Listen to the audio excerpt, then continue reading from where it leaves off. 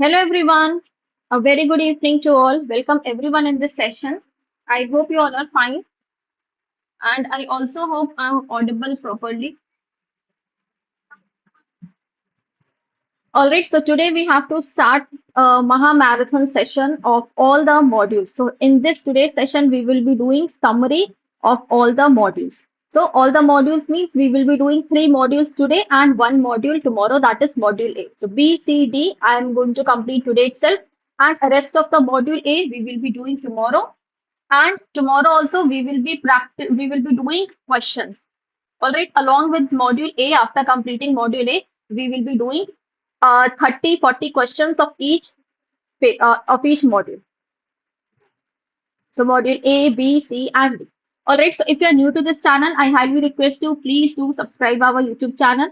Kindly watch the entire session. Okay, so session will be of approx 4+ hours.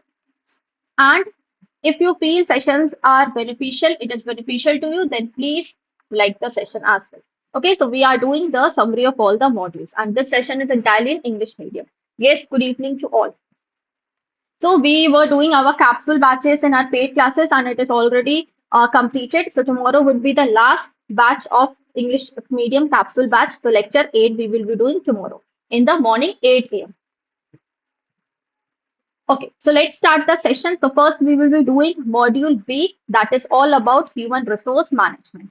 Human resource management, it is starting from unit number 10. Now, what is management? First, it is important to know management. So management is the process of analyzing things. It is the process of how workers can do their task, how planning can be done, organizing can be done, staffing, okay, directing, controlling. So all these are included in the process of management. Now, once you have managed your entire organization, now next thing that you have to manage is a human resource, human. So how to manage the human resource? So different contributors have given different definitions. So Peter F. Drucker has said that management is all about human beings. And if you're talking about human beings, so certain positive characteristics are also there, negative characteristics are also there. So now its task is to collect all the strength of the people and ignore their weaknesses. To make people capable of their joint performance, the collaboration is must, how the people are working in team, and take their positive factors and ignore their weakness that are irrelevant to the company. So this is said by Peter F. Drucker. So what is the scope of HRM? So in HRM, we do recruitment, we do hiring, we do selection. Then after recruitment and hiring, we provide training to the employees. Once the training is given to the employees, then we will decide the fair compensation, that whether this employee is given how much compensation according to the task. Once the compensation is given, then performance management is there, policy development is there. So how we can provide them the motivation, how we can give them the safety measures, and at last, what are the relations of the employees. So how employees they are having good relations with each other. So this is all about scope of HRM. Now, so one term comes that is VUCA. Okay.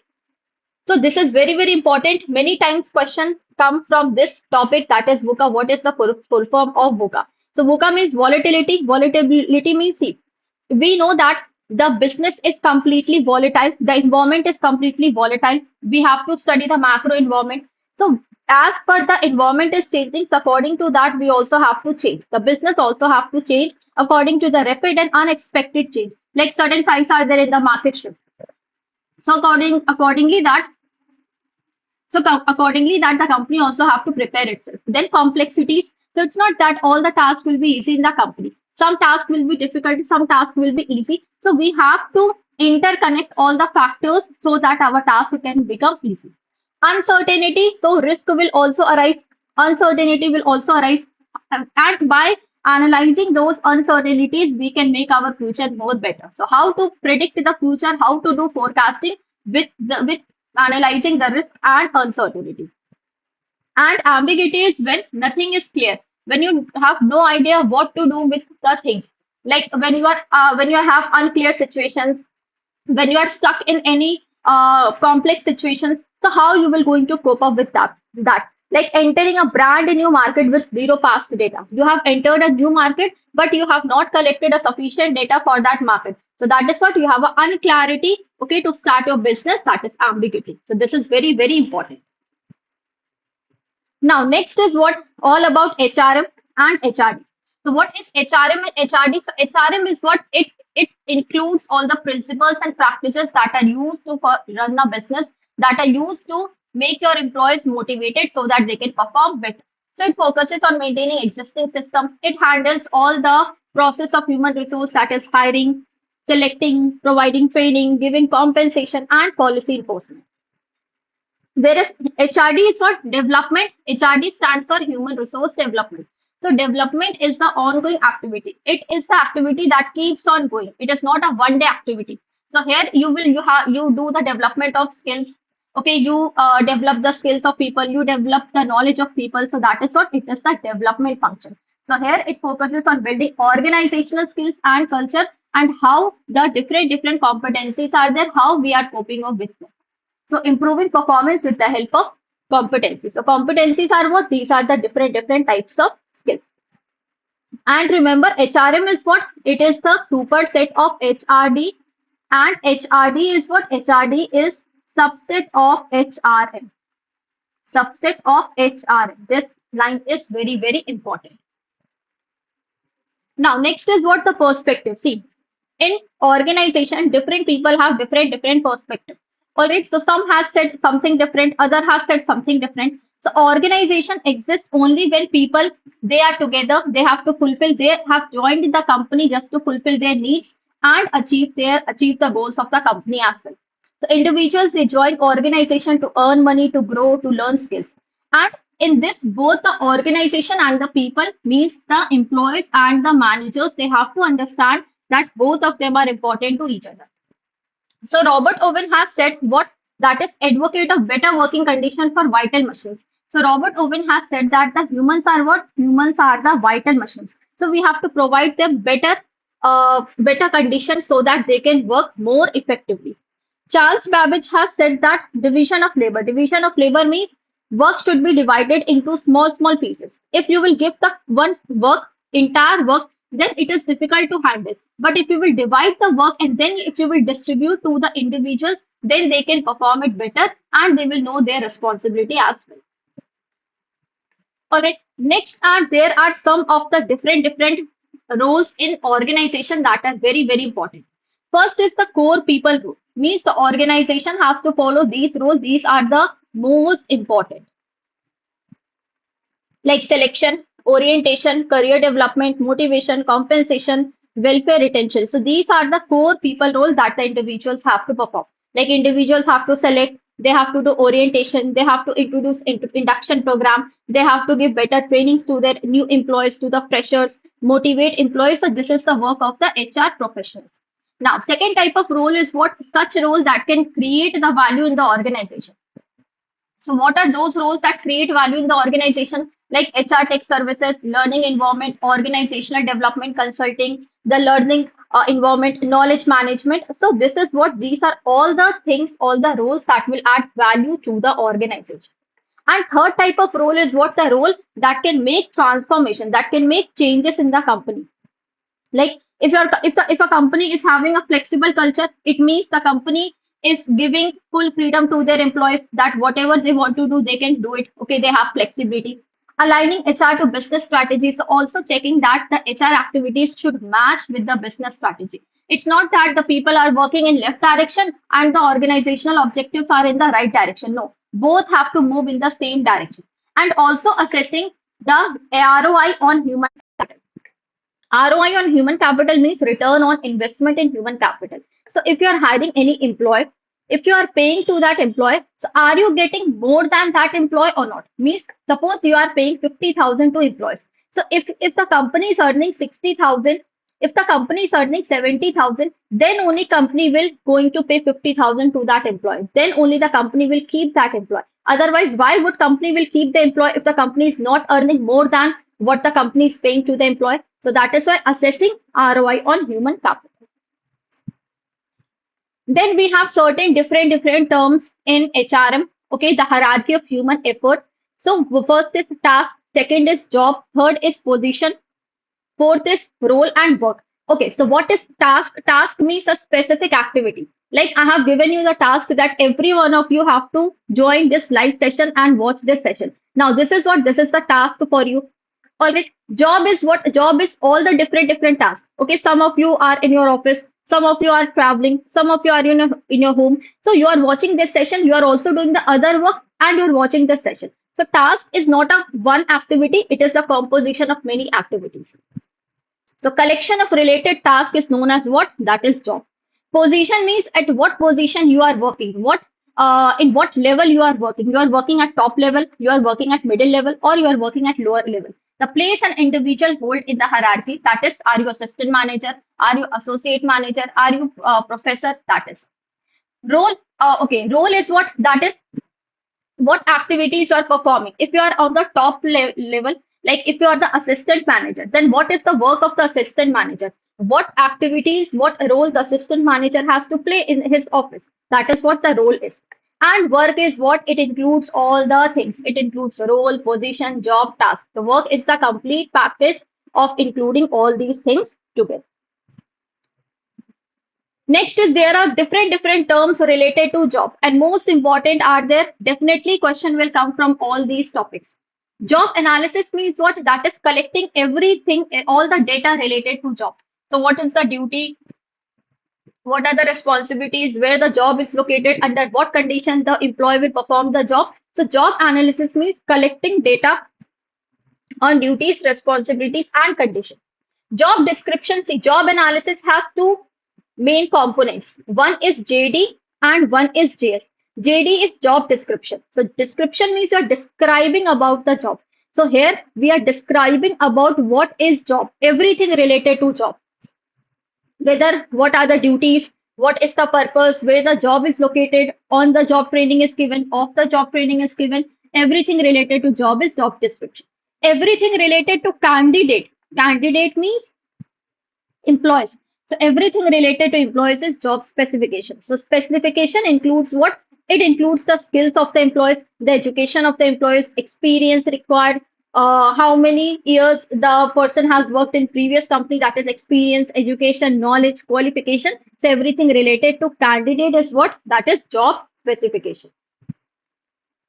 Next is all about job enrichment. Job enrichment is what? See, here one word is there, that is enrichment. Rich means making job more better, okay, by adding extra features, by adding extra responsibilities in it. So job enrichment is what? It is the vertical expansion where the growth is also and plus promotion is also there. So remember, job enrichment means getting promoted to another department, to another role, and here the increment of salary is also there. That is job enrichment. Job rotation means shifting of employees from one job to another. Means one employee is performing sometimes this job, then another job, then another job. So that is what, why it is done? So that employee can learn variety of tasks at the same time.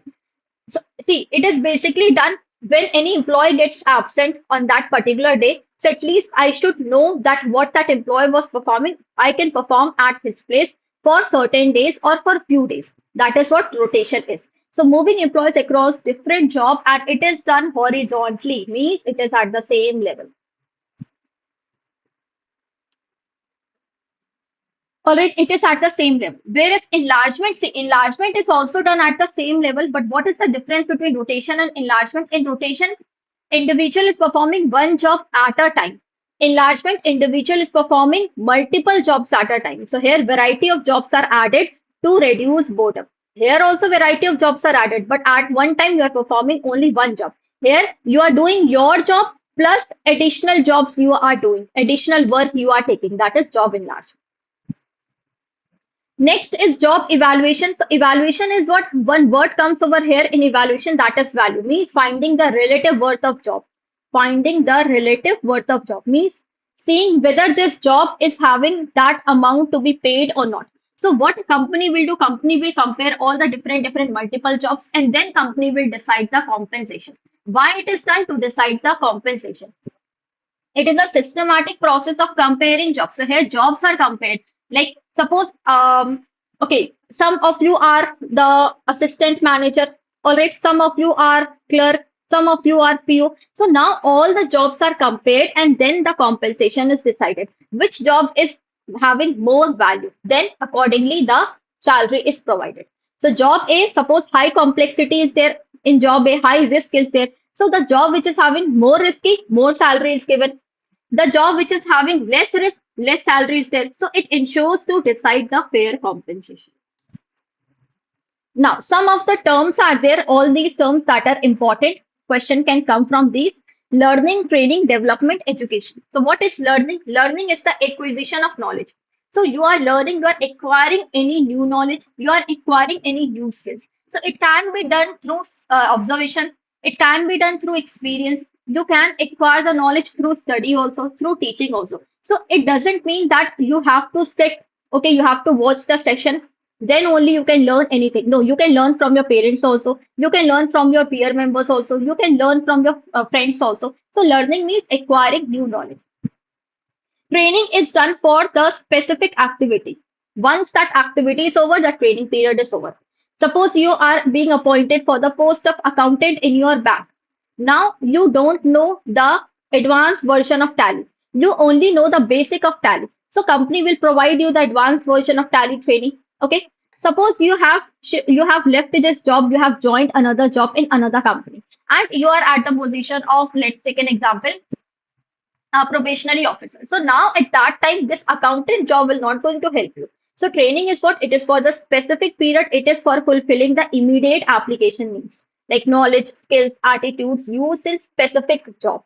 Whereas development is what? It is for overall period. So development means, okay, suppose you have developed the communication skill. So no matter what job you are doing, either you are a school teacher or you are a banker or you are a poet or any who whatever job you are doing, you need that communication skill. Communication skill is required in all the types of job. So that is why development is for a long period of time, training is for a short period of time, long term, and it is for overall development.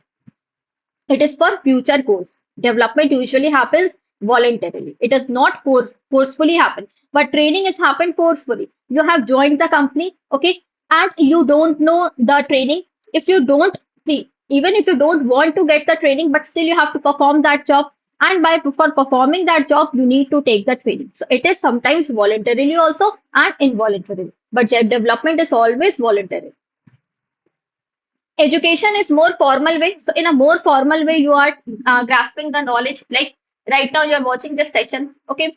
Or the student who goes to school and they listen to their teacher. So that is what that is the education. So it also broadens one's knowledge and it is non-specific and applicable for long time. So it is not related to any particular thing. In school, in college, we learn moral values also. We learn our subjects also. So it is non-specific and applicable for long.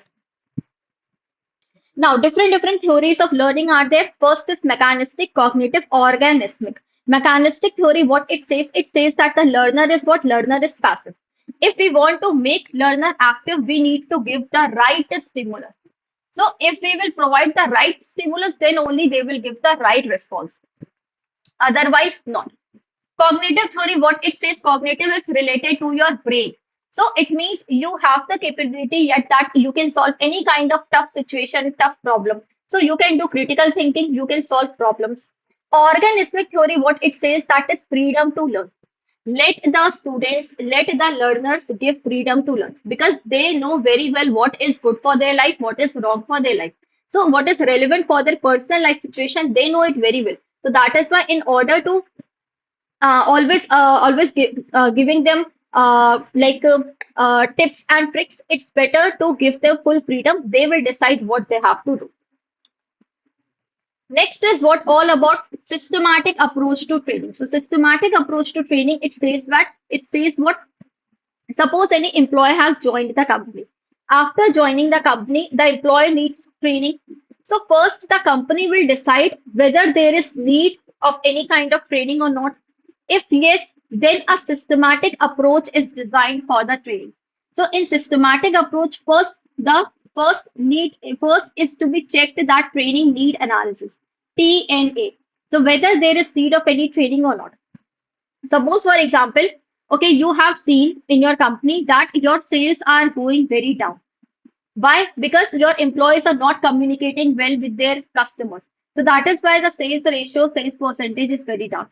So why? Because the employees, they are not communicating. So you have to provide them good communication skills. So for that, you have decided to that you will provide training to them. So first analysis is there whether there is any need of training or not. If yes, then the company will decide how to provide the training, preparation of training plan. Third will be for how many months the training will be provided, what is included in the training. Then next is the evaluation. Once the training is provided, next the company will evaluate that whether the employee is now perfect in communication skills or not. And fifth is finally you will implement that, that is selection and development of trainers to the further approach. So four types of level of evaluation are the reaction. After getting the training, what would be your reaction? Are you happy with that? Learning level, how much you have the capability to learn in anything. Behavioral, what is your behavior? Is there any changes in your communication skill? Is there any changes in your attitude? And last is how you are functioning with the organization, how you are functioning in the organization, how you will going to communicate now with your employees. Next is talent management, very important. Two times the question came in the exam. First is July 2025, June, July 2025, and previously also one time came. Talent management means managing the talent in the employees. See how managing the talent, why the talent is necessary in the employees, so that you can make that employees prepare for the future leader. So if succession planning the company is doing, so company should have the employee in his hand, that company can place that employee in that particular vacant position. That is why talent management is done. So in talent management, three C's model is there. What is first is competence, how much competent you are to perform the job at that particular level. So being able to do with head and mind. Second is contribution, how much you are contributing. Are you contributing 100%? Are you contributing 70%? So how much contribution you are doing, how much with full heart you are contributing. And third is commitment. So whatever you have said, whatever promises you have made with the company, are you fulfilling it? How, what is your commitment level with hands and feet? That is three C's of talent management. Next is all about career path. So career path, see, employees, they not only work in your company for money, for monetary benefit. They also work in your company for growing their career. And for growing their career, career path is there. So every individual has different career path. One is linear career concept. Linear career concept, what it says that the only upward movement in the hierarchy. So you will not going to give any kind of exam or any kind of promotion. You will not get. See here only the linear following the hierarchical pattern. You are increasing to the above level. So upward movement is there within the same profession. So 2 years, 3 years, after every 2 years, 3 years, you will get, okay, you will get the increment in your position. That is what the linear career. So some individuals follow that. Second type of individual, they join the company, they acquire higher skills, but after a period of time, they don't want to go more above. Why? Because they feel that if going more above, it does not increase your salary, but also increases your responsibility and liability. So they choose not to go higher up in the hierarchy. Transitory pattern is when individual shift from one job to another. Individual is not working. Individual is not working for like 1 year. Individual is working for few months. Then again, that individual has shifted to another job. There also he worked for 2, 3 months. Then again he or she shifted to another job. That is shifting from one job to another and unrelated to the previous one. It may happen that the job is unrelated or related as. Spiral career is what it is like this. In spiral career, individual is performing well, okay, um, acquiring huge knowledge, then earning huge name and fame. Then individual is shifting to another job. That is spiral career. Here, individual is shifting but not fulfilling, not acquiring any name, fame, not doing anything big in the company. But in spiral career, the individual has gained a lot of good reputation, and then individual is shifting to another job. The same thing the individual is performing in second job, and then he or she is shifting to third and fourth job. That is spiral career. And plateau career is what? So when individual has reached at a position, suppose individual has reached at this position. Now, if he or she is shifting to another job, so he or she will start from the same position only, not from this position. That is plateau career. Then we have stages of progression. So stages of progression means how the career will progress. So first career stages is what that is apprentice. Second is colleague. Third is mentor. Four is sponsor. So apprentice is the basic level of your career. Okay.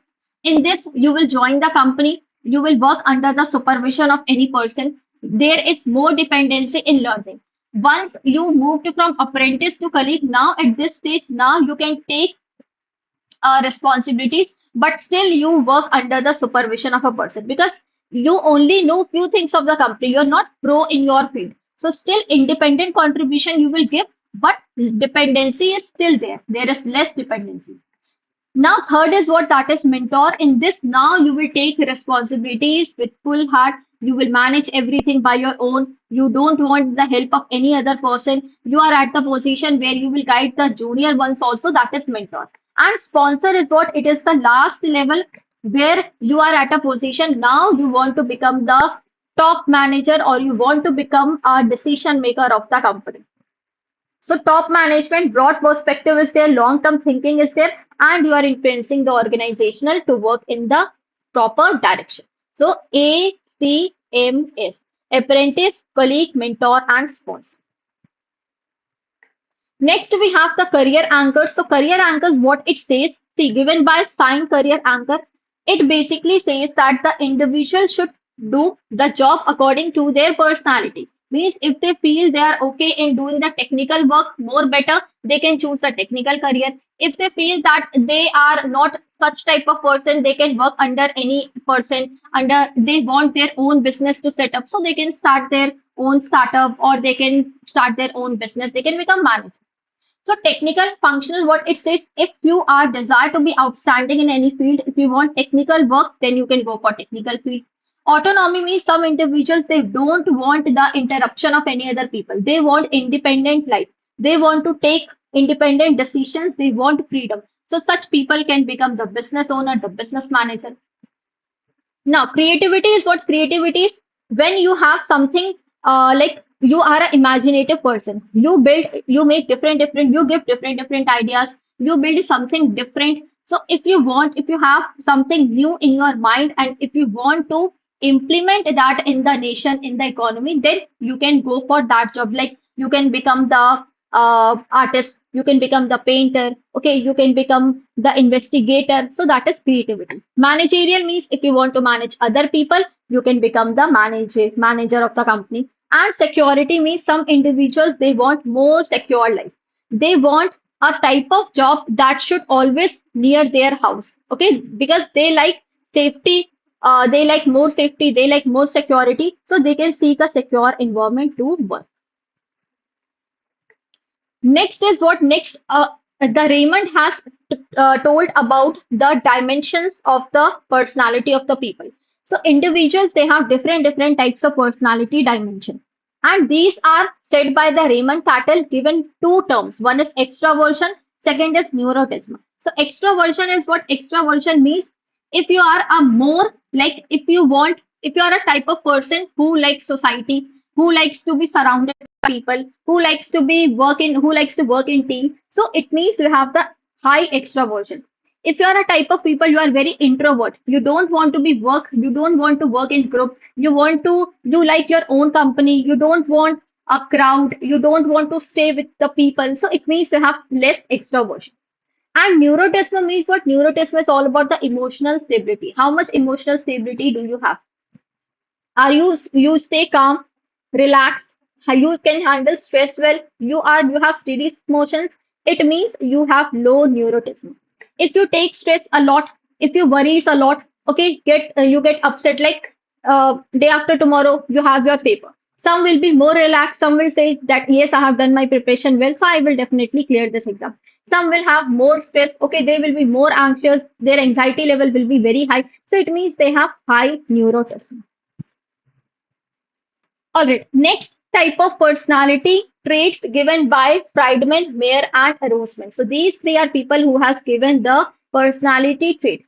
These three people have said that there are two types of personality of people. One is type A personality, one is type B personality. Type A personality people are those who are restless by nature. They are impatient. They are multitasker. Multitasker means they perform several work at the same time. No matter whether they can fulfill all the work on time or not, but they take all the work on time. So that is multitasker. They schedule more in less time. They start new tasks before completing the old one. The old tasks are not completed and they have started the new task. So this is the type of personality A employees. They don't have time to relax. They don't have time to enjoy life. They don't keep personal and professional life different. Okay, there is no space in their personal and professional life. So these are such type of employees. On the other hand, type B employees are what? Type B employees are, they are more calm and composed. They have the opposite characteristics of type A. They are more relaxed. They give time to their family also. They have different time for their personal life, okay, professional life. So they have the space between these. Next, what next?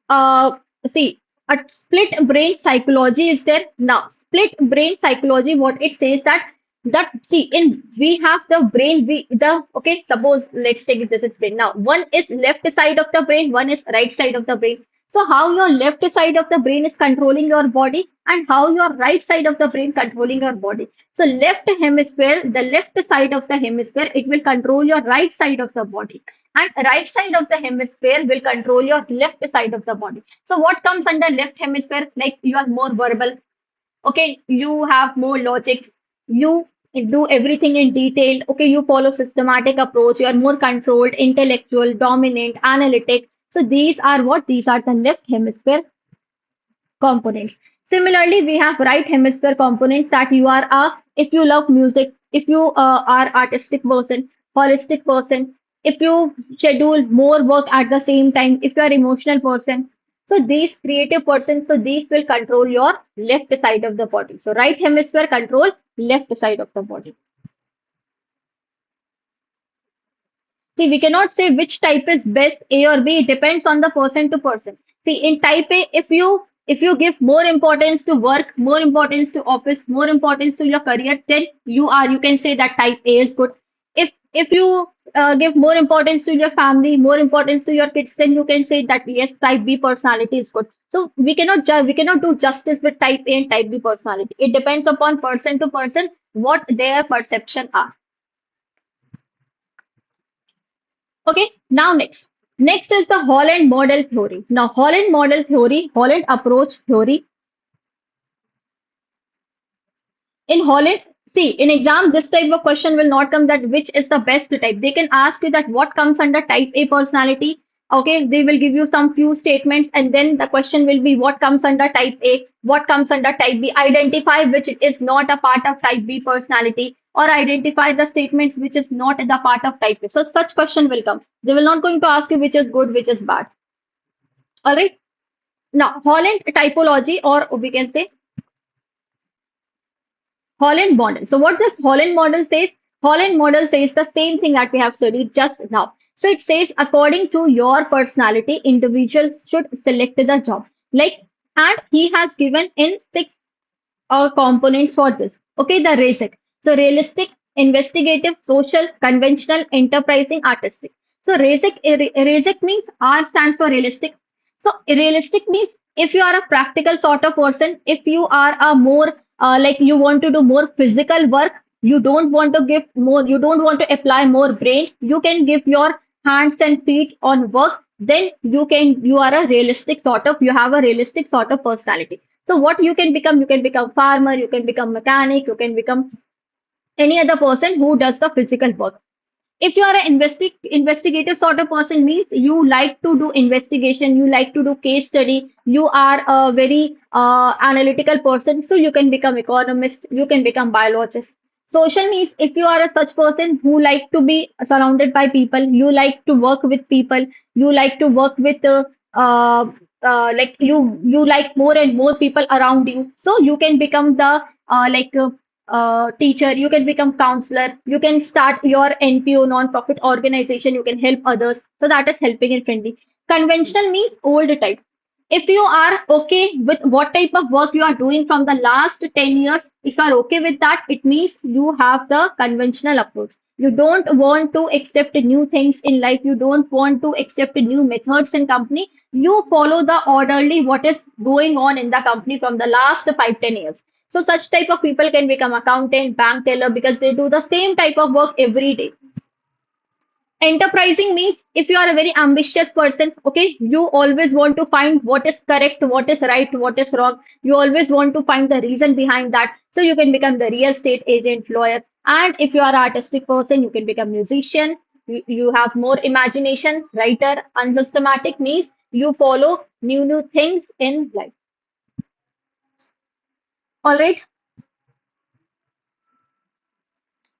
Now, next is job enlargement. And okay, this is another topic, but it is included in this, so let's do it. Job enlargement is what enlarging your job means, expanding your job. So enlargement, just we have done enlargement means here you are doing multiple jobs, all right, at the same time. Why? To reduce the burden, so that you can reduce your boredom. You can learn new ways. You can learn new things in the company. So it diversifies your skill and it prevents boredom. Whereas role stagnation is what when your role has been stagnated. Role has been stagnated means there is no growth. Whatever you are doing from the last 5, 10 years, you are doing the same thing. If suddenly any changes are there, then you are not able to accept that changes. Why? Because you have not learned anything new.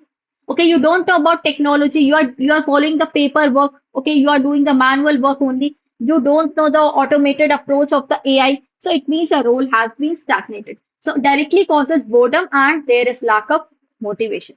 There is lack of motivation and there is no growth. All right. So different types of role, okay, role related topics are there. So when role conflict arises, what are the different approaches for that? First is ambiguity. Ambiguity means when your role is not clearly defined. You are appointed for the role of, let's take an example, a relationship manager, but you are given the task of other people also. So it means you don't know what your actual role is. So ambiguity is there. Expectation conflict means you have expected something different from the company and company is expecting something different from you. So when your expectation with the company is not matching, that is expectation conflict. Overload means when you are performing two, three work at the same time. So boss tells you that you have to complete all these files. Okay, you have to mark all these things. Then you have to do the other client work also. So this is what too much work is given on one person. That is the role overload. Role erosion is what when the whatever tasks have been assigned to you, if some of the task has been taken from you, so what you will feel? You will feel that the company is not giving importance to me. The company has taken my task and company has assigned to some other person. It means you will feel that now you are no more important to the company. So your role will be eroded. So important work are taken away from you and it is assigned to some other new pressure or new person. Resource inadequacy means when the proper resources are not handed over to you. Okay, you have given the work that you have to check all the accounts of the customer. This is the work being assigned to you, but for that no system is given. Okay, laptop is not given, the fan is not working in good condition. So resources are not properly given to you so that you can complete your work. That is resource inadequacy. Personal inadequacy means when you yourself are not enough to complete that work. You lack the experience, you lack knowledge, you lack the work, the task. That is inadequacy, isn't you. When you don't have skills to do that job. Isolation means, see, this person is standing alone. It means when you are standing alone, no one is with you. When you are doing your work alone, that is role isolation. And stagnation means this is the thing we have done. That is, if there is no growth, your role has been stabled over here. There is no growth. All right. The next concept is very important, and whether you are giving exam in first shift, in second shift, in third shift. So most of the time in all the shift, this question has come from the Johari window concept, that is self-awareness concept. So self-awareness is what? See, like how we do the SWOT analysis of company. We do now what is the strength of the company, what is the weakness, what are the opportunities, what are the threats of the company. So similar to that the humans should also do the SWOT analysis of themselves. So what are the human strength, what are the weakness, what are the opportunity, what are the threats? And for this, the Johari window has this concept is given by whom? Given by Locke and Ingham. Which concept is Johari window concept? So it gives about the four quadrants are there: known to self, not known to self, known to others, not known to others. Now, known to self means what is the thing that you know about yourself and other people also know about you. It is known as arena. Arena means open. What is the thing that you also know? So you are a banker, you work in bank, you know that you are a good banker, and other people who is working with you, who are your relatives, who are your friends, they also know that you are a banker. You do job in bank. This is what this is open to everyone. What is the thing that is known to self that you know about yourself, but you have kept it hidden from others? That is known as closed, and closed is also known as hidden. Like, uh, okay, you are a good singer. You know you are a good singer, you also sing well. Okay, you're doing the work, you're doing job in bank, and at the same time whenever you get free time, okay, you do singing also. This you know, and your family members know, but from others you have kept this hidden. So it means what is the thing that you know about yourself and others are not knowing, that is hidden, that is closed. Now, not known to self, known to others. What is the thing that you don't know about yourself and other people they know better than you? Like, you are a manipulative person. Okay, everyone says that you can manipulate others well, but you are not accepting this fact. You are saying that no, I'm not manipulative, no, I'm not selfish, or I'm not self-centered person. But other knows very well that yes, you are a manipulative person, but you are not accepting this fact. It means you are blind towards you. And dark is what? The thing which you also don't know about yourself and other people also don't know about yourself. That is what? That is dark. Next is all about succession planning. So this we have done. Why succession planning is done? When the retirement happens, when suddenly the employee leaves the company or sudden demise of the employee is there, then in that case, the succession planning is done. It is the planning so that you can keep a relevant employee, okay, having good skills, high experience, high knowledge, so that the person can fit in that vacant position. That is why, that is what the succession planning is. So it is a pillar of talent management. Okay, here the demographic shifts are there. Why shift is done? If any employee leaves the company suddenly, then this is done to fill that vacant position, safeguarding against the vacancies. Now, next we have different types of motivational theories. In this is in your ABM also, and this is in your ABFM also. So different types of motivational theories are there. So let's do one by one. All right. So first theory is known as the motivation hygiene theory, given by Hertzberg.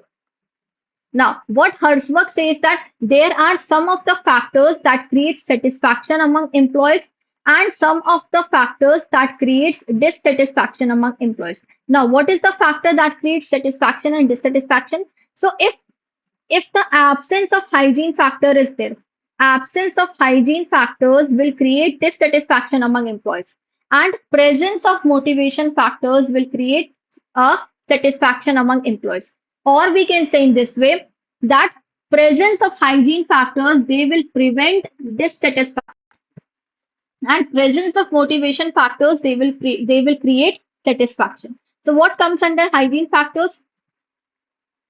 These are all things that comes under hygiene factors. Like for example, every day you are going to your office, you are seeing chair, okay, you are seeing your laptop, your system, okay, the tea and snacks are also offered to you. Every day this were giving to you, you were having this, nothing was happening to you.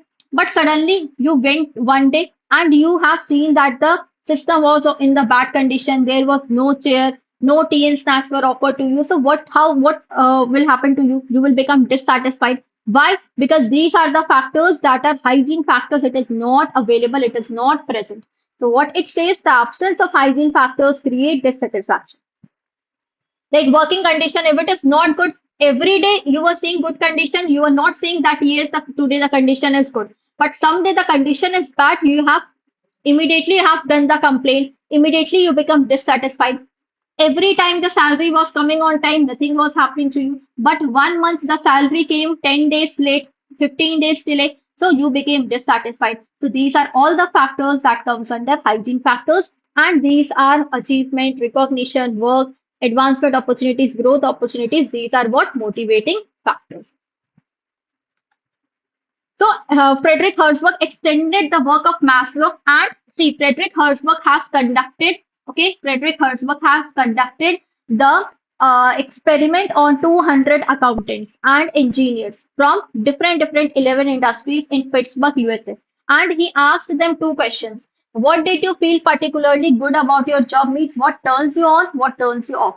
And from this answer only, he got an idea that there are two factors that create satisfaction and dissatisfaction. And what are those two factors? Hygiene and motivating factors. So hygiene factors, they prevent dissatisfaction, but they do not motivate it. Motivating factors, they create satisfaction and they drive performance.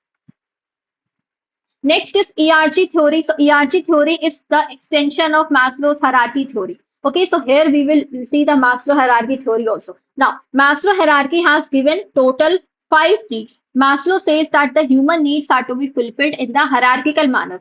And it starts from physiological to self-actualization. Physiological is the basic level of need and self-actualization is the advanced or highest level of need. This is given by Maslow in total 5 stages. What is the shape of this? You can say this theory. So the shape is what? It is in the shape of pyramid. Okay, remember the shape is this is the shape of pyramid. This is what the Maslow says. Now, ERG theory is the extension of Maslow and given by whom? Clayton Elderberg in 1961 to 78. He said that human needs are fulfilled, it's not that the human needs should be fulfilled in the hierarchical manner only. So that is why ERG does not follow the fixed hierarchy, but Maslow's they follow the fixed hierarchy. This is one difference between ERG and Maslow. Second difference is ERG. ERG theory is based on 3 factors: existence, relatedness, growth, physiological safety, existence, love and belonging, and internal part of esteem is relatedness, external part of esteem and self-actualization is growth. And it is given in 3 stages. Maslow has given total 5 stages. This is the second difference between these. Now, next is the Vroom expectancy theory. So, Vroom expectancy theory given by Victor Harold Vroom. Now, this expectancy theory says all about expectancy, instrumentality, and balance. What does Victor Vroom says that expectancy means what you are expecting, okay, from your job. So, how strongly someone believes that if they put more and more effort, then their performance will be good. That is what the expectancy. Expectancy means you are expecting that if I will give my 100%, if I will study more, okay, I'm dedicating more hours in my study, then I will clear the CAIIB exam. This is what, this is your expectancy. Instrumentality means how strongly you believe that if you put 100% effort, then you will definitely get the desired outcome. That is instrumentality. And balance means the result which you have got, how much value you are doing, how much value you are giving to that result. So result balance means how desirable the outcome is. Instrumentality, expectancy, and balance. So what are the result of Vroom expectancy theory? So Vroom expectancy theory says that people are only motivated by rewards, okay, if those rewards are meaningful to them. If they feel that these rewards are meaningful to them, then only they will put effort, otherwise not. Second, if people feel that the certain goals are impossible to achieve, why they will put their effort on that? So they will only achieve those goals that are within their reach. And third is what the this Vroom theory says that if the company has promised to deliver the proper incentives to the employees once the work is completed, once the task is done, then the company should promise all the incentives, all the bonus, commission, whatever the company has done, the company should give all the incentives to the people. So keep promising, build trust, and ensures people they stay motivated in the company.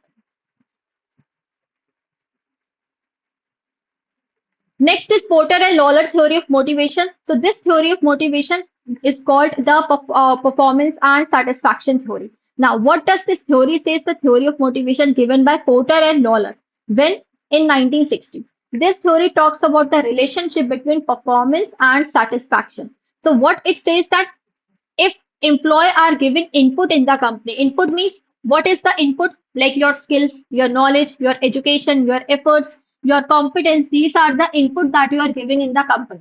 So once you have given the input, then according to that input, you will do the performance. So this refers how well employees they will execute their task. And with this, see, not only your inputs will help, if the company is giving their support tools, then only you can perform better. Okay, you know how to use the AI tools. But if the system is not providing you the updated technology, then you can do it. No, you cannot do it. So performance is what? It is influenced by both input and the context in which the work occurs, means what company is providing. Third is with the help of AI tools, with the help of support services given by the company, what your outcomes are. Your outcomes, these are the rewards that individual get. It is outcome can be intrinsic also, it can be extrinsic also. Intrinsic means like person satisfaction, achievement, it comes from inside. And the extrinsic means the salary, promotion, recognition. So this is the outcome means the result. And satisfaction means whatever result you have got, how much satisfied you are with your result. All right. So how much satisfied you are with your result, that is what the satisfaction. So input, what you are giving in the company, performance, with the input, how your performance are, and the organization is also giving its support tools. After performing, what outcomes are there, what result are there, whatever the result are you satisfied with your result or not? If yes, then you are motivated. If not, you are demotivated.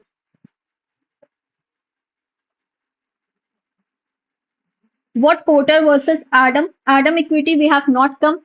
Okay, when we will reach, then we will discuss. So Adam equity talks about the balance between the input and output. The input and output should be balanced. Means how much you are giving to the company should also give you in the same amount. Like you are giving 100% in the company. So company should also give you the fair compensation 100%. That is the difference between Porter and Adam. Next is human relation theory. So human relation theory, it says from the name itself, it is clear that good relations should be there in the company. If there is healthy relation, then only the company can achieve their objectives well. So unlike older ideas that workers only care about money, no. Mayo, see, human relation concept is given by Elton Mayo. So Elton Mayo says that the human relation matters a lot in the company. If the relations are good, if people are working in team, they are working in collaboration, then only they can get a good level of respect. They will be motivated and they will be satisfied as well. Equity theory, this is what you are asking. Equity theory, it gave whom? Adam equity. It is known as Adam's equity theory. It talks about the input and output, that both input and output should be balanced. There should be the balance between the input and output. How much employee is giving in the company should also give him or her the fair pay wages. There should be the right balance within the input and output, then only productive relationship will be there and result will be there. Reinforcement theory talks about the rewards and punishment given by B.F. Skinner. It talks about the reward and punishment. It says what? If employee is doing good job in the company, then rewards are there for him. If employee is not performing the work on time, not doing work on time, then punishment is there. So that is what? Positive and negative reinforcement. Positive reinforcement means reward, negative reinforcement means punishment. Next is scientific management. So scientific management theory, what it says that gone were the days when the people were using old methods for doing their business. This theory is given by Frederick Winslow Taylor, and Frederick Winslow Taylor is the father of scientific management. So he said that now the work should be done in a more scientific manner. Scientific manner means the machines, the tools, the methods should be used in a scientific way. Okay, so scientific management set of methods and techniques applied to organization so that the efficiency can be high and effectiveness can be high. So people will give people if the humans employees they will use scientific approaches, then they can surely increase their output in the organization. Next is all about the employee feedback and reward system. This is the next chapter, employee feedback and reward system. Means why the feedback of employees are important, that the company may get to know if there are any changes that are required, any things, because employees are working on the ground level. They are working with the clients, they are working with the customers, so they know better that what the customers need, they know better what the desires of the customers are, so they can give the better feedback to the manager about the changes, about the transitions. So employee feedback means it refers to the opinions, insights, or suggestions provided by the employees. So employee feedback means what suggestions the employees are giving, what opinions the employees are giving, what advices the employee are giving regarding their workplace where they are working, regarding their role, or regarding their organizational activities. So employee feedback can be taken formally also, like through surveys, performance reviews, and informally means when you are taking a tea snack break. So now you're talking and you are giving the feedback that I don't like the culture of this organization, or it should be like this, it should be like that, like suggestion boxes, casual conversations. So it can be done formal also and informal also. Why? Because if employees are satisfied, if employees are motivated, then only your company will run. Otherwise, not. Next is all about why a total rewards. Okay, why, see employees, because employees they are working, the company responsibility is that they should give rewards to the employees. So rewards should be in different phases. So total rewards includes what, the compensation, the fair amount, the fair salary, the benefit, the incentives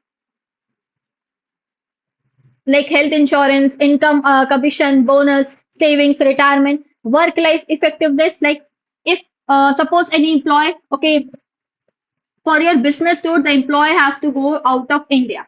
So whatever the expenses would be, who will bear that? The company will bear that. So balancing their personal expenses also, because the person has to go for the business tour. So whatever the expenses, the conveyance expenses, the company has to bear it. And any kind of professional demands are there, that.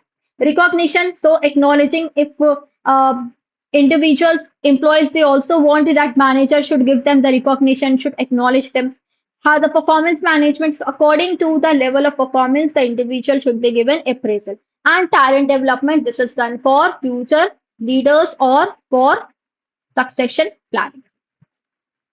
So two types of rewards are there. One is performance based, the second is foundational rewards. So foundational means, from the name itself it is clear, foundation means the base. Yes, so what are the base rewards? The basic salary is there, healthcare, retirement plans are there, insurance is there. And performance based reward means as and how your performance are, accordingly that the rewards will be given. If your performance is good, more reward, less reward. So share, short-term incentives, profit sharing plans, long-term incentives, all this. And competitive advantage relies on structuring both foundation and performance. So if your company is having competitive advantage, if your company is far better than ahead of the competitors, then again the whole merit goes to the managers and employees of the company. So for that also different types of rewards are there. Now, two terms are there in employees compensation feedback. One is program and one is value. Now, program means what? What is given to the employees, means what is offered to the employees. So, pay, salary, bonus, benefit, training. So, what the company is giving to their employees is program. And how much employee is giving value to those things, that is what the value. So, how much employees actually appreciate the rewards based on the individual needs. How our employees value salary, another will prioritize flexible hours. So how employees are giving value? Some will give value to the salary, some will give value to the, yes, in this office a lot of leaves are there, casual leaves are also high, medical leaves are also more than other companies. So some will give prioritize to this one. So it depends individual to individual.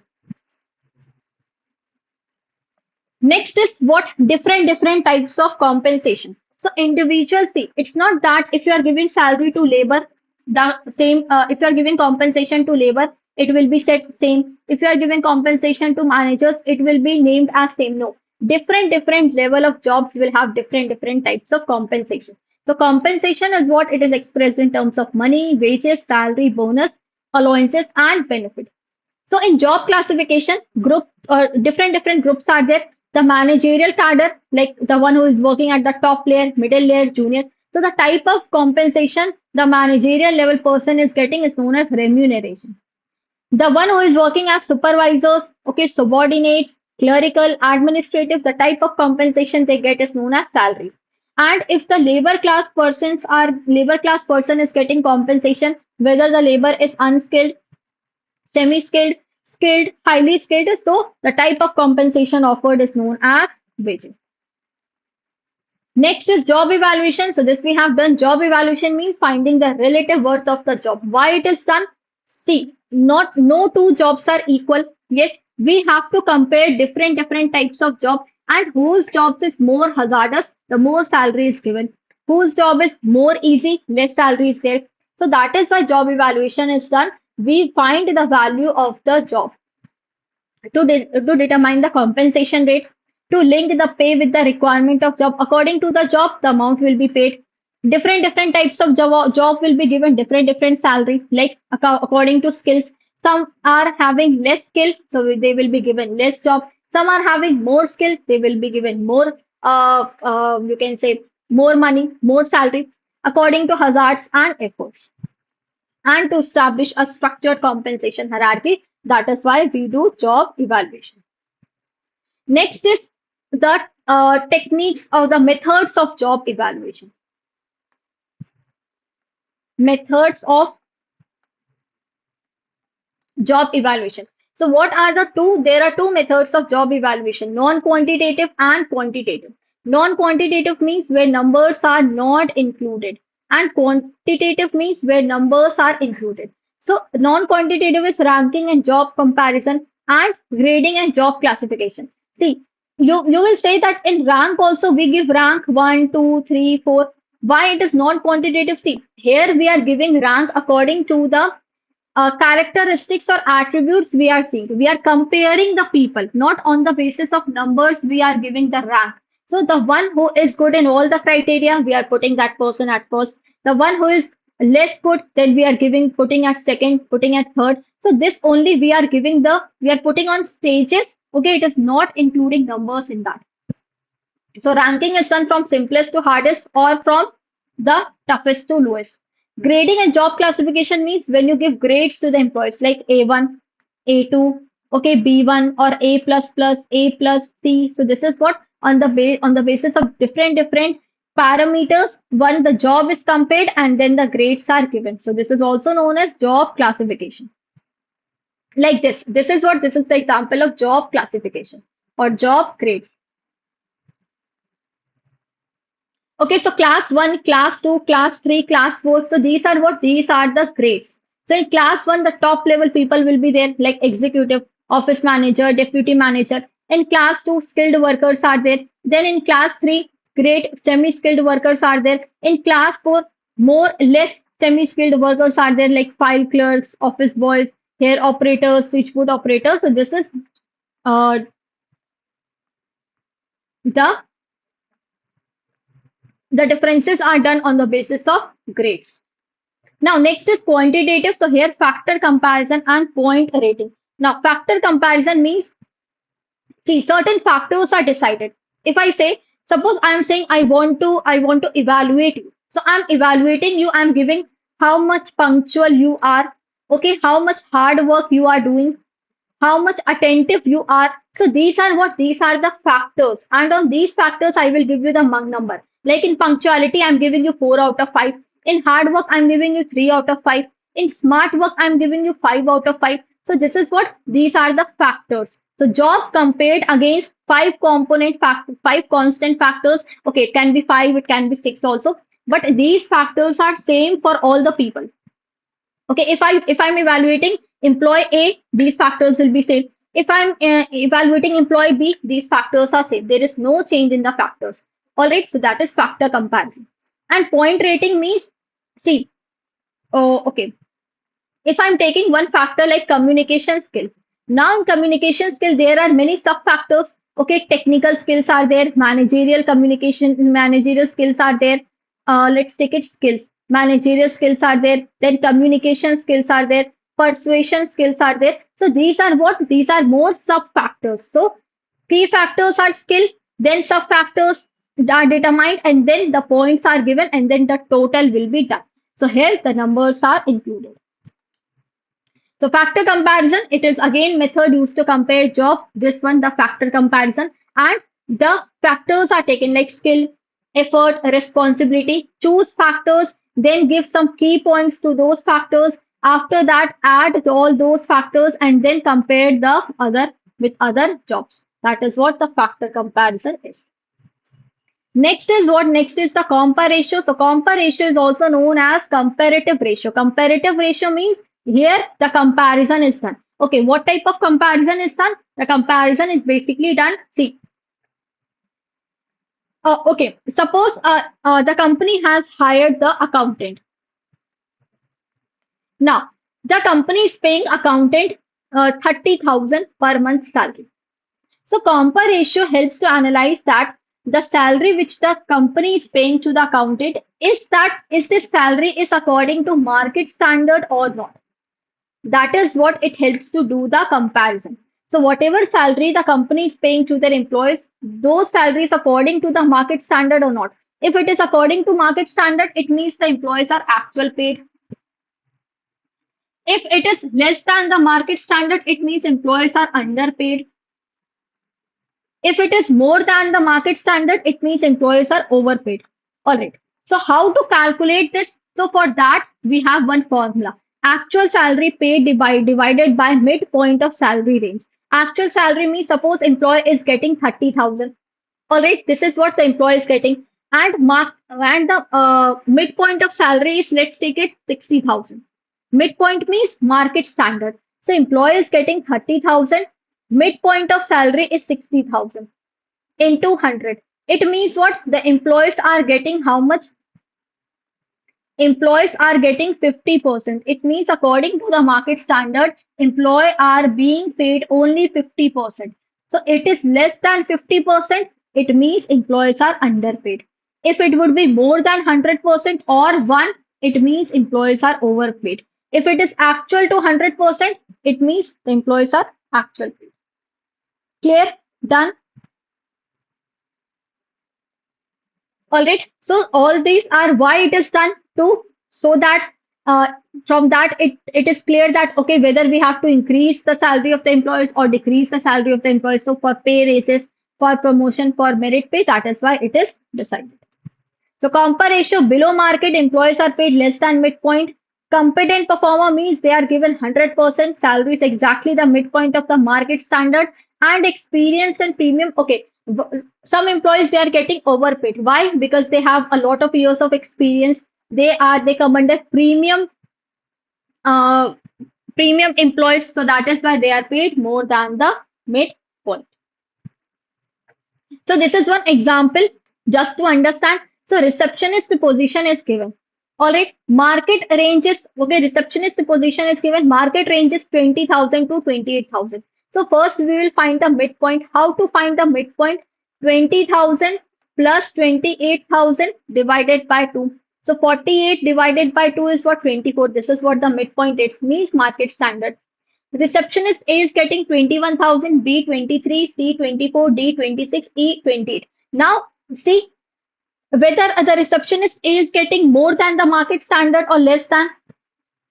So 21 is what? The employee salary divided by midpoint of salary into 100 is 87.5. It means it needs adjustment. The receptionist A is underpaid. Okay, this is also underpaid 95.8. 100% means actual paid. So actual is competent performer. This is above market means it is overpaid, and this is also overpaid. So premium, max or above market. All right. Now next is all about the lecture 5, that is performance management. Performance management is also known as performance appraisal. How to do the appraisal of the candidate once they have performed in the company after getting training, after getting development skills, then what is their performance throughout the year? According to their performance, the appraisal is given by the company. So the performance appraisal, why it is done? So that we can evaluate against the job requirements Okay, we can place the candidate, we can give promotion to the candidate, we can provide the financial rewards and other actions can be taken. That is why performance appraisal is done. So these are all the modern and the traditional methods of performance appraisal. So first is what free-form essay method. Okay, so free-form essay method, this is a type of method. Just like, see, when you were in school, when you were in college, you were given one topic to write the essay on it. So this is just like that. So here you will get the name of the employee. Now you have to write all the features, all the attributes, all the characteristics of an employee. So this is just like the essay method, that is, and it is free form, means it is open to everyone. It is unstructured. The one which is important, I am underlining. It is open-ended appraisal. So anyone has the freedom to write anything. It gives absolute freedom to the superior. Now, what is the drawback of this method? That is, it is totally subjective evaluation. It is not objective. It is not impartial evaluation. It is the subjective evaluation. And sometimes the comparison becomes difficult. Why it is subjective? See, suppose if I personally don't like you, okay, we have personal grudges or any kind of personal issue is there. So would I going to write everything good of yourself? No, I'm not going to write good about yourself. I will write only the bad features about yourself. So that is why this method is subjective. Straight ranking method, here is what it is, the oldest method, oldest and simplest. Simple, the ranking is provided first, second, third, fourth. Okay, so people are rated in order of their merit. Again, this also method has the drawbacks. Why? It is difficult to compare. And here, because different behavioral traits are there. Okay, one thing is important. Why this method is known as traditional and why this method is known as modern? Because in traditional methods, we are measuring the historical or the past records of the individual. So past records are being analyzed over here. And here the current situation is also analyzed in modern methods. That is why it is called modern and traditional. Then comparison method. So comparison method, here you will compare one employee to another. That is comparison method on the basis of selected factors, like again the leadership. So in leadership, you will compare employee A is good, employee B is good. In initiative, you will compare employee A is good, employee B is good. So this method is also known as factor comparison method. Why? Because the factors are there. All right. Next, so comparison method is okay when the size of the organization is small. But if the size of the organization is large, it becomes difficult to compare. So if employees are 200, if employees are 300 in the organization, can you compare one employee each? No, it is difficult. So in that case, what the company will do? Company will compare, company will do paired comparison method. So company will make the pair of the employees and then these will be compared with the other two pairs. So that is paired comparison method. Okay, so like this, all the factors are there. So these are all the factors: mental requirements, physical skills, working condition, and different type of jobs are there. So electrician mental requirement 13, welder 10, mechanist 25. So these factors are same for all the level of employees. And then the points are added. Okay, so like a tool maker job has to be evaluated. After comparison, it is found that skill is similar to electrician. So skill is similar to electrician means what are the skills? 5 is given. Mental requirements are similar to welder. Mental requirement is similar to welder means 10. So 10. So likewise, now we will add all these numbers. So this is what? This is the factor comparison method, or we can say it is point rating method. Next is the grading and graphic method. So grading is simple. Grades are given to the employees like A, B, C, D. And in graphic or linear rating is what? Here the employees are given the rating on the basis of their characteristics and contribution. How much employee has contributed in the critical situation? What characteristic employee was good in the company? So according to that, the graphic, the linear rating scales are used and the appraisal is done. All right, so this is also subjective. Okay, so like contribution, if I ask you how much you have contributed, so I will always give myself more number. Okay, I'm going to give the others more number. So that is why it is what? It is subjective. So not all the types of jobs are equally important for all. Next is the forced distribution method. Now, why this is called a forced distribution? Because already the criteria is set. So here the criteria is set. Means suppose 100 employees are there in the company. If I say you that you have to keep at the top category only 10% of the employees. It means out of 100, what is the 10%? 10.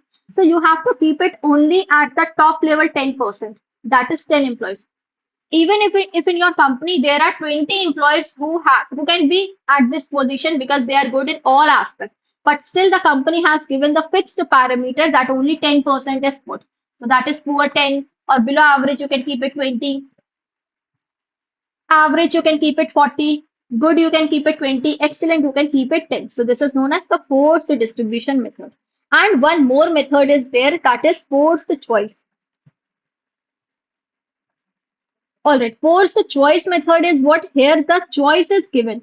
You have to do the choices, but again, the forceful choices are there. Suppose five limited options are given. I'm asking which employee is good in handling situations of the company. Employee A, employee B, employee C. You know that employee B is very good for handling tough situation in the company, for talking with the clients or customers when they are angry. But still there are no option for that. I cannot make choices among these three because option D is not available. But still the company has given me only three options, so I have to make choices from these three options. Even if D is not available, still I have to choose one out of these three. That is known as the forced choice method. Next, we have new modern methods of performance appraisal. So, modern methods of performance appraisal is MBO. What does the MBO say? Okay, it is given by Peter F. Drucker. In the first book, this term was appeared that is known as the practice of management. And MBO says that both managers and employees they have to take the decisions of the company together. Whatever objectives are set by the companies, both have to work together on these objectives efficiently and effectively. So with this, the employees will also feel that yes, managers are giving importance to them, and at the same time, managers will also feel that yes, if I'm communicating with my people, then they will retain in my company for longer period of time. Assessment center exercises, these are done.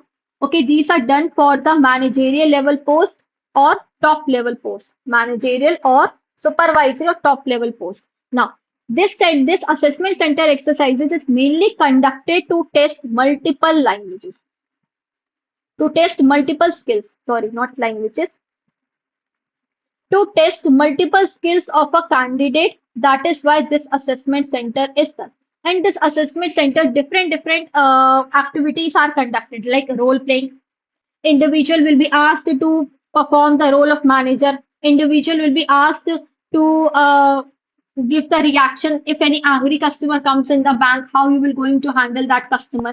Okay, so in-tray case study exercises are there. Scenarios created, virtual scenarios created to you, and you are asked to act on that scenario. Why it is done? The presentations are given to you. The company will ask you to show the presentation so that the company can know whether you have presentable skills or not. That is why the assessment centers are created. Now, 360-degree is done. Why it is done? When the feedback is not only taken from one single person, from senior manager, when the feedback is taken from managers, when the feedback is taken from customers, from direct reports, from clients, from suppliers, from owners, from outsiders, then so that all together will give you the feedback, and the feedback will be some feedback will be positive, some feedback will be negative. So that is called 360 feedback. So not only one person is giving the feedback, here multiple person will give the feedback to the employees. Next is human asset accounting model. So human asset accounting model, it says that the humans are the asset of the company. Okay, if we are considering them as cost, then it is not good for the company because ultimately these are the only people who are bringing the revenue in the company, who are generating the money in the company. So we have to quantify the worth of these human people. Okay, we don't have to take them as cost to the company, we have to take them as asset to the company. So employees are asset, these are not expenses. So we have to invest in people. If we will invest more in human, then only we can get more good results. Then next is all about the conflict management. So conflict is what, see, conflict is the thing which is universal. Every time in all the companies it will going to happen. It's not that not even a single company is there where conflict has not taken place. So Hawker and Wilmot in 1991 has said that the conflict is universal. We cannot avoid the conflict. It will remain among the human and all. It is structurally driven, means it is conflict is what it is associated with the incompatible goals. When the thought process is not matching, when ideas are not matching, when opinions are not matching, then only the conflict will occur. Okay, 720-degree feedback is C. In 360 feedback, suppose one feedback the employee, this is the employee, one feedback the employee receives that the employee has to work on his communication skills. Okay, this is the feedback that he gets. Okay, a negative feedback he gets that his communication are not good. He not communicate properly with the consumers, with the customers. After getting this feedback, when the employee is working on his communication skill, if if again the 360 degrees conducted to get to know that whether the feedback the employee has worked on the feedback or not. So if second time, see, this is the one evaluation, first evaluation cycle. If second time the 360 degrees happening, just to know that whatever the feedback the employee has received, now that feedback is he has worked on that feedback or not. So that is known as 720-degree feedback. Clear? All right. And it's a high request from you all those who are watching.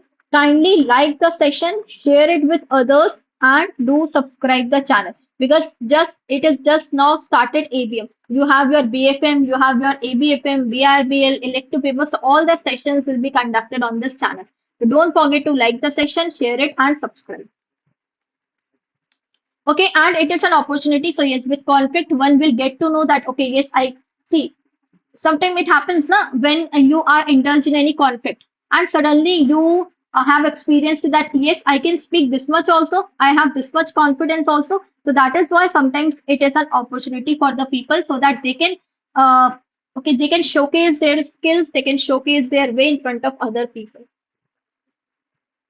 Next is behavioral event interview. This is important. And last time the question came from Star.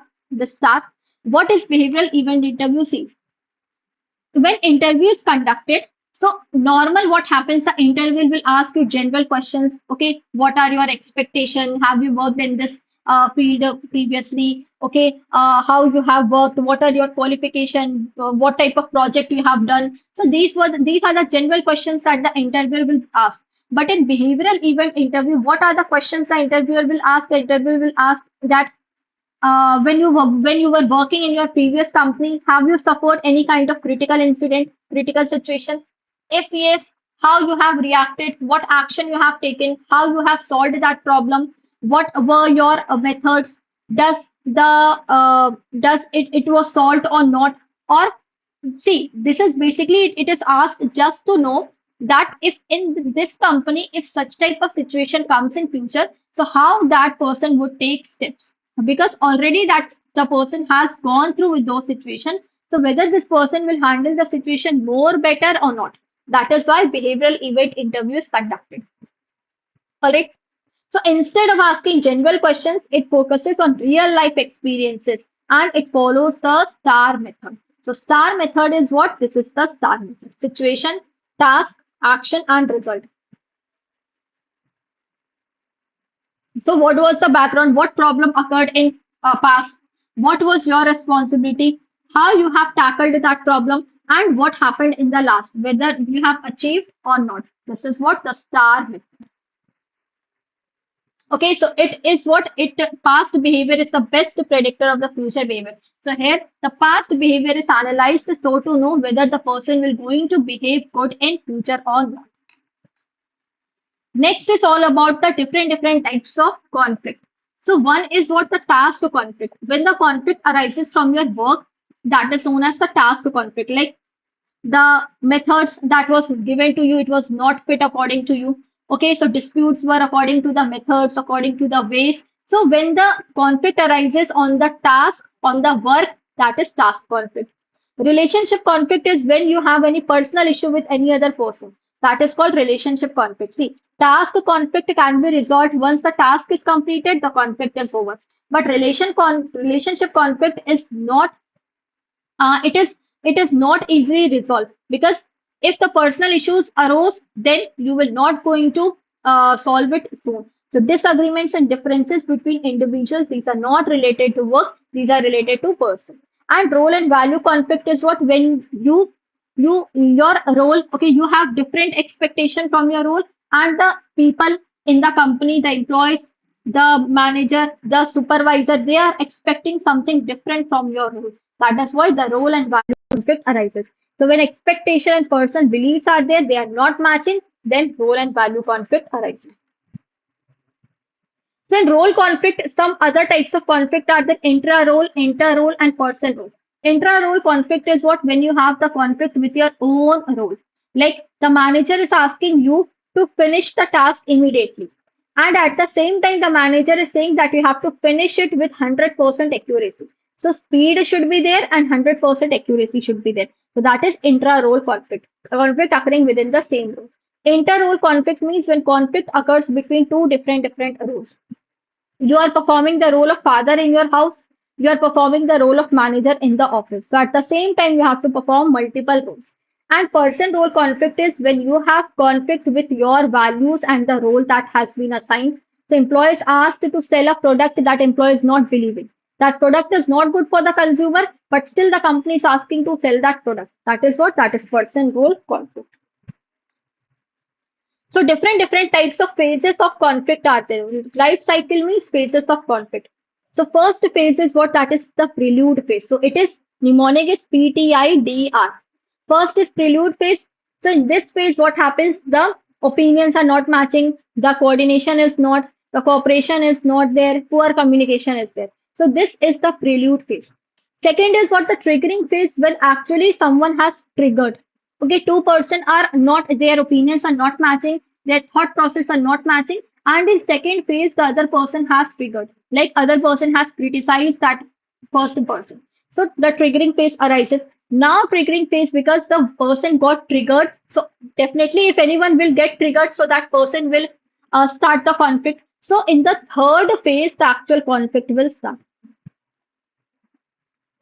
Okay, so in the initiation phase, the actual conflict will start. So arguments and disagreements will become visible. In fourth phase, the differentiation. So first, in fourth phase, the both the person will try to differentiate that why they are not coordinating each other. What are their viewpoints? What are the reasons why the conflict arises between them? And fifth is the resolution phase. So in this phase, the people will try to resolve the conflict through different methods. Next type of conflict resolution process is given by Thomas Gilman model. So in this total through five ways we can resolve the conflict. The first is competing. So competing means in this both the parties will try to prove themselves correct. So assertive is there, low cooperation is there. Only one can win, and I want to win this fight. So that is what competing. Collaborating is what, here both the party will have to fulfill their, okay, what they are saying, their wish will be, their desire will be fulfilled. So assertiveness is high and high cooperation is there. So we both can get what we need. So our both desires or wishes can be fulfilled. That is what the collaborating is. Avoiding means, that the conflict, okay, will take place at a high note, so it's better to avoid it. Okay, so you are avoiding the conflict, so it means assertiveness is low and cooperation is also low.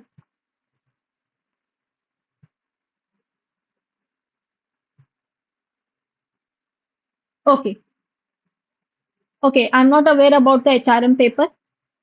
Avoiding is what, it's better to avoid the conflict. So assertiveness and cooperation both are low. So what you will do, you will say, okay, let's talk about this some other time. Or right now I'm busy, I'll talk on this matter to or next day or some other day. So that is what you are avoiding. Compromising is both will come with their 50-50%. So both will come, okay, let's find the midway solution. Why we are fighting on this matter? Let's find the middle way solution. So medium assertiveness is there. And accommodating means you are satisfying the other party need, other party concern. You are saying, okay, don't fight. Let's do what you are saying. You are correct. I am wrong. Let's do it in your way. So that is assertiveness is very low and cooperation is very high. So resolution pipeline means what are the ways how to resolve the any conflict. So first step to resolve the conflict is find the source, find the exact root why this conflict occurs. Then look beyond. Look beyond means not only see from upper. Okay, just don't do overview. Look in deep why it occurred. Take suggestions from people who are present around you. Ask from them. Take their advices. Take their suggestions. Then find acceptable solutions. Okay. So listen it everyone. But what is the acceptable? Go for that. And fifth is the final agreement. That is the compromise. With compromise, we can solve the conflict. Or it's better to talk on that matter and formalize a new alignment. So this is how you can solve the conflict. All right. Next, we have next topic that is HR and IT, human resource and information technology. So why HR and IT is there? So see, human resource, how to make the human resource activities more better, automate with the help of information technology. So with HR, we can do with HRIT, we can do recruitment, that is online application, resume screening, the payroll is done, automated salary. We can record, we can keep the employees record on the database. Then training can be done through online, through LMS, performance like 360 degree, 720-degree performance appraisal is there. All right. See, collaborating is what in collaborating, you see both the party 100% desire will be fulfilled in collaborating. But in compromising, both party will compromise little bit. Means okay, I am also compromising, you are also compromising. So let's okay, suppose the fight took place on method. Okay, that the project has to be completed, and one employee is saying we can do with this method, other employee is saying that no, we can do with this method. So in compromising, what we will say, okay, let's do 50-50. Okay, half of the thing we will do, we will follow your method, and half of the project we will follow your method. That is what the both are coming with 50-50%. And the 100% is what that okay, we can take two projects. Okay, let's in instead of doing one, we can go with two projects. In one project, I will use 100% of your method, and in another project, I will use my own method. That is what the collaborating and compromising. In compromising, little bit they will compromise, and in collaborating, both will collaborate together, and they will achieve the project or goal, whatever why the conflict occurred, whatever the thing that is on that. Now it's clear.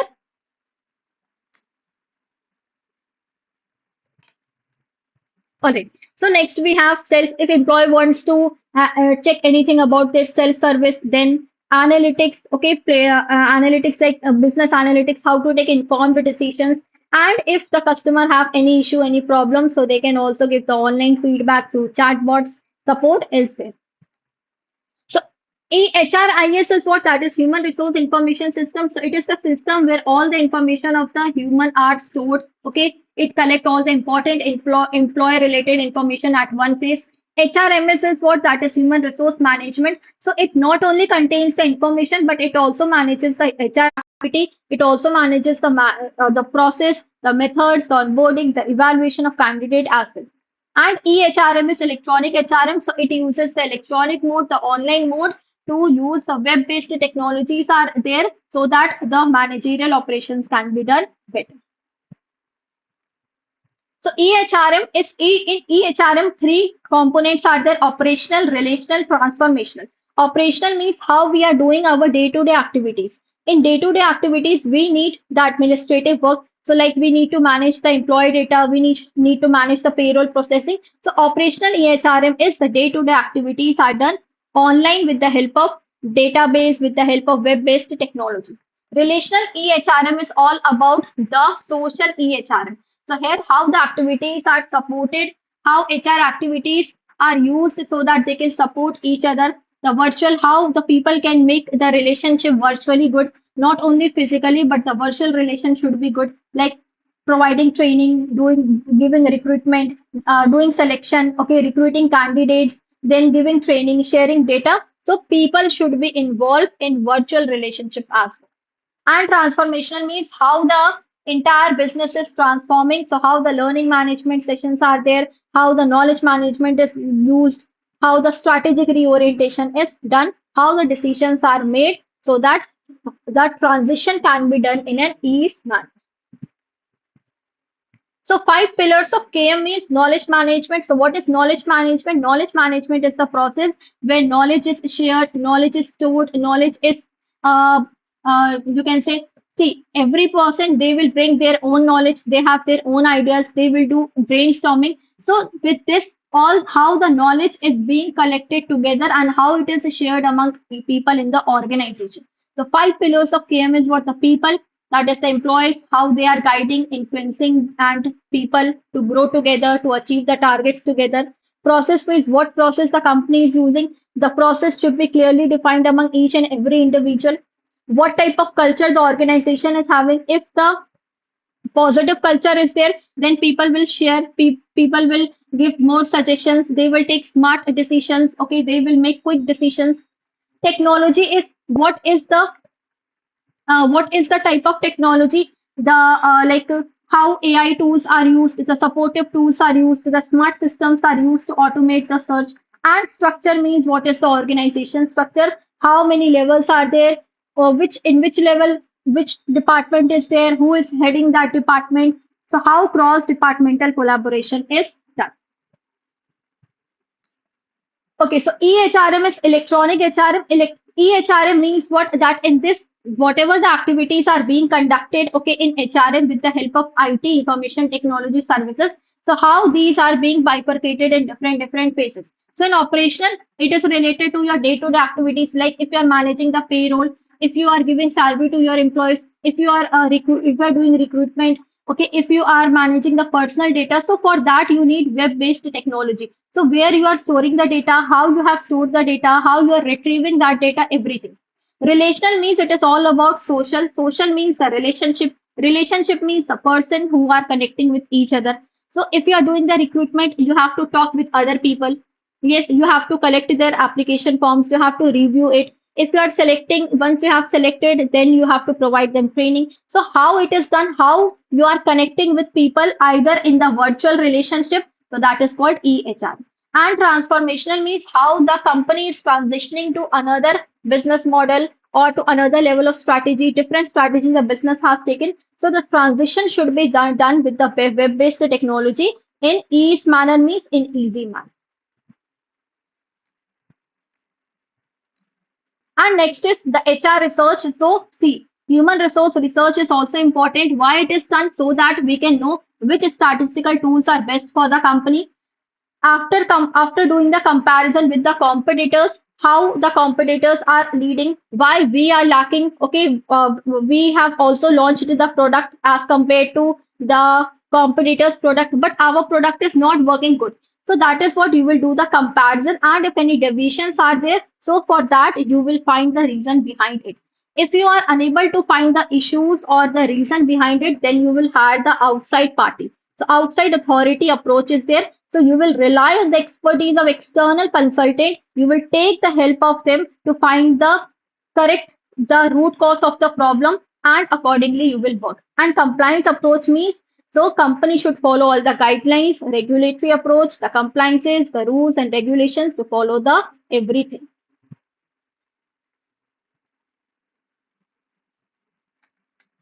Okay. So we have completed module B. Now let's start with module C. Alright, so just wait for 1 minute.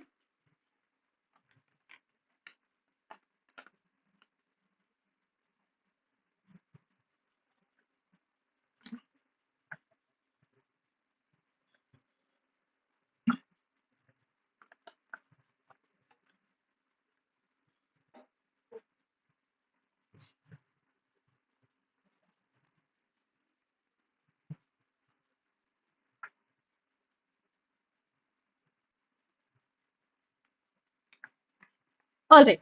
So module C is all about your credit management, overview of credit management. So here we will be seeing all about the credit, how the credit is how credit means the loan, how the loan is disbursed, how the loan is sanctioned, what is the loan policy of the bank, the credit control, the credit monitoring, the credit disbursement, then three different courses of action, then IBC code. So all these things we will going to study in module C. See, weightage of all the modules. See, already I have taken the study plan. If it's better, you can watch that session because if I tell you each and everything in this session, then we could not complete all the topics. Okay, so weightage of all the modules I have already told in the study plan. Kindly watch that session. So first important module is what? That is module C. Then B and E equal important. Then last is module D. So around about 30% question comes from module C.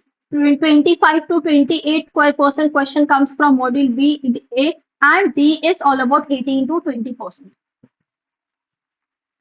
Now, let's start with the credit management framework. So in credit, we will see what all the types of credit, the borrowers, the different life cycle, the working capital cycle, the priority sector limits, the MSME classification, then tier 1 ceilings of NBFC, non-NBFC, specified borrowers, NP classification, what the provisioning fee, PCR ratio, and all the 7 credits of components of credit management. So first is what? First, it is important to check the loan policy.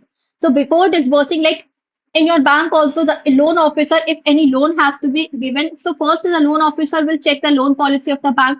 After that the credit appraisal will be done. The appraisal will be done of the company, that whether this company is healthy to give loans or not. It is checked. Then next is the credit delivery. So credit will be delivered, the finally credit will be sanction to the borrower company. After giving the credit, bank will not going to keep it quiet. Bank will have to do the credit control and monitoring. So bank will see that whether the funds of the bank are in the safe hands or not. Then risk management is done. Uncertainties are there, so risk will also have to be managed. Sixth is if any default is done by the borrower and the borrower is not in a position to repay the money, then bank will provide different courses of action to recover their money. That is rectification, recovery, restructuring, and refinance. That if extra money the company needs, the borrower needs, so how to provide the refinance. That is all the components of credit management. All right. So there are two different types of fund. One is fund-based credit, non-fund-based credit. Fund-based credit is when there is actual transfer of money from bank account to the borrower's account. That is called the fund-based money. Like I went to the bank, I reached the bank for 10 lakh rupees. Bank has given me 10 lakh rupees. Bank has transferred it to my account. That is fund-based. All right, so is there any actual transfer of money from the bank to the borrower? Yes, it is in fund based. No, not in fund based. So non-fund based credit means when there is no actual transfer of money from bank account to the borrower, but there is a commitment that in future it may happen. Like bank has given the guarantee of its customer to the supplier that if my customer will not pay you the money, then I would be liable for that. Like bank guarantee is given, letter of credit is there, so it is issued by bank on behalf of the importer exporter. So that is what non-fund based credit. Next, we have the targets of priority sector. What is important in this? See, this is the new amendment that is important. Rest you all have studied previously also, so all the values are same. So values are important. So total priority sector for domestic commercial bank. Okay, in this the RRBs and SFBs are not included. Why? Because we have different column for this. And those foreign banks who are having more than 20 branches. So 40% is the main target of ANBC, CEO, BSE, adjusted net bank credit, and CEO, BSE, whichever is higher. So we will take the higher value. Agriculture, 18% of ANBC. And in this, the 14% is for non-cooperative farmers and 10% is for small and marginal farmers. Micro enterprise 7.5, advanced to weaker section 12%. This is for domestic commercial banks and for foreign banks with 20 branches and above. Foreign banks with less than 20 branches, 40% is there, 32% is export credit, and in these three, no applicability is there. RRBs, 75% is there of ANBC. In agriculture, 18% is there. Micro enterprise is same for RRBs, small finance bank, and domestic commercial bank. Advances to weaker section, here it is 50. Now, this has been changed Previously, it was 75. It has been changed from 75 to 60%. All right. 18% is for agriculture, same. Micro is also for same, and advanced to weaker section is 12%. Now, housing finance, what is the criteria for housing finance? So, if any individual is taking housing finance and if the center with population is 50 lakh and above. So, if the population is greater than 50 lakh and above, and the loan limit is how much? For that, the loan limit is up to 50 lakh. So, 50 lakh can come under PSL, and the maximum cost of dwelling unit should not exceed 63 lakh. Then only the individual will be applicable for PSL. Similarly, centers having 10 lakh but below 50 lakh, more than 10 lakh and uh, yes, more than 10 lakh and below 50 lakh. So loan limit is up to 45 lakh and maximum cost of dwelling unit should not exceed 57 lakhs. Similarly, population with 10 lakh, 35 lakh is the loan limit and maximum cost. Okay, what is maximum cost of dwelling unit? It means the maximum, the amount for making the house, for building a house. That is what the cost of dwelling unit. So all see both the criteria has to be fulfilled. If any one criteria is fulfilled, the other is not fulfilled, so it will not be eligible for PSL. So housing loans to banks own employee will not be eligible. If housing loan is provided to the bank's own employees, so this will not be eligible under PSL. Okay, if the for the repairment purpose, okay, if loans are required for the repairment to damaged dwelling units for priority sector lending, so what should be the criteria? The same is center population of 50 lakh and above, so loan limit should be 50 lakh only. Maximum cost of dwelling unit is same because the cost of making the house cannot change. But if the repair, you have to do only repairment, so that amount can change. So that is why maximum cost of dwelling house is same in these two. Loan limit it is 15, 12, and 10. This if both the condition is fulfilled, then only the loans will qualify as PSL. Education, okay, this is don't go this. Education, the loan is not exceeding 25 lakh means up to 25 lakh would be considered for PSL. For startups, loans up to 50 crore is considered to startups under PSL. Social infrastructure. So for social infrastructure, if the bank is giving loans up to limit of 8 crore per borrower for the setting of schools, okay, sanitation facilities, drinking water facilities. So this will be included up to 8 crore per borrower. So one borrower can avail up to 8 crore under PSL. And if loans are given 12 crores per borrower, but that should be under which you can say program Ayushman Bharat in Tier 2 to Tier 6 centers. So in this, loans can be given to one borrower up to how much? 12 crores. Otherwise, it is 8 crore per borrower. For renewable energy, this was the question that was asked in December 2025. So, if companies or institutions they want to generate a renewable energy, okay. So, for the companies, up to 35 crore per borrower is for companies. And if in case the individual they want to install solar power plant, solar power panels in their house, so for that up to 10 lakh per borrower will be considered under PSL. Now, urban cooperative banks, what is the revised limit? So again, before it was 75, now it has been changed to 60%. So credit exposure norms are what? These are the guidelines. Okay, these basically says that how much exposure is decided for each and every sector. So if bank is giving to any more sector, like bank has given more loan to any single sector, so it will create the concentration risk. So to reduce the concentration risk, that is why credit exposure norms are there. So credit exposure norms means a large exposure. Now what comes under large exposure? If the sum of all the exposure value is equal to greater than 10% of credit of bank's Tier 1 capital, so such type of loan will be said as large exposure. So for that, the maximum limit is set for NBFCs and for non-NBFCs. So what is the limit? The ceiling limit for NBFCs and for non-NBFCs, both of them is same.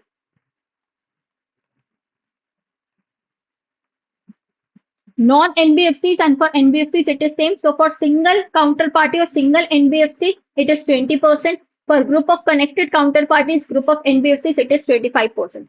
Similarly, for single counterparty non-NBFC, it is 20%, and for single uh, for group of interconnected counterparties for connected non-NBFCs, it is 25%. All right. Now, suppose the tier one capital is 1,000 crore. So, how much exposure to one company will get? Okay, the one company, single company will get, that is 20%. It means 200 crore can be given. 200 crore will be allotted, not more than that. Now, the classification for MSME. So, how would one know that whether this enterprise would come under micro, whether this enterprise would come under small, or whether this enterprise would come under medium? So, for that, we have criteria set, and we have to remember the revised one, not the current one. So, for considering enterprise as micro, the investment and turnover both condition has to be fulfilled. In investment, 2.5 crore. If any enterprise is having the investment up to 2.5 crore and turnover up to 10 crore, then that will be considered as micro. Similarly, so small is 2,500, medium is 125, 500. Okay, if you remember one also investment, you can easily find the turnover. How? Just multiply it by 4. 2.5 into 4, 10, 25 into 400, 125 into 4, 500. Or if you are okay to remember this, then you have to simply divide it by 4, then you will get the turnover. And remember, both the condition has to be fulfilled. So what are the lending schemes to MSME sector? So mandatorily issue of acknowledgement of loan letters. So how the bank will provide loans to MSME borrower. So first is what that is collateral. So banks are mandated that they are not allowed to accept any kind of collateral security if they are lending loan up to rupees 10 lakh. And banks are also advised that they can extend the collateral free loan up to 10 lakh if it is coming under PMEGP, that is Prime Minister Employment Generation Program. So if the banks are giving the loans up to 10 lakhs, so in that case, banks are not allowed to accept any kind of collateral security from MSME.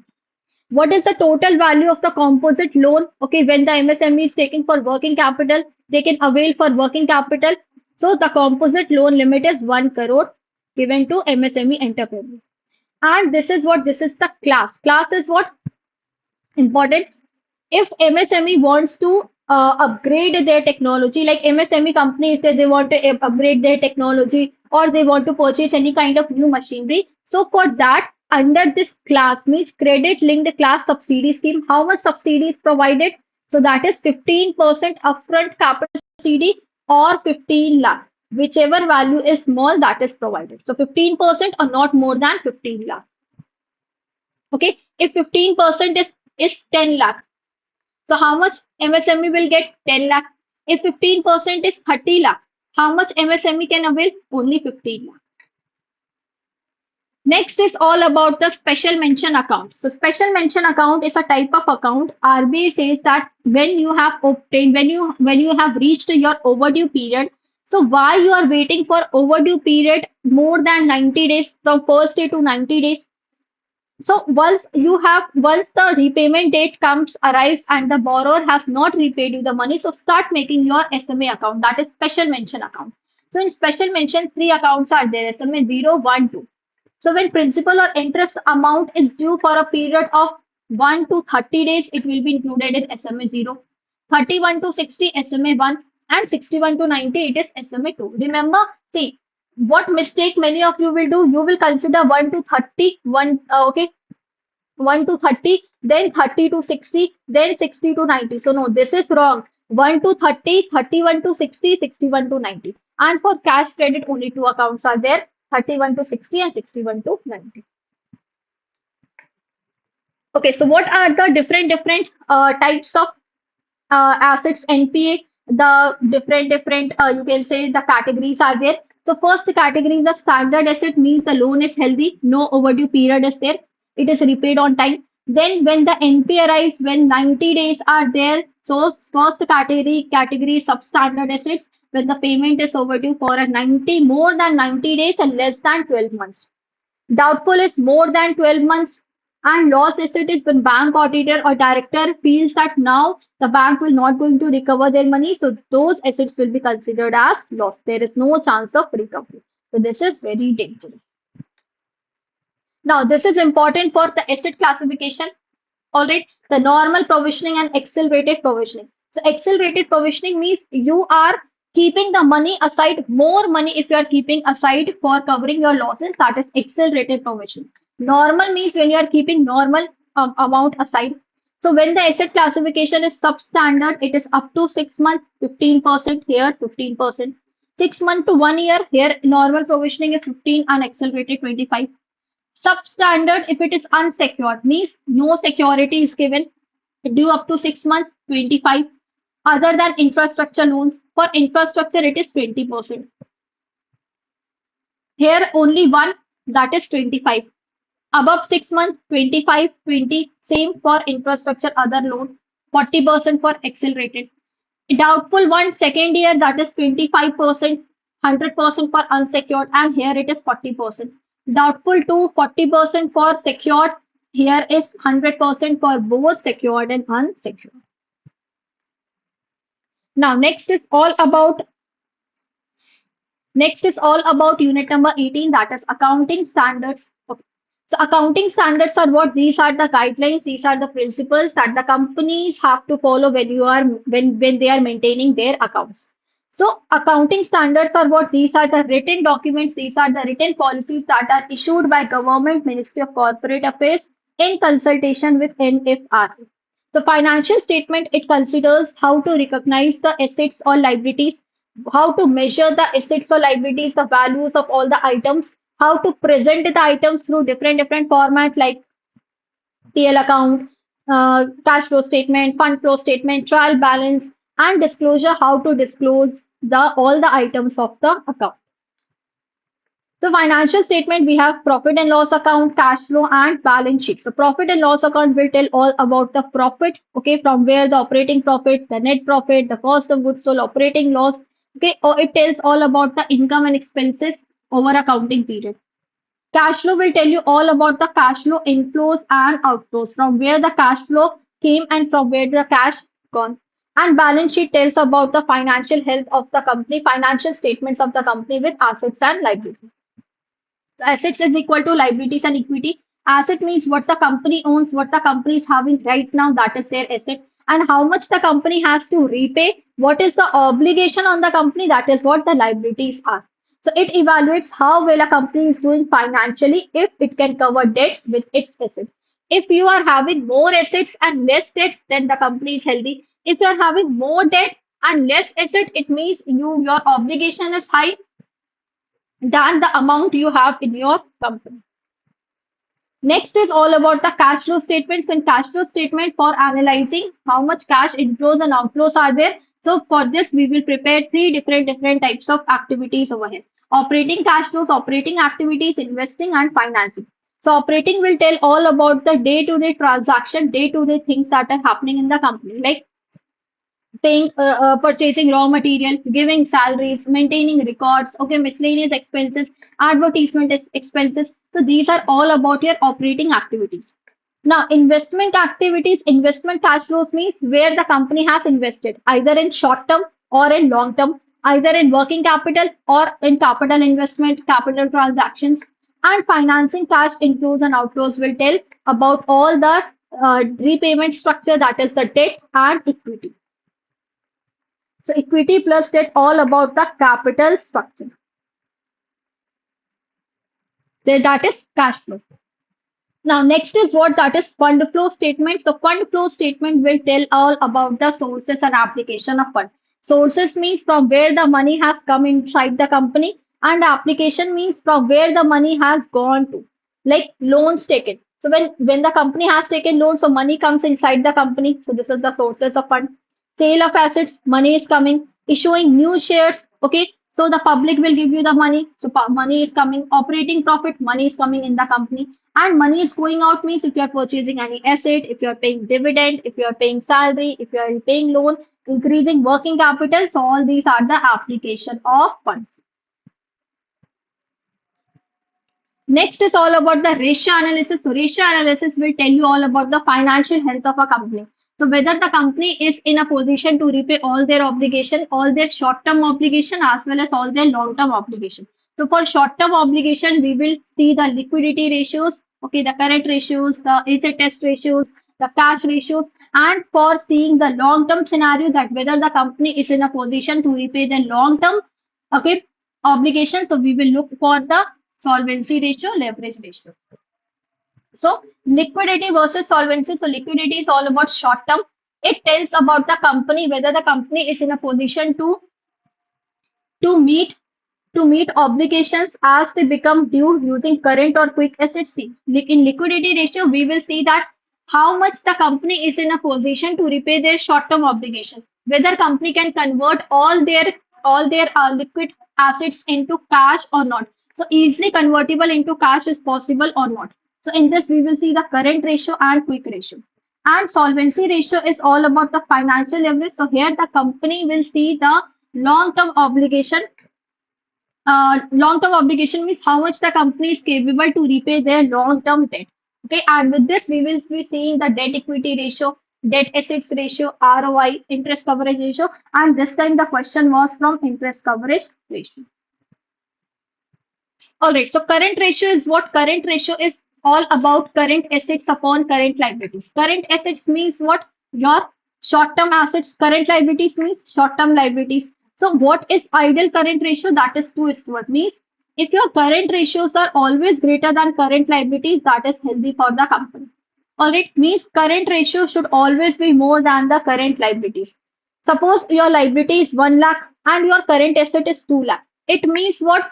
If you are paying from 2 lakh to 1 lakh current liability, still you are left with 1 lakh in your hand. Yes, that 1 lakh in your hand is what? That is the current assets. You can do your business from that 1 lakh. That is the difference. That is why the current ratio should be 2:1 or greater than that. So ideal benchmark is 2:1.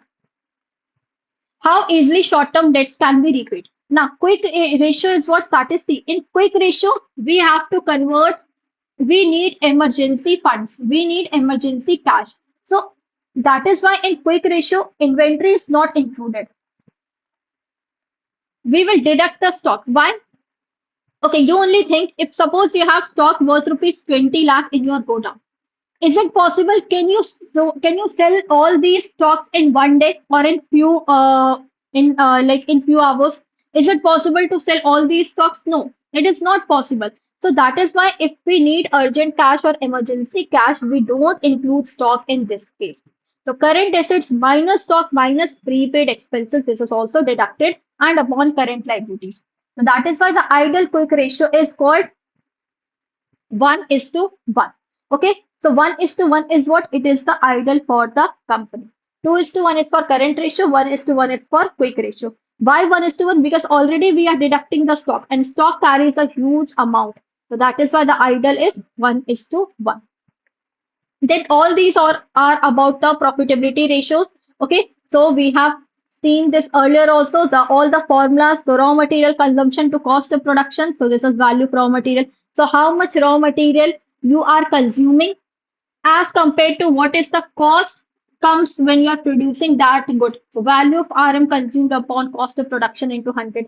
Profit before tax means what is the profit before giving taxes to the government? So PBT upon net sales into 100. What is the taxes of what is the profit after giving taxes? So PP, it is not before tax. It is It is profit after tax.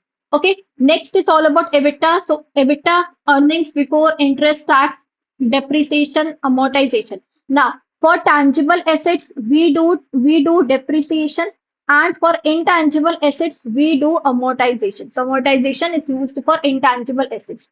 So PAT, profit after tax plus interest plus depreciation, tax, amortization upon net sales into 100. Return on capital employed means what? That how much returns you are getting when you are investing on any capital investment or any further long-term investment. So it is EBITDA upon total sides of balance sheet into 100. Operating profit by net sales into 100. So this is all about how much profits the company is making. Now, Next is all about the vanquish ratio. So this question this time came vanquish ratio in June attempt. So long-term debt upon EBITDA. Interest coverage ratio also came EBITDA upon interest on all borrowings. Interest coverage ratio, it means how much company is in a position. See, if you are taking debt from bank, you have to repay this debt. But at the same time, the burden of interest is also there. The company has to pay the interest as well. So if the company is repaying the debt, the principal plus interest amount both are paid. And this interest is what, that is interest coverage. So how much company is capable to repay not only the principal amount but also the interest amount.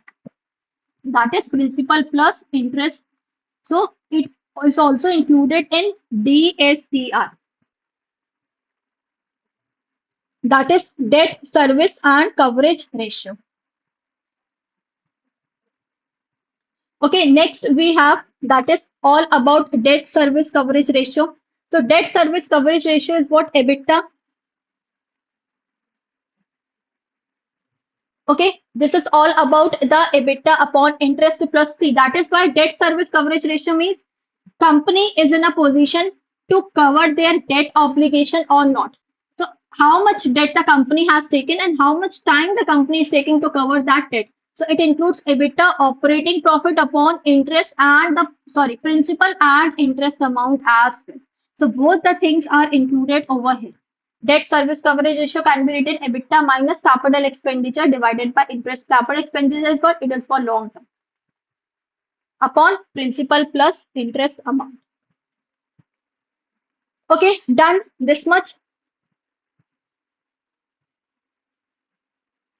See, cash flow, it basically tracks your the actual movement of physical cash. Okay, physical cash and all the cash equivalent. But from fund flow statement, you will get all about the knowledge of working capital. So working capital, how much changes is there in working capital with the when the cash is coming or when the cash is going outside. So for cash flow talks about cash and cash equivalent, and in fund flow we will see the working capital scenario. Okay, so fund flow, it talks about the changes in working capital.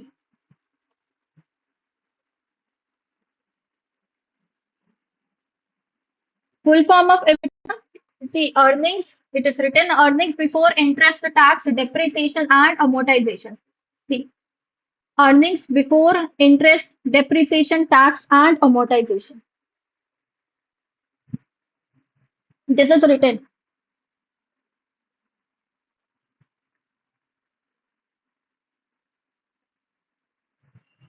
Okay, done. All right, so these are all the different types of ratio. What is important? Current ratio is important. Quick ratio, say inventory minus prepaid expenses. Then PBT ratio is important. EBITDA ratio is important. Return on capital employed important. EBITDA upon total, this we have seen. Operating profit is also important. Debt equity ratio is important. This is important. DSCR, inventory turnover ratio, a lot of question comes, COGS upon average inventory, how to calculate average, cost of goods sold is given, how to calculate average inventory opening plus closing divided by 2. So COGS is opening stock minus closing stock plus purchase plus direct wages. If not given, you can calculate with this. Debt turnover ratio, all the credit sales, okay, not cash sales are included, credit sales are included upon BR or average receivables. Then vanquish ratio, this came last time, this also came last time, these two ratios already came last time. All right, then raw material holding ratio. So how much raw material the company is holding with respect to how much raw material they have consumed in that particular period when the goods are converted from work in progress to the finished goods. Then stock in progress means when the goods are converted from work in progress to finished goods. So what is the timing? What is the period that the company has to hold on? FG holding goods, finished goods average stock means once the goods are ready. See, suppose your goods are ready today. Okay, today is what? Today is 29. Now it's not that you have make your goods ready today on 29th of May, so you will start going to sell tomorrow onwards. No. How much period of time your goods are staying in your godown and after that it is converted into the cash. So that is what FG holding ratio. Holding means how much it is How much for how much period these things are being in your company, in your godown. Okay, receivable holding. So how much time the debtors are taking to convert to give you the cash, and from that cash again you will use your you will purchase raw material, then you will convert your raw material into work in progress, then work in progress into finished goods, then finished goods into sales, debtors, and finally you will receive the cash. Yes, it's the part of ABFM also. All right. Next is all about the working capital. So working capital is for it is for a short period of time. Okay, short period means less than a year, less than a year. So positive working and negative working capital. Positive working capital is when your current assets are greater than current liabilities. It means your company is healthy. You have a positive working capital. You can meet your short-term obligations well. Negative working capital, if your current liabilities are greater than current assets, it means the company is over-levered company and the company is not having assets to repay those obligations. The company is in financial trouble. Now, this is all about working capital cycle. Okay, working capital cycle means when you get cash, you will purchase raw material from that. Raw material will be converted into work in progress. Okay, work in progress, or we can say stock in progress. Conversion of raw material to finished goods is the process is known as work in progress. Then the goods are converted into finished goods. These are stored for some period of time. After that, you will sell to the debtors. Okay, then you will receive the receivables, that is BR receivables, and when the repayment date comes, then you will collect the money from the buyer, and again you will buy raw material from that cash. So this cycle will goes on repeating. So it's a working capital cycle. Now, next topic that is important is projected turnover method of assessment. So, projected turnover method of assessment, it is called the method, and it is also called the NAIC committee method. What does this method say? Is that this method says that normally the companies, okay, they need for their working capital assessment, for working capital limit, they need how much? 25%. So this is said by the bank RBI that normally company needs 25% of their gross annual turnover as gross working capital. But how much bank will provide to the company? Bank will provide 20% and rest of the 5% the enterprise has to bring. And this is only for those enterprise who want working capital up to rupees 5 crore. See, so the bank will give 20%, rest of the 5% the enterprise has to bring. And banks are advised to grant working capital computed on the minimum of 20% and rest 5% the enterprise will bring. And it is given to those companies whose annual turnover, whose credit limit is up to rupees 5 crore. So this is mainly first it is checked if the working capital cycle is more than 3 months, then in that case, the part turnover method of assessment is analyzed and accordingly that the 20% is given by bank, rest of the 5% the company will bring. Now next is what all about trades, that is trade receivable electronic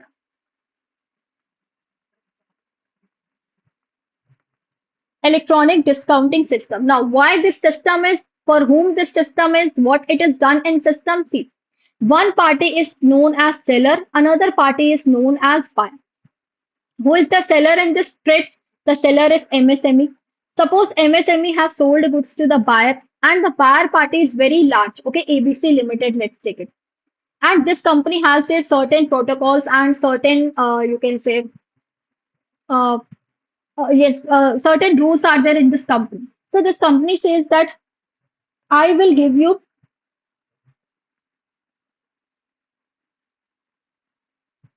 no up to 5 crore. If the working capital, if the companies they are requiring up to 5 crore, then in that case the 20% bank will provide and rest of the 5% the company has to bring. This is only for up to 5 crore. Both the methods will be calculated and the higher of the value will be given. All right. So, seller, buyer, and where were we? Yes, seller is MSME, buyer. Okay, suppose this company, ABC Limited company, is what the buyer's company. Okay, if ABC Limited company says, okay, I'm purchasing goods from you, but I will give you the payment after 6 months.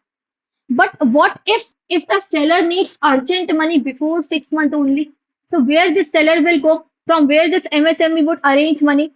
There is option that MSME can reach to the bank also, but in bank, many different documentations are there. Then it will take a lot of time. Everything you have to submit, whether you are taking secured, unsecured. So many things are there in bank. So that is why to avoid such kind of problem, the RBI has made one platform that is called TRADES, Trade Receivable Electronic Discounting System. This is the platform where the MSME can sell their unpaid bills to the financiers. And who are the financiers? Any bank. Any bank can purchase those bills. Any NBFC can purchase those bills. Any other solo company, sole proprietorship can purchase those bills. All right, this is made by the whom? Made by the RBI. And in this, the why discounting? Suppose the value of goods are 10 lakh rupees. Now ABC Limited has given the invoice of 10 lakh. Okay, value is what? 10 lakh rupees. So if this is applied, okay, if this is applied on the platform, all the bills are uh, means the bills are given in this platform. So then what happens if any of the financial bank or NBFC is buying those bills? So the full amount not be paid. So bidding is done. Like bank is saying that I will purchase the bill at 9.5 lakh.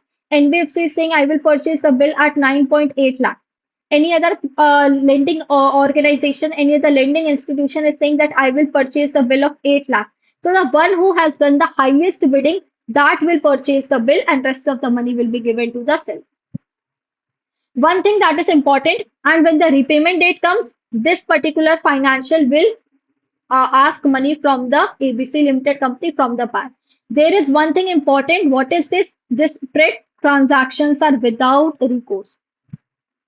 Without recourse means if in case on the repayment date, if ABC denies to give the money to the NBFC or to bank, then in that case the NBFC or bank or any of the financiers is cannot go back to the seller for asking their own money. So this is without recourse. So seller would not be liable to repay the amount in the case when it is without recourse.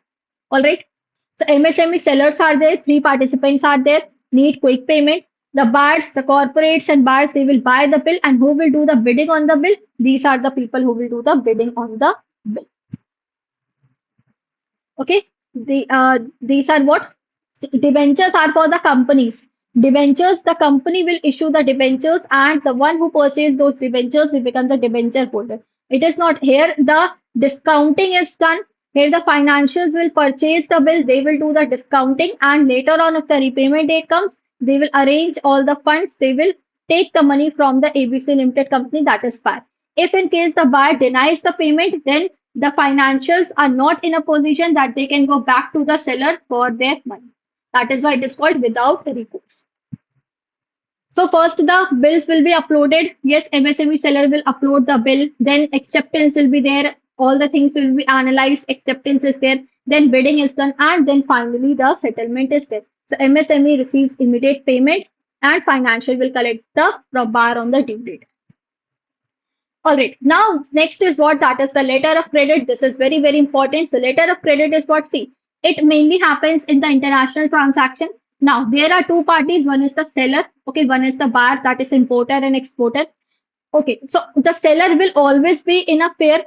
Both the parties, they don't know each other and they want to do the international transaction. So, seller will always be in a fair that what happened if I am sending the goods and I will not receive the money. On the other hand, buyer will feel that what happened if I have paid the money and I have not received the goods. So to sort out this problem, the letter of credit is issued by the bank. So here the bank will act as a trusted intermediary between the seller and buyer, between the importer and exporter, bridging the gap and providing the assurance to both the parties. That so buyer the bank will the bank will issue the letter of credit and bank will give the assurance that if after all the documents are being submitted, if the payment is not done on the time, then bank is liable for that. So this is a type of non-fund based transaction. So rule one, that is, it is issued on the request of the buyer, that is the applicant. So the buyer bank will issue the LC on behalf of the seller. Rule two, payment is made against the documents. Okay, so payment is made and the payment are checked, analyzed, so documentation is properly done and it is governed by UC PDC 600. So what is the appraisal of letter of credit? So for that, bank needs to assess how many LCs the bank has to issue, how many LCs the company needs using three key points. The one is average amount of each LC, how much value the LC is needed for in when the LC is being issued. So what is the value in that one LC? So it depends on two things. One, it depends how much the company is buying. If the company is buying in more amount, then more LC is issued. If the company is buying less quantity, less order is there, then the less LC will be issued. Like suppose if a company needs 6 crore worth of goods in a year, company wants to purchase goods of rupees 6 crore. And normally company is playing order 1 crore. So it means how many orders the company will play, how many orders the company will has to place, what is the economic order quantity in this case. So 6 upon 1, that is what? A 6. So 6 EOQ will be placed and one EOQ is of how much value? That is 1 crore. So economic order quantity is what? 1 crore will be placed at a time. So it normally places order of 1 crore each time. So EOQ becomes what? 1 crore. And the LC amount is what? 1 crore, but 6 times it has to issue. So what is economic order quantity? Economic order quantity means the idle quantity. See, if I'm ordering more at once, if I'm ordering more, so more amount, more goods means I have to arrange those goods. I have to arrange the warehouse to keep for keeping those goods. Yes, if I'm arranging more goods at a time, then the highest storage cost will become very high. All right, if I'm ordering less at a time, so if I'm ordering less means I have to order more times. Okay, if I'm ordering like 10 units good, 10, 20 units good, so it means every time I have to order it. So now here the ordering cost will be high. So in both the cases, the problem is that so I have to find a balanced way where my storage cost is not also high and the ordering cost is not also high. So I'm ordering a shop sells like 1200 units in a year. If the shop orders 100 units, so the ordering cost will be high, means 12 times the shop has to order. If the shop is ordering 600, means shop has to order two times, 6 into 2, two times. But again, the 600, the quantity of 600 units have to be put in the warehouse and again the warehouse costing will be high. So to find the best balance, how many units will be issued, how many units will be ordered, not issued, that is EOQ will be 300. So it is the best balance. So it means 300, 300, four times it, the order will be placed. Okay, so 300 order will be placed how many times? Four times.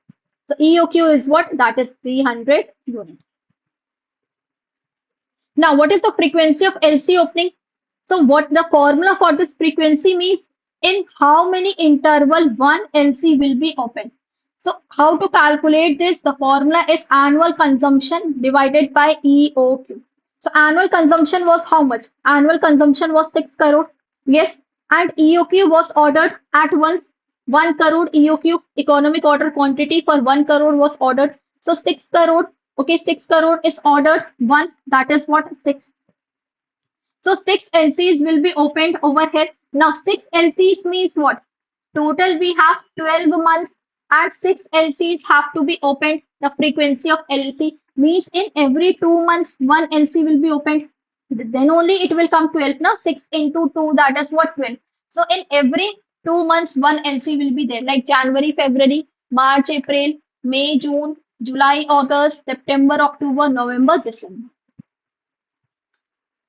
Next important is how many LCs will be outstanding at a particular time. Outstanding means how many LCs are yet to be settled. They are not yet settled and they have to be settled at a given point of time. So letter of credit remains alive means these are yet to settle. So how to calculate this? So this will be calculated with the help of, it depends on three, four things. One is the lead time. Lead time means the when the first LC is opened and when the shipment of goods is there. That is LC is what 1st January and the goods is shipped on 14th of January. That is a lead time. Transit time, goods are shipped on 14th of January, but goods have been reached to the buyer on 30th of January.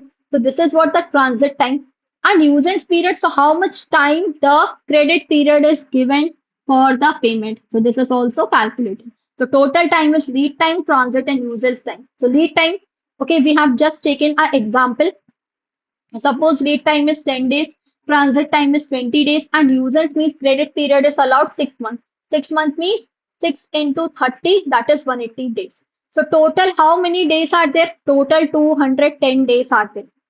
All right. If in every 2 months one LC is open, all right, in every 2 months one LC is open. 2 months is what? 2 into 30, that is what? 60 days. This is 210 days. It means what? 210 divided by 60. So it is 3.5. 3.5 we can take in means four LCs will outstanding are there. 3.5 we can take four LCs. We cannot take the 3.5 LCs. So we will take four LCs will be outstanding. And at a time, 1 crore quantity are being ordered. So four LCs are there. So 4 into 1, that is 4 crore. So what is the total LC limit needed? That is 4. Now, next is what? Next is all about the commercial paper. So, what is commercial paper? These are the short-term market instrument. Okay, these are the short-term instrument. These are issued by a company. All right, and market instrument. These are the market instrument. Who is the regulator of money market? Money market instrument. That is RBI is the regulator. So, commercial paper are issued by those companies who have their tangible net worth of 4 crore and more. Okay, so if their net worth is 4 crore and more, if they have a sanctioned a working capital limit from the bank, if their account is healthy, no NPA is there, all accounts are safe and healthy, and if the commercial paper they have the minimum credit rating of A3, then only the company can issue commercial paper. And what is the it is a short-term money market instrument, so it means it matures. The minimum time is 7 days and maximum is 365 days. So 7 days to 1 year. Next is all about the credit appraisal. So credit appraisal, when the bank wants to do the credit appraisal, so in that bank will see different things of the borrower's company. So prima facie first is prima facie acceptability. Prima facie means bank will see the first level check of the borrower company, whether this company is healthy enough or not. If this company is not healthy, then we will filter out this weak company and we will find another company. So filter out all the weak or non-serious applications before detailed evaluation. That is what? That is the prima facie acceptability. Means the first level check. And next is what? The managerial appraisal, economic, market, commercial, technical, environmental, financial break-even. So let's do. Now, managerial appraisal is what? First is the prima facie. You will see whether the company is healthy or not. Next, what you will do? You will do the managerial appraisal, means evaluating the people. You will see that whether the manager of that company, to which company the bank is disbursing loan, whether that company is having good managers or not. So for that, we will check the 5 C's of the manager. 5 C's of the manager is what? That is the condition, under what condition the loan is taken. So the situation under which the loan is taken, the condition of the company, collateral, what type of loan, whether the secured loan the company is taking, unsecured loan the company is taking, what is the character of the manager, whether the manager is trustworthy or not, the capacity, ability to repay the loan. So whether the company is capable enough to repay the loan or not in future, and the capital means how much capital the company is having right now. So these are what? These are the 5 C's of the managerial appraisal to evaluate the borrower company. If the borrower is healthy, then only the bank will sanction the loan. And some more steps are there: the interview the borrower, inspect the business, and ensure that whether the borrower company has strict KYC compliance or not. What face value? Next is what? That is the project feasibility. Project feasibility means whether the project is feasible or not. So for that, the technical appraisal will be checked, the operational viability, Technical appraisal means whether the company is using updated technology or not, whether where the factory of that company is located, what is the production process, for what type of loan the company is taking for infrastructure, for non-infrastructure, all these things. Economic appraisal is done here. The company will see all about the long-term investments of the company. So whether the company is having good economy or not, what is the uh, ROI of the company, whether the company have invested on any like on any of the traditional or modern methods of capital budgeting. So how much return the company has expected. That is the economic appraisal. So ROI, NPV, break-even analysis. Market and commercial appraisal is what? That is market. If the market is fluctuating, so company is accepting, company is pervasive or not, company is dynamic or not. That is what it needs to check. So demand evaluation, competition, target customers. So who are their customers? What the company has done the segmentation, the company has done the positioning or not, all this. And environmental appraisal is what? That is for what purpose the company, the borrower is taking the money. If the borrower is using that money in the economic appraisal projects, in the infrastructure projects, in the green financing, sustainable financing, so how much healthy it is. What is the impact of project on the environment? That is what the environmental appraisal is. Now, financial appraisal is all about the financial. So the uh, bank will analyze the result of the past working result of the company. The bank will check the history of the company. Bank will determine how much is the project cost.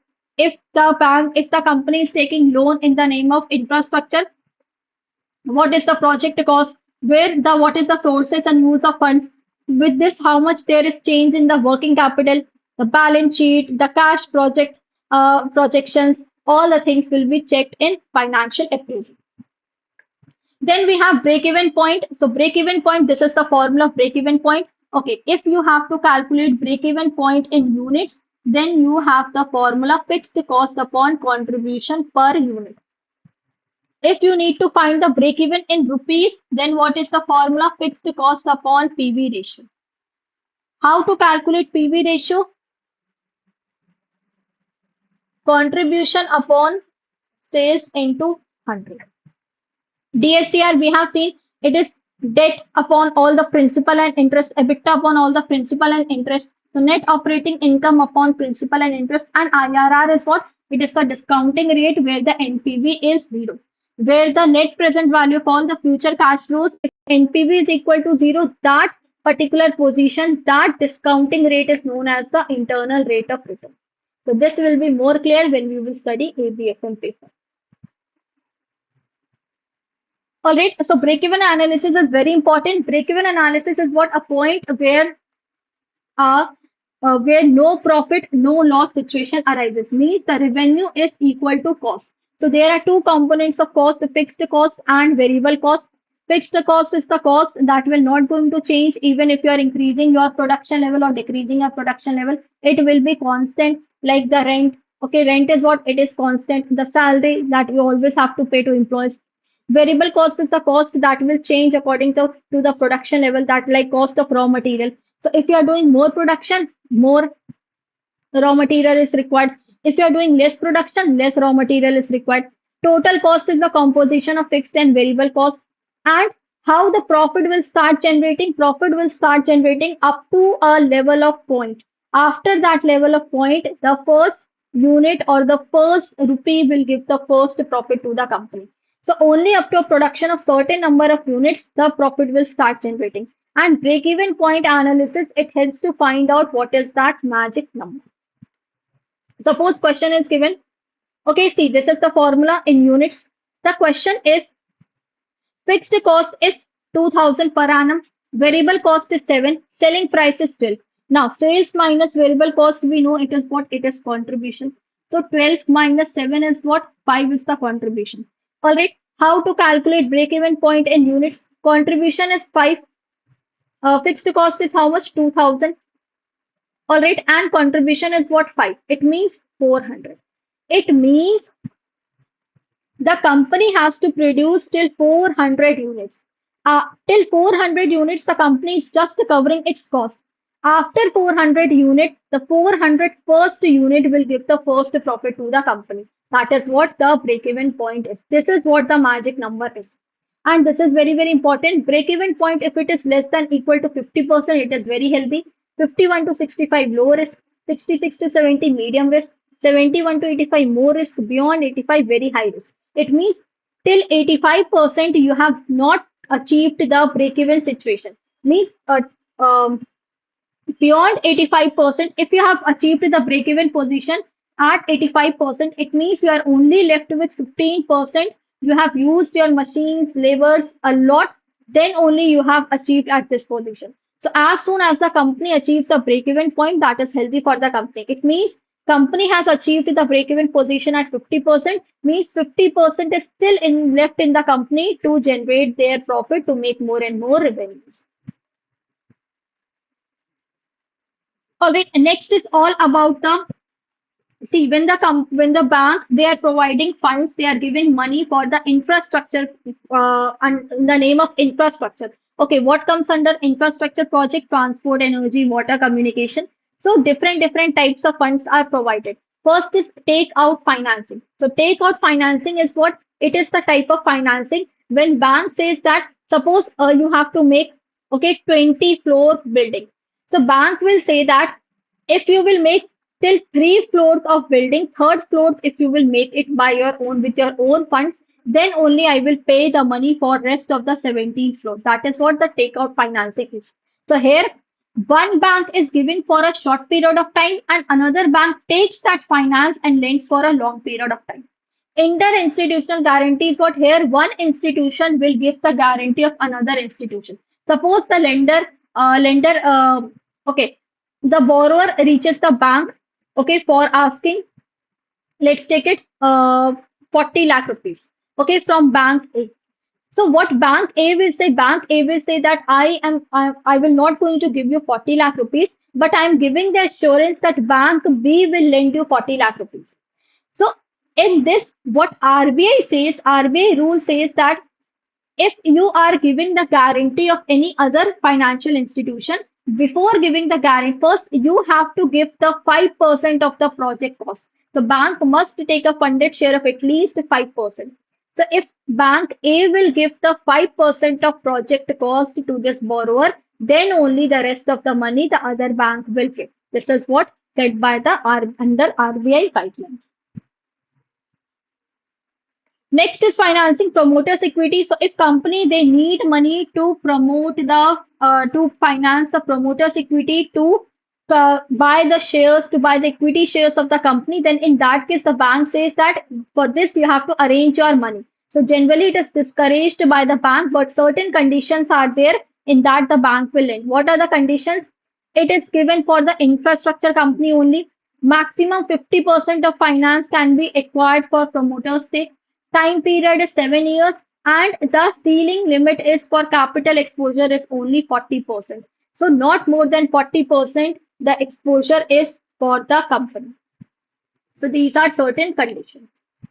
Next is the partial credit enhancement. So what is partial credit enhancement? See, enhancement means increasing, credit means loan, partial means not full amount, some of the amount or half of the amount.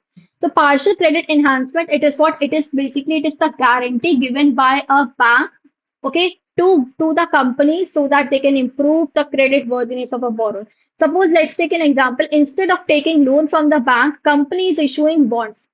Company wants to raise money from the public, and for that company has issued bonds instead of taking money from the bank. In this case, what happens? In this case, the bank will give the guarantee, the partial credit guarantee. What guarantee? Bank will give the guarantee to the investors. Okay, bank will give the guarantee to the investors. Suppose a company is issuing 100 crore worth of bonds. Bank gives a partial credit guarantee of 20 crore.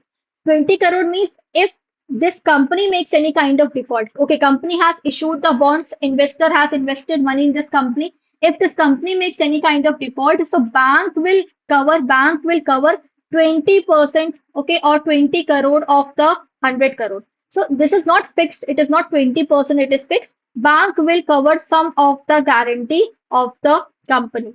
okay, on behalf of the investor. So why this is done? So that the company can get the investors, okay, investors can be attracted to the company, and investors will also feel safe that yes, my entire money will not, uh, I will not going to lose my entire money. Still, some of the guarantee is given by RBI. So it gives the assurance, but only up to a limited extent, not the full amount. And why it is used to help companies, infrastructure firms, or NBFCs? It reduces the risk for investors. So investors may also feel they may also feel safe that okay, if I'm giving money to this company and if company makes any kind of default, so RBI is covering my default amount, not full amount, but some of the amount RBI is covering. So that is what it reduces the risk of investors and it improves the market confidence. Okay, so if company makes default, the bank will cover only 20%, not full 100%. So this is what the partial credit enhancement. Next is all about the credit management. So credit management is what first is the in credit management, the credit delivery is done, the credit monitoring and credit control is done. So when doing the credit delivery, the documentation is important, the STP is important, straight through processing and shared lending, how the money is being shared to different companies. And post disbursement means after giving the loan. So after giving the loan, what bank will do? Bank will do credit monitoring. Bank will see whether the company is following the compliances or not. So STP is what that is straight through processing fee. Normally, what happens when the borrower approaches for the loan? So it takes a lot of time for getting the loan to sanction. Okay, banks take a lot of time for sanctioning the loan. So that is why the STP is a automated process. In this process, the documentation, everything is done in a seamless process. So it is straight through processing where it is the efficient process. All the transactions are done in the real time. So diverse loan types are there. It provides the specific requirements to each and every lender. Next is all about the consortium, multiple and loan syndication. So what is consortium? What is multiple banking? See, when a single borrower is taking benefit from different banks, that is known as multiple banking. Like for savings account, bank A is using. For investment account, bank B is using. For his family members account is in bank C. So when single customer is taking benefit from multiple banking from different banks, that is the multiple banking concept. Consortium is what? Consortium and loan syndication. It is a bit similar, but one is done for a short period of time, one is done for a long period of time. So consortium is for the short term purpose, that is for fulfilling the working capital requirements, and loan syndication is for the infrastructure project, for the large project. So here all the banks will participate. Okay, so the borrower reaches the bank. Okay, and bank says that I alone will not give you the huge amount because you are not having good credit history. So to diversify the risk, the lead bank or the arranger bank will arrange all the rest of the bank. So all other participating banks, they will together lend money to this single beneficiary, single individual. So it is given for a infrastructure, it is given for a short term. Now, in loan syndication, the loan syndication fees is charged from the borrower. But fees is charged from the borrower, but in consortium, there is no such fees is charged. The all the other banks they have to follow the rules and regulations of the lead banking in loan syndication as well as the consortium banking. This is the difference. So multiple banking separate loans from multiple banks. Here the joint financing agreement is there. So all the banks will join with the lead bank and then they will provide loan to this single individual. Why it is done? So that the risk can be shared, risk can be diversified, and the control is also in the hand of one bank. Now, next is what? Next is all about the term loans. So what it says, see, we have seen the bank, if they are providing loans for financing the promoter's equity. So there it is different methods are there how the bank will provide the loan uh, to the promoter's equity. So bank will adopt any one method from this. First, the promoters bring the entire contribution upfront before the bank start disposing. So what bank says that first promoter will bring the money, then bank will give the money. This is the first method. Second is what the bank says the promoters can bring their money 40 to 50% in first stage, and then all the rest of the money in different stages. So they have to bring certain percentage of their equity, 40 to 50% upfront, and the balance is brought in stages. Third is promoters will agree. The bank says that okay, the amount will be brought by me and the promoters in the proportion amount. Proportion means like promoters they are giving 2,000, so bank will also give 2,000. If promoters are giving 5,000, bank will also give 5,000. So this is ab initio, they will bring in equity funds proportionately as the bank finance the debt portion. So this is all about the term loans. No, inter-institutional lending is here. One institutional is giving the favoring another institution. All right. So in that, the RBI says that if one you are favoring, then you have to give 5% of the project cost. But in consortium banking, it is not that you have to give the all will bring the equal money. Like the 20 crore is to be provided, okay, to a single to individual. So lead bank and plus all other bank, they will give how much? Like four banks are there. So every one of them will give 5 crore. Okay, so this is the difference. Consortium, there is the formal arrangement. It is for working capital needs, arranges meeting, assesses documents, creates monitors, and it also see standard shared fees. In this consortium banking, there is not any kind of written that specific fees are taken. If you wish, if the banks wish, then they can take. Otherwise, you can neglect this. Okay, the fees are not in this consortium banking. In multiple banking, no formal arrangement is there, no lead bank is there, the individual bank fees is there. And loan syndication, the formal mandate given to a lead bank. So all the banks will follow what the lead bank is saying. Lead long-term loans are shared. Okay, arranges the license work, everything is arranged by the lead bank, and here the syndication fee is charged from the borrower. Next is all about unit number 22, credit control and monitoring. So credit control is what controlling the credit that in how much credit is to be given to which sector. So all the different sectors are there and bank decides that this sector is to be given 20%, this sector 25%. That is what? That is credit control. And credit monitoring is what after giving the loan, the bank will monitor, bank will track and review the activities of the borrower.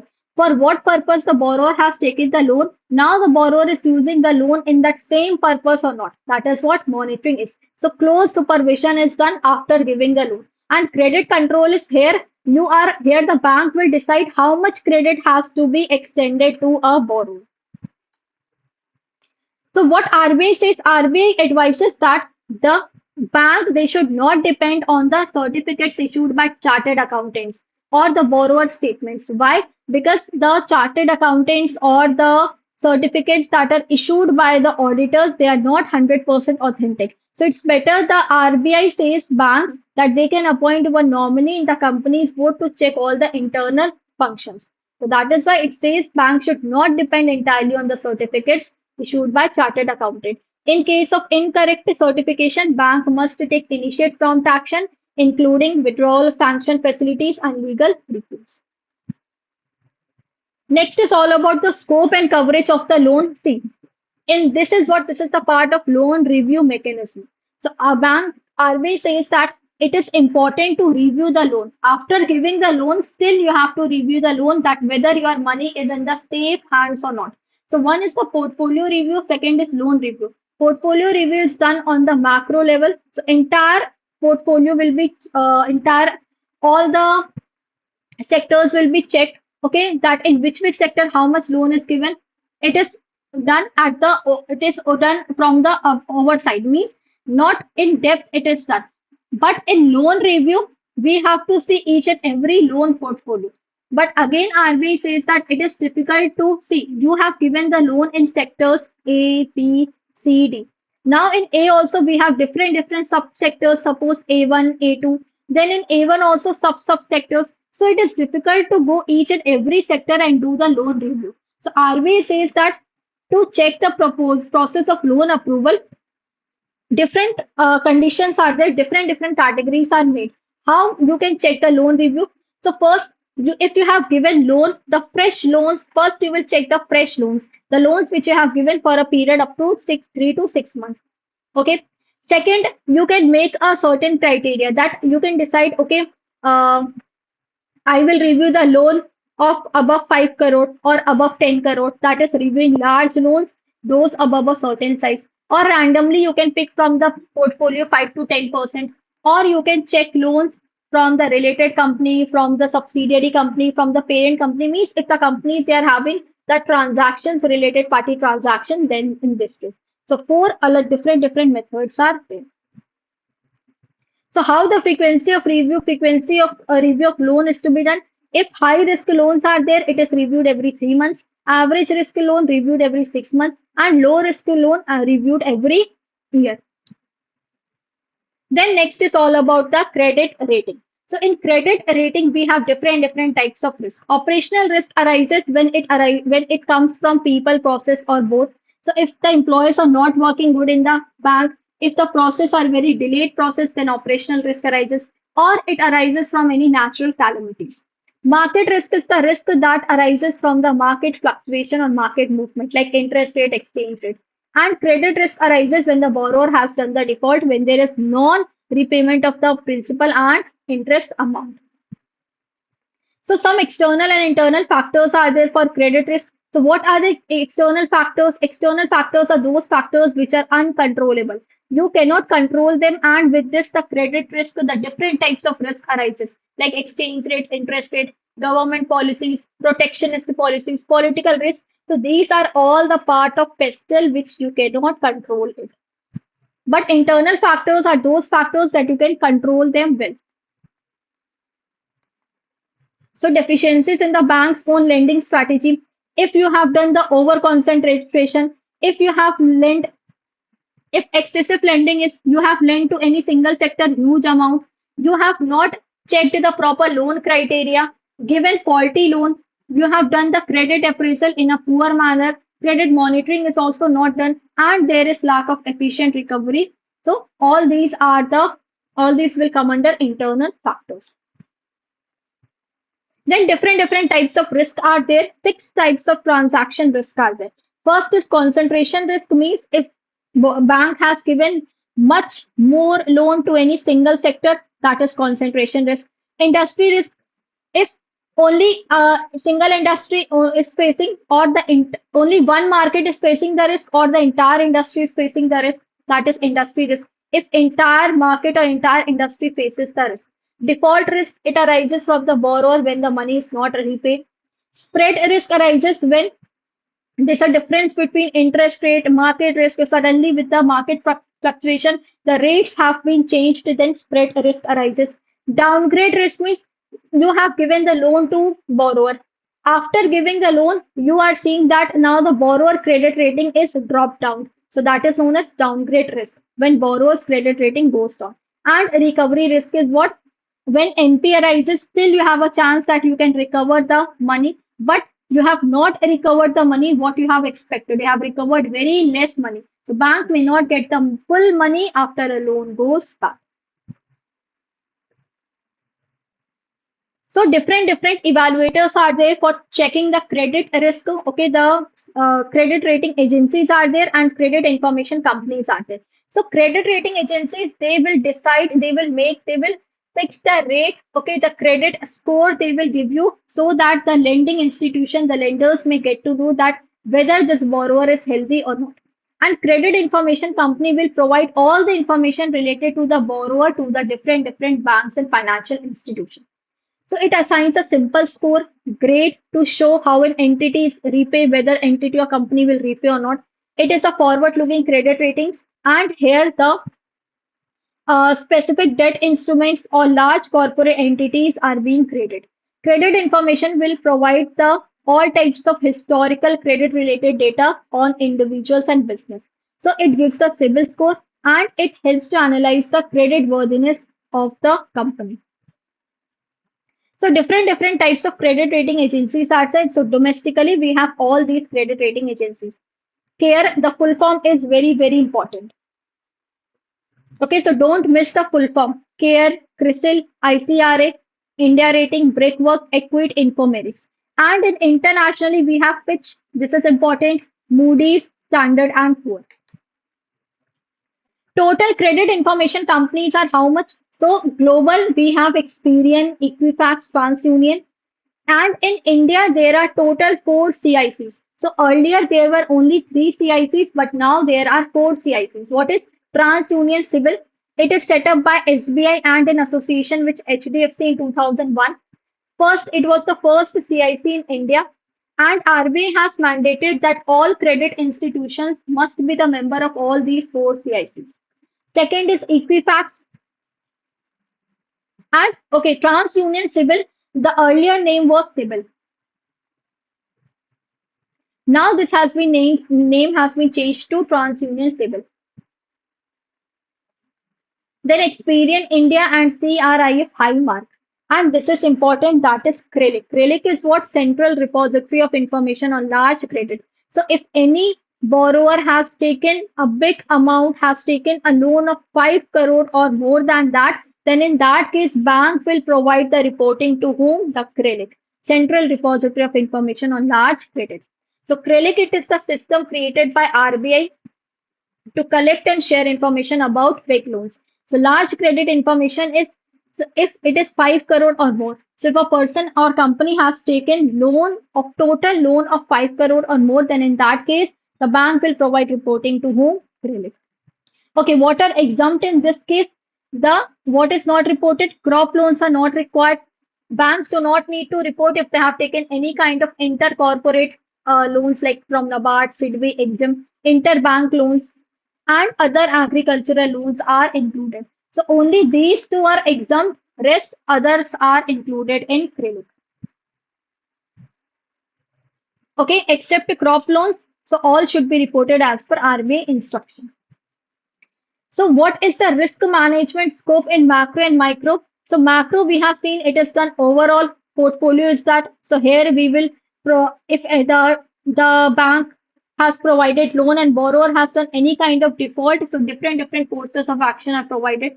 And in micro, it is for individual proposal, like it is focusing on specific needs, on specific borrower, specific company, obtaining collateral security, giving personal guarantees, financial guarantees, credit ratings, credit scorings, central repository information on large credit. Wait, it was written na this central repository of information on large credit.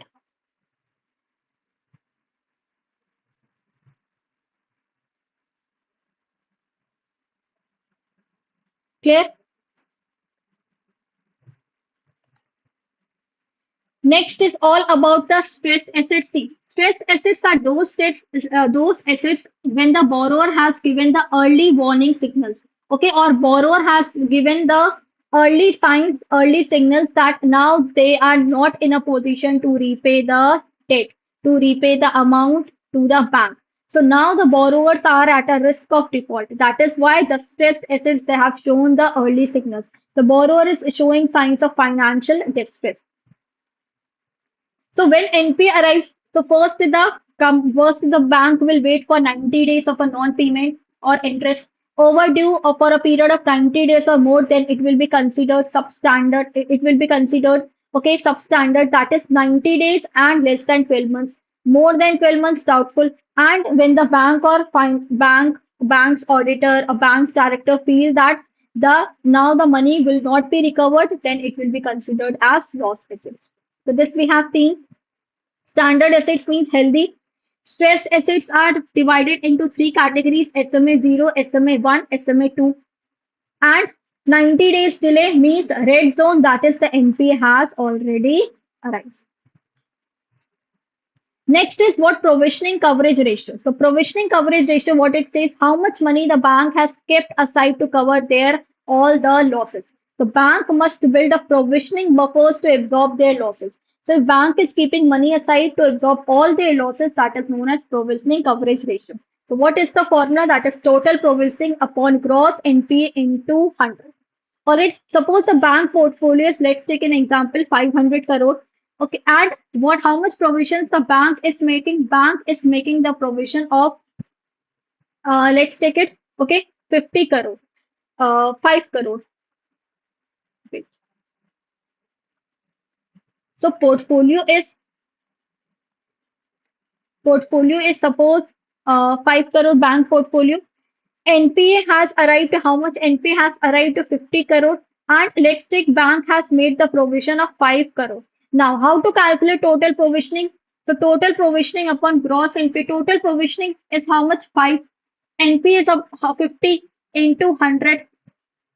So 5, it means 10% bank has made the PCR out of the bank portfolio. How much? 500 crore.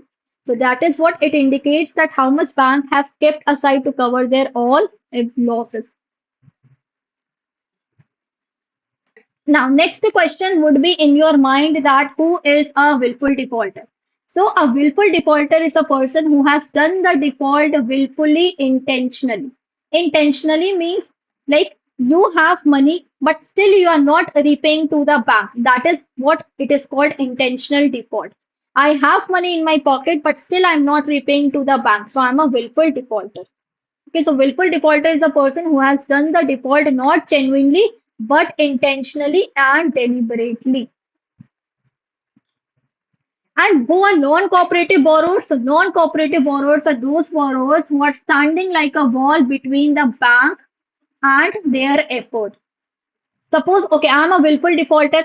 All right, I have not given the money to the bank. I have not repaid the money to the bank, but still bank is trying to recover their money with different courses of action. And when bank is trying to put all the efforts to recover their money, so I'm standing like a wall between the bank and their effort. It means what? I'm standing like deliberately standing like a stone walls and legitimate effort.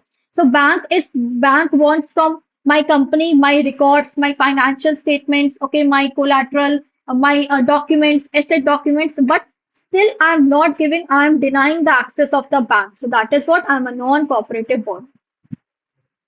So banks, financial institutions will be required to report information on non-cooperative borrowers to CRILIC, that is Central Repository on Information on Large Credit. Within how many days? Within 21 days from the close of the relevant quarter. So this is important. Okay, so what are the different how the borrower will be identified as non-cooperative borrower? Altogether the fund-based and non-fund-based credit facilities.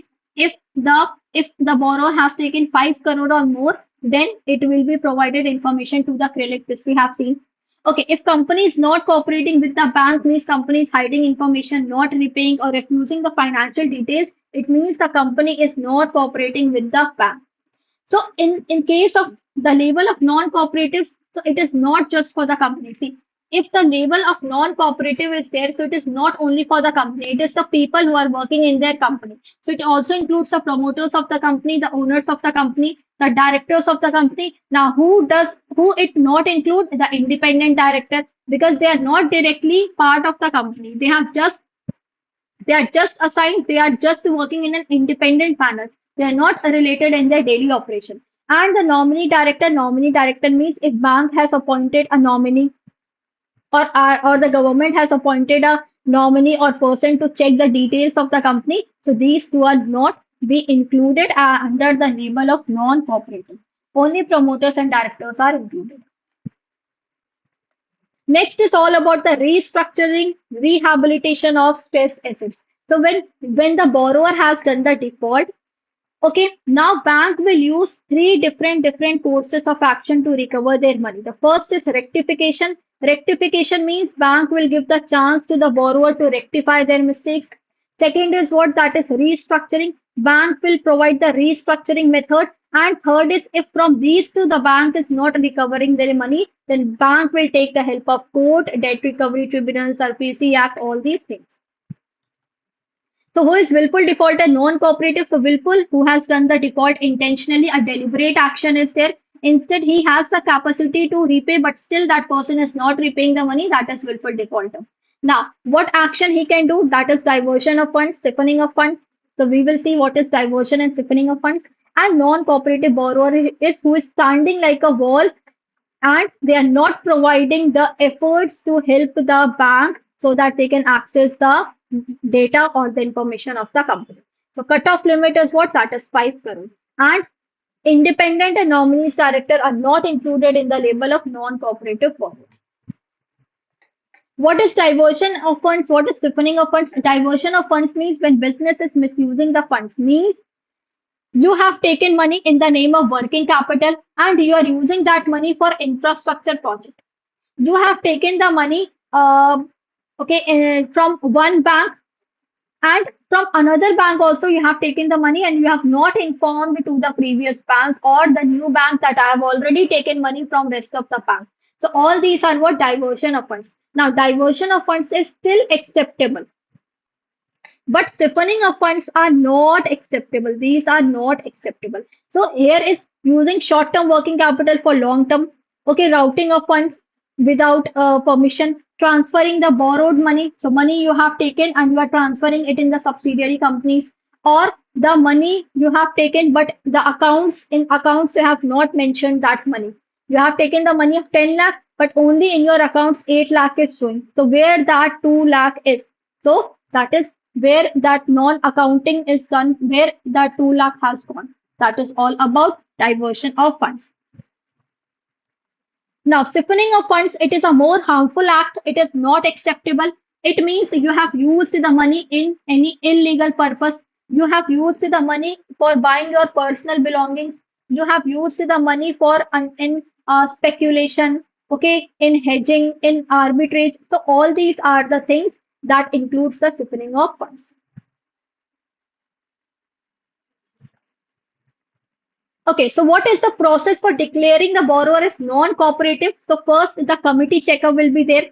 See, we cannot say that this borrower is a non-cooperative borrower or this borrower is having the status non-cooperative.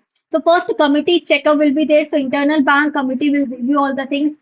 Then show cause notice is given. Show cause notice means the borrower will given the chance to tell their side of the story. Why we cannot consider that borrower as non-cooperative. After that, a written response will be there. Okay, whatever the details are there after hearing the borrower. Then next, the formal hearing will be done. So when the borrower has given the written notice, then the formal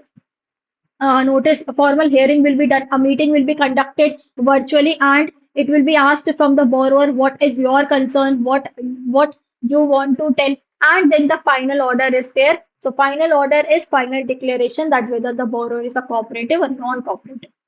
If the borrower is cooperative, if the borrower is non-cooperative, and later on if this borrower, non-cooperative borrower becomes a cooperative again, then what will happen? So when new loans are given to that non-cooperative borrowers, so in every 6 months the loans would be rechecked. It will be reviewed if the classification is done from non-cooperative to cooperative again.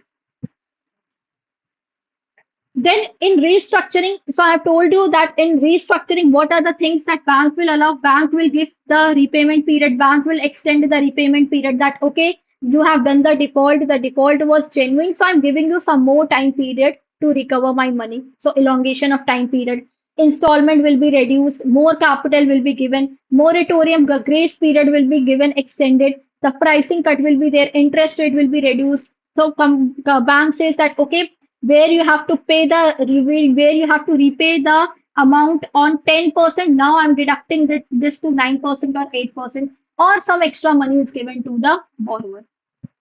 This is only done when the borrower is considered as the genuine borrower, not willful defaulter. This is important. Okay, so see, this might happen. This is the normal companies can do the default, but MSME can also do the default. So stressed MSME account, if the loan is up to 25 crore, including the consortium and multiple banking, then in that case, the resolution plan has to be made. So for that, what is the period, what is the tenure, what is the process, how the resolution plan will be decided. So first, branch will send the flagged accounts to the committee for resolution plan within 5 days after identifying the account as the stressed account. Okay, once it is sent for the committee, once the committee has reviewed, now after reviewing, after accepting, within 5 days, the borrower will be notified that we are making a resolution plan of your company. Now, borrower will give the response after getting the notice, after reading it, after checking all the details, borrower will respond and make a representation within 15 days. Okay, if everything is sorted, then either the rectification will apply, restructuring will apply, or recovery will apply. If the rectification is applied, so it will be applied, it will be implemented in 30 days. So remember, the one which includes C. In rectification, C is there. In recovery, C is there. So C is what? C is the third letter of alphabet. Yes. So make it 30. So a resolution plan will be implemented within 30 days. Within 30 days. Recovery 30 days also. Immediately, but it is not less, it is not more than 30 days. And what is left restructuring? So it is 90 days. It must be implemented within 90 days. Then last option is what, that is recovery. So recovery, how it is done? So either with the help of legal action, the civil code. So sue of recovery banks can be filed before civil court when the recoverable amount is less than 20 lakh. All right. If it is in the favor of the bank, then a preliminary decree is provided. Means it will be, notice will be given to the borrower that we have to pay the amount within 6 months. If the borrower has not yet repaid the amount within 6 months, then the bank will apply for another final decree. All right, and it is based on which the 12 years time period is given, that in 12 years the recovery must be completed. Debt recovery tribunal is when the recovery case is amount rupees 20 lakh and above. When the recovery case, see here it is less than 20 lakh, and debt recovery tribunal when the amount is of 20 lakh and more than that, then DRT will be applied. Lok Adalat is what? When it is for the, see, it is for those institutions whose the Lok Adalat dues are up to 20 lakh and it is convened under the civil judiciary. So for Lok Adalat, again, the due is up to, the amount due is up to rupees 20 lakh. The insolvency and bankruptcy, we have next chapter, we will study there in detail. Now, SARFAESI Act, the full form is important. This act came in year 2002. And what this act says, this act basically recovers the loans of the bank without going to the court. So if borrower is not repaying the loan, then bank has the right that bank can take the possession of the assets. So take the possession of the property, sell the property. So before selling the property, before taking possession of the property, the bank has to provide the information to the borrower. So 60 days notice is given. So before taking action, bank will give 60 days notice. If the borrower is not repaying on that time, then bank can go ahead. But if the borrower needs the dispute or this to be completed early, then in that case, the fast process is needed. So the bank can go for DRT, will handle all this. Now, next is what? Next is the credit evaluations are there. See, the lenders, see, they have, because the credit evaluation, the credit rating agencies who will check the credit score, the civil. So basically the lender is needed for that. Yes. So this rule is for the lenders, not borrowers. So lenders will have to hire and they have to pay credit rating agencies if they are evaluating the large loans. So if the loan amount is between 1 crore to 499 crore, in that case, one ICE is required.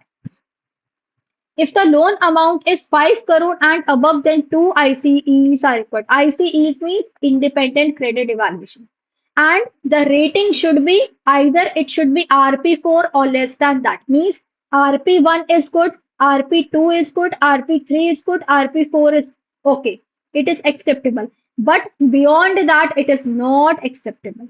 So RP4 or better. RP4 or better means it could be RP3, it could be RP2, it could be RP1. Now, next is all about unit number 25, that is definition of insolvency and bankruptcy. This is all about the resolution of stressed assets under IBC Code 2016. So what is insolvency and bankruptcy? Insolvency means when liabilities are greater than asset plus unwillingness is there to repay the amount, that is insolvency. The company is not in a position to repay their debts.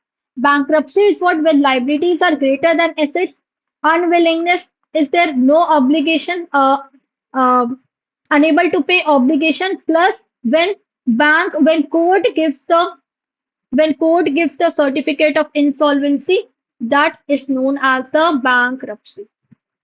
This is the difference between insolvency and bankruptcy. So in IBC code, when any corporate debtor is what? This is the defaulting company. This company has done the default. And what should be the amount? Why IBC code 2016 is applied on this corporate debtor? It will be applied only when the amount is more than 1 crore and above. Then only the creditors can apply, that they can apply for CIRP, PIRP process for the corporate debtor under IBC code 2016. So IBC code, like RBI is the regulator of all the banks. Similarly, IBBI is the regulator of IBC code 2016, means Insolvency and Bankruptcy code 2016. Who is the regulator of IBC? IBBI. In IBBI, we have insolvency professional agencies. These are the agencies under which any CA is there, CA is there, CS is there, CMA is there, who will conduct the CIRP process. Insolvency professionals are there, so interim resolution professionals are there, and resolution professionals, and the liquidators are also there. If the company has not made a good resolution plan, it is not acceptable, then the last option that is left is to liquidate the company. So all the companies who has done the default of 1 crore and above, they can be placed over here under IBC 2016 for their resolution process. And in this resolution process, the process is CIRP will be there or PIRP will be there. PIRP is for MSME companies and CIRP is for other than MSME. What is the defaulting amount? 1 crore plus 1 crore and above for MSME up to 1 crore. Then we have utilities, information utilities, all the information of the corporate debtor stored at one place. Creditors are there, financial, operational. Committee, financial creditors are those creditors like any bank, financial institution, those are financial creditors. And operational creditors means if the company has purchased goods from the creditor, but company has not repaid the money, so those will become under operational creditor. Then all these creditors will make their own committee, that is known as committee of creditors. So corporate debtor is there, and the judiciary, the adjudicating authority is there, that is NCLT, NCLT, DRT, DRAT. So see, the application will be submitted to NCLT. Who will submit? Any financial creditor, any operational creditor can apply, or even the corporate debtor can also apply. Once NCLT will approve, then only the process will start. If the creditors are not satisfied with the decisions, with NCLT, then they can move to the upper head, that is NCLT, National Company Appellate Law Tribunal. So professionals these are experts who help to carry out the IBC process. Okay, these are the licensed IBBI of India, and they make the different act. Okay, the rights, how to proceed the process, how to make a plan, how to move with this plan, how to proceed the plan, how the money will be distributed, who will collect the money, which the money will be given first to which party. So all are decided by insolvency professionals. Each financial creditor, they have the voting power. See, financial creditors are given voting right, but operational creditors are not given voting right. They are only given the observatory role. Quorum of committee of creditors is 33% by value. Quorum means the minimum number of participants that are required to present in the meeting. Okay, they hold at least 33% of total value. If any critical matters are there, then how much voting is required? So 66% majority votings are required.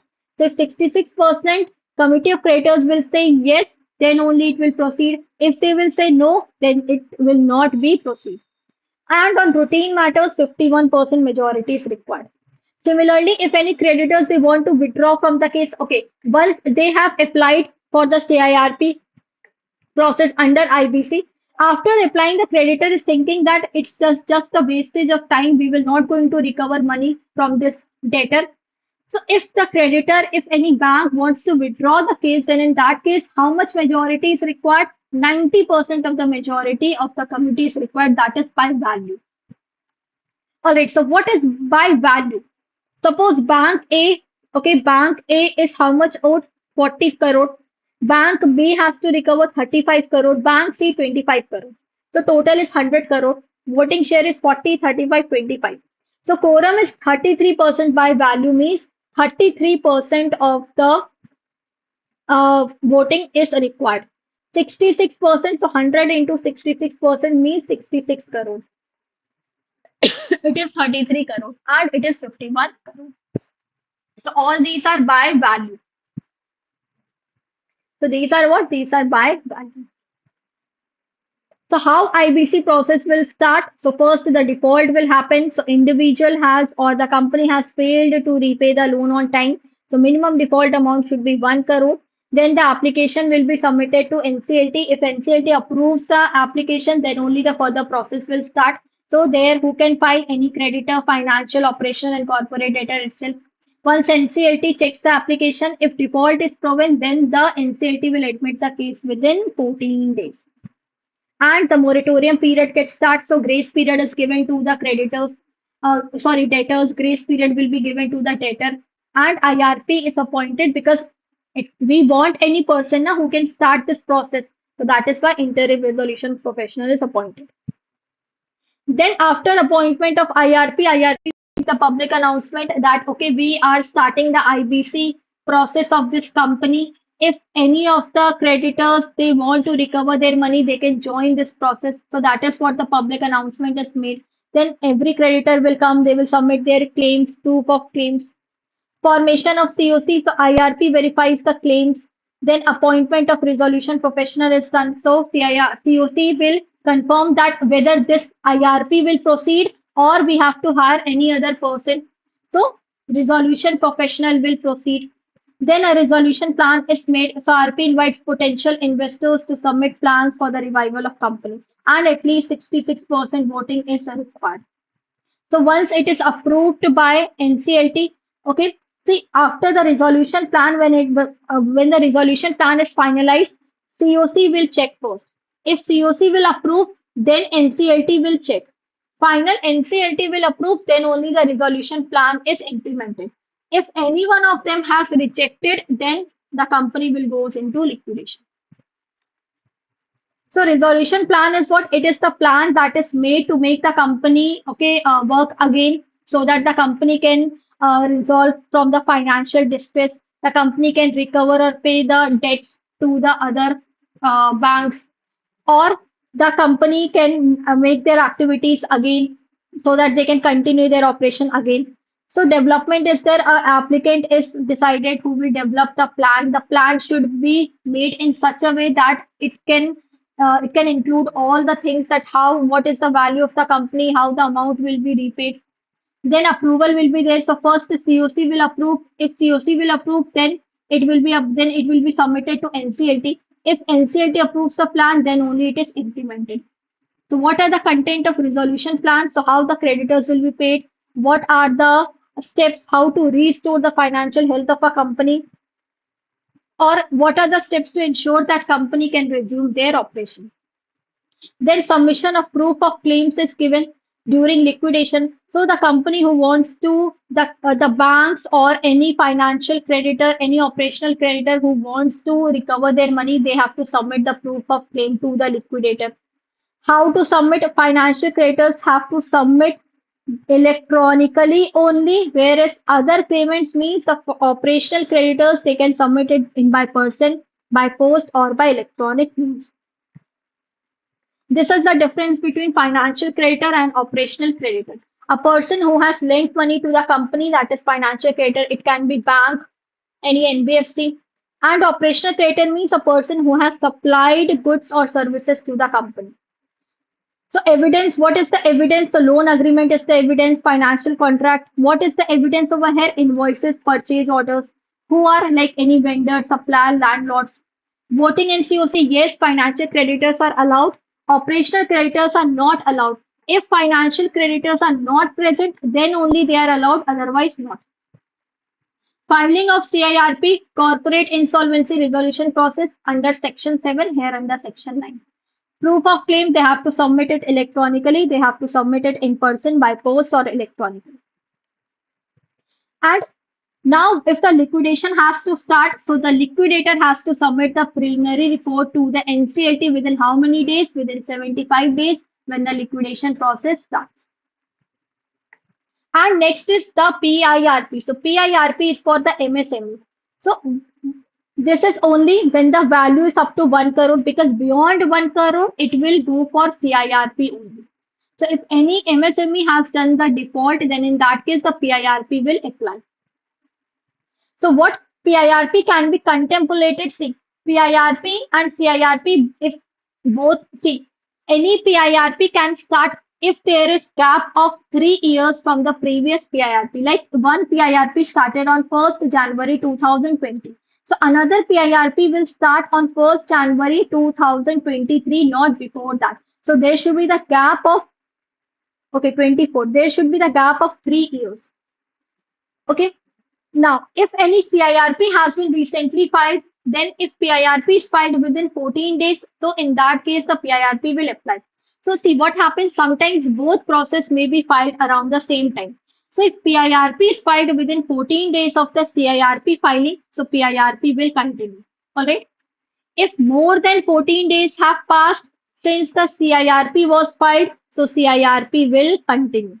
So PIRP is special. It is faster insolvency process for MSME with default up to value 1 crore. It can be used only once every 3 years, and both normal IBC and pre-pack are filed close together. Then the one which is filed within 14 days, that process will go ahead. Okay, yes. CIRP is what? It is creditor in control. CIRP, and PIRP is debtor in control. So means the defaulting company will take all the action, all the decisions. But in CIRP, the committee of creditors and NCLT will take all the action. What is the timeline? So CIRP timeline is maximum 180 days, but it can extend up to 330 days.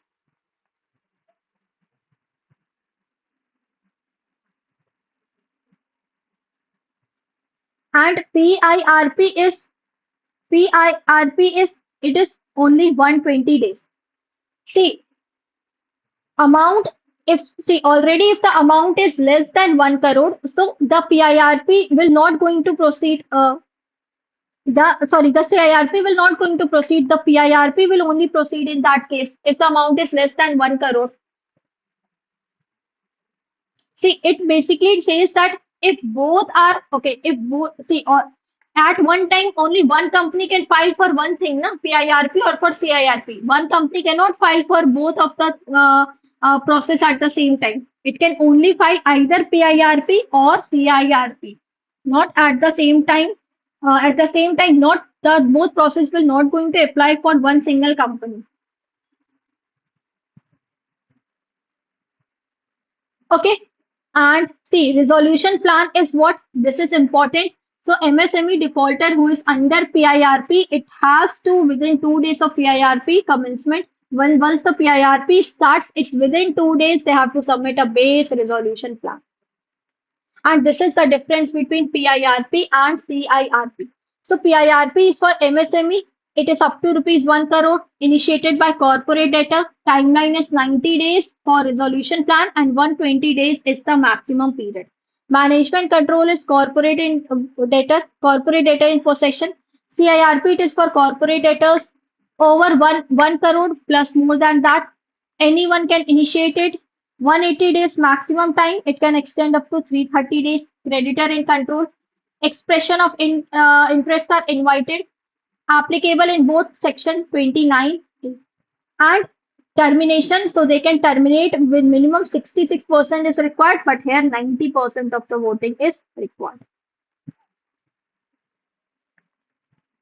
All right, so this is the small things that I have given. So 90 days trigger point for NPA, then 12 months is for NPA to move from standard to doubtful, 5 crore is for aggregate facility, as classified as non-cooperative borrowers. 60 days is for SARFAESI, given notice to the borrower. 25 crore is for the MSME restructuring maximum loan limit. 10 lakh is for the mandatory committee review under MSME. RP4 is the minimum acceptable rating, and 50, 30, 90 days, that is for rectification implementation. Okay, so this is the timeline for MSME response, rectification and implementation, and restructuring methods. Now, let's start module D, but for that, okay, let's take break for, okay, 10 minutes. Then we will proceed with our module D.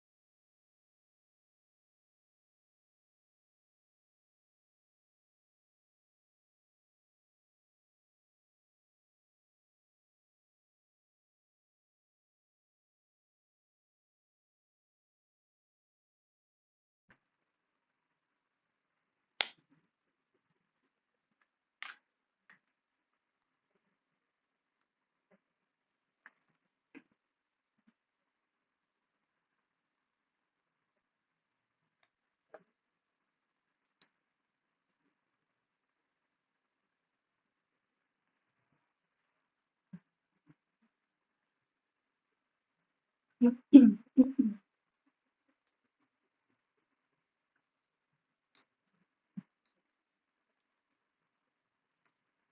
right, so shall I resume the session?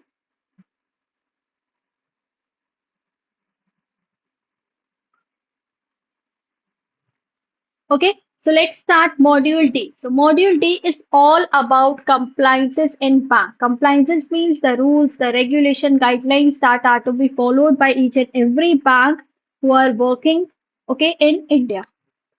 So banking compliance and audit framework. So what is the core of compliance? Banking compliance means that is matching, adhering to all relevant laws means what are the laws, what are the regulations that has been made by the RBI or different regulatory bodies that have to be followed with 100% accuracy as well. So regulations, standards and ethical practices that are working in local, national and international levels. So compliances, it ensures financial integrity. So if you maintain the compliances, what will happen? Your financial integrity will be high, then the risk will be less. You can mitigate the risk, you can protect the customers, you can protect the depositors, you can shareholders and the entire system as well. So different key areas of regulatory compliance are AML, anti-money laundering laws, KYC, know your customer, Basel III, and FATCA. Foreign Act, Tax Compliance Act. So it is International Tax Reporting Act. Like what happens, the US they are opening account in different countries and they are doing the they are transferring the money or they are doing the illegal purpose. So that is why this is made to report any kind of such issues or happenings that are happening in the other countries. So International Tax Reporting Act is this. Now, why compliance matter? Because it is the orderly conduct.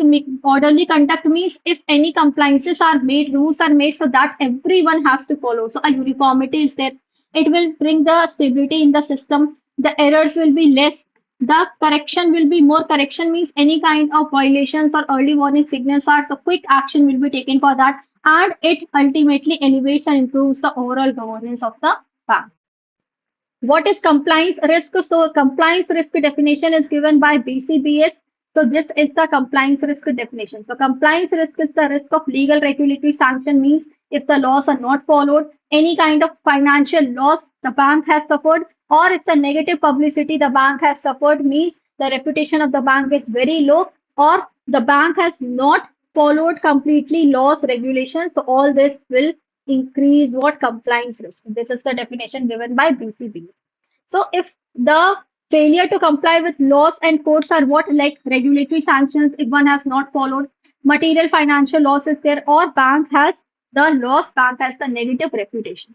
So these three are the ways by which the compliance risk arises. Okay, now different types of risk are there: operational, legal, reputational. So operational we have studied. So it happens because of the people, process, or both.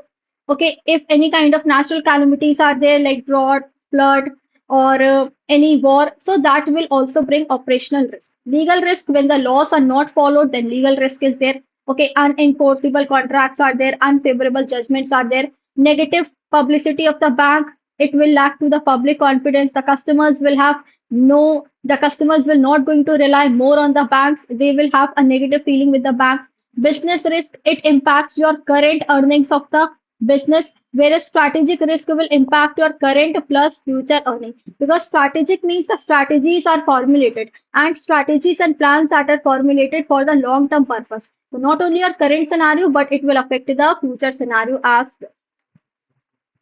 So scope of compliance function, external or internal. So in external, we have listing agreements. That is, if any entity wants to, or if any bank wants to list their securities on the stock market, they have to sign one agreement that is known as listing agreement, and with whom? With the stock exchange.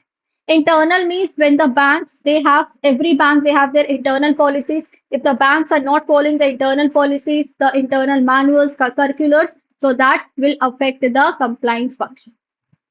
So compliance policy is what? Policy are the guidelines, the principles that everyone has to follow.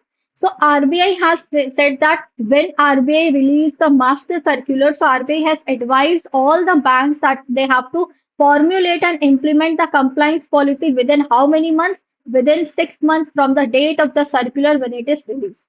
What is included in this compliance policy? The four elements are included, very important.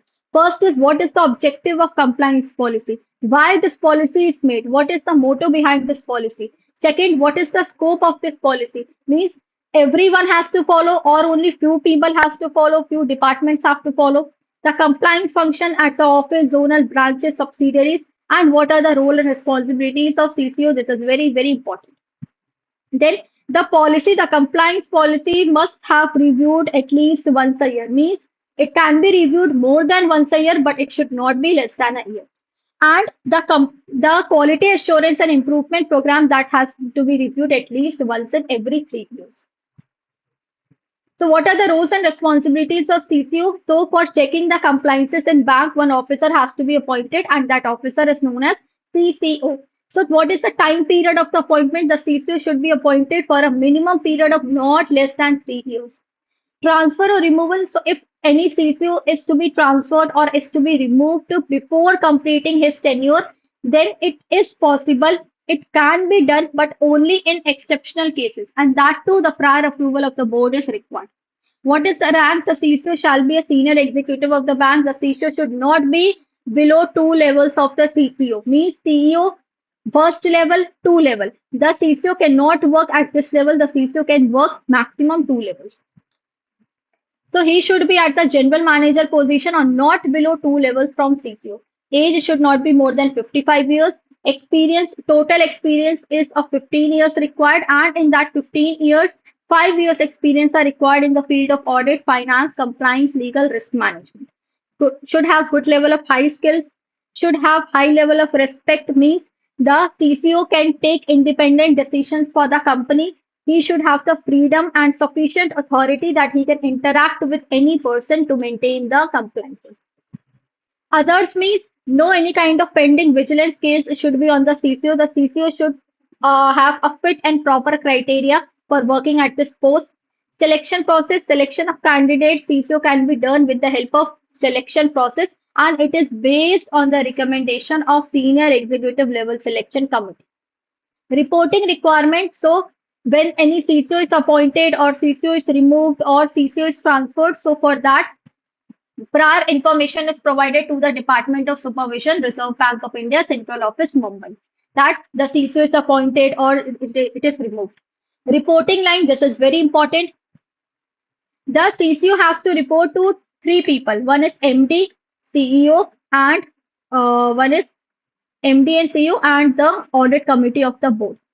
Now, if the CCO is reporting to MD and CEO, then in that case, the ACB will conduct a one-to-one meeting quarterly with the CCO, and in that meeting, no any second, third, fourth persons are present. Present is there.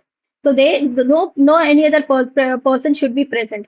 So CCO shall have direct reporting lines to MD and CEO and ACB. If in case the CCO is reporting to MD and CEO, the audit committee of the board will conduct one-to-one meeting with the CCO quarterly without the presence of senior management, MD and CEO. Authority, so CCO has the right, CCO can access all the files, all the folders, all the records to maintain the compliances.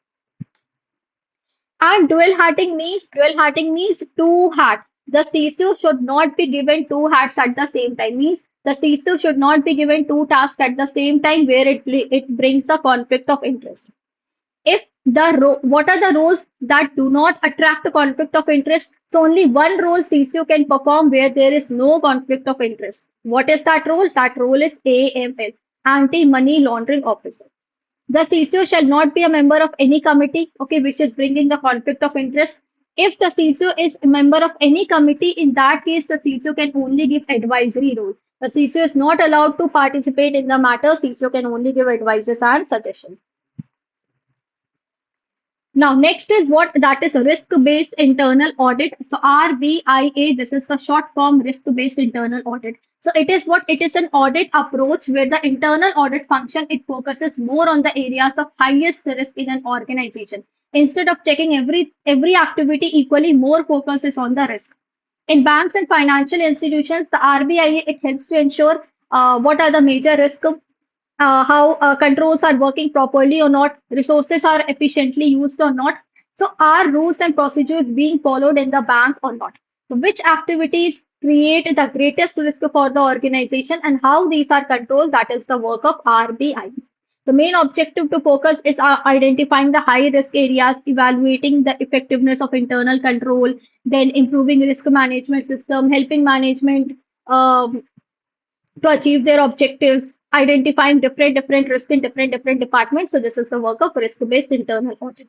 So ultimate goal is not only seeing the risk, not only linking the internal audit, but also the management of the risk is very important.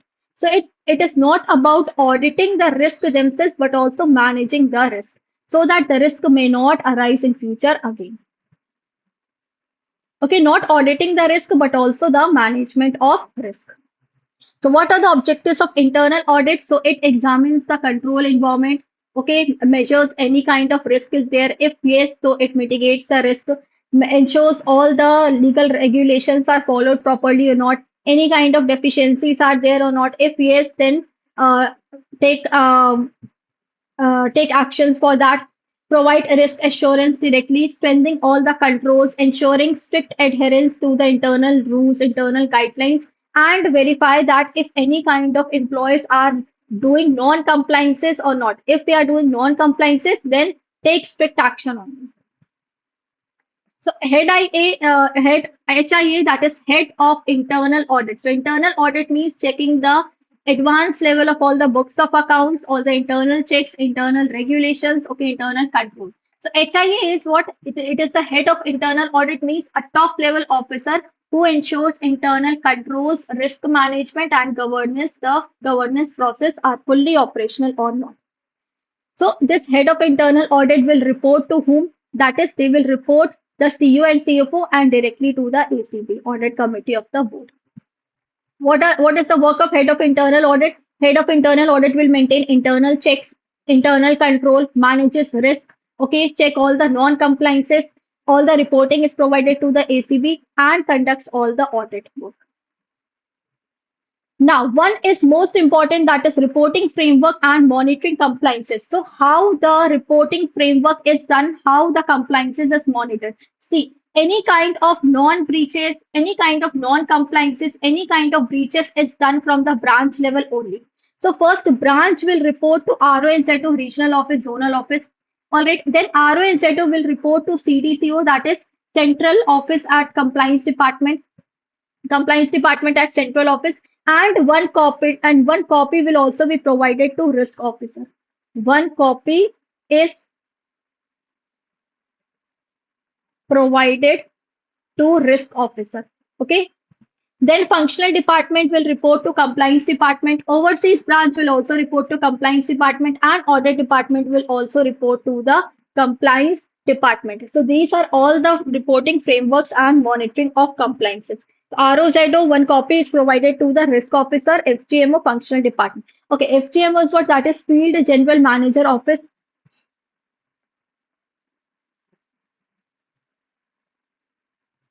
Field General Manager Office. It refers to what? A senior level administrative office that oversees all the several regions or zones in a bank or in the large organization.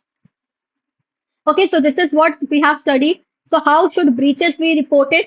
See, reporting framework is what? For compliance to work effectively, banks they need to clear a reporting system. It tells that who should report, to whom it will be reported, when it will be reported, what is the tenure, how the reporting is done, everything.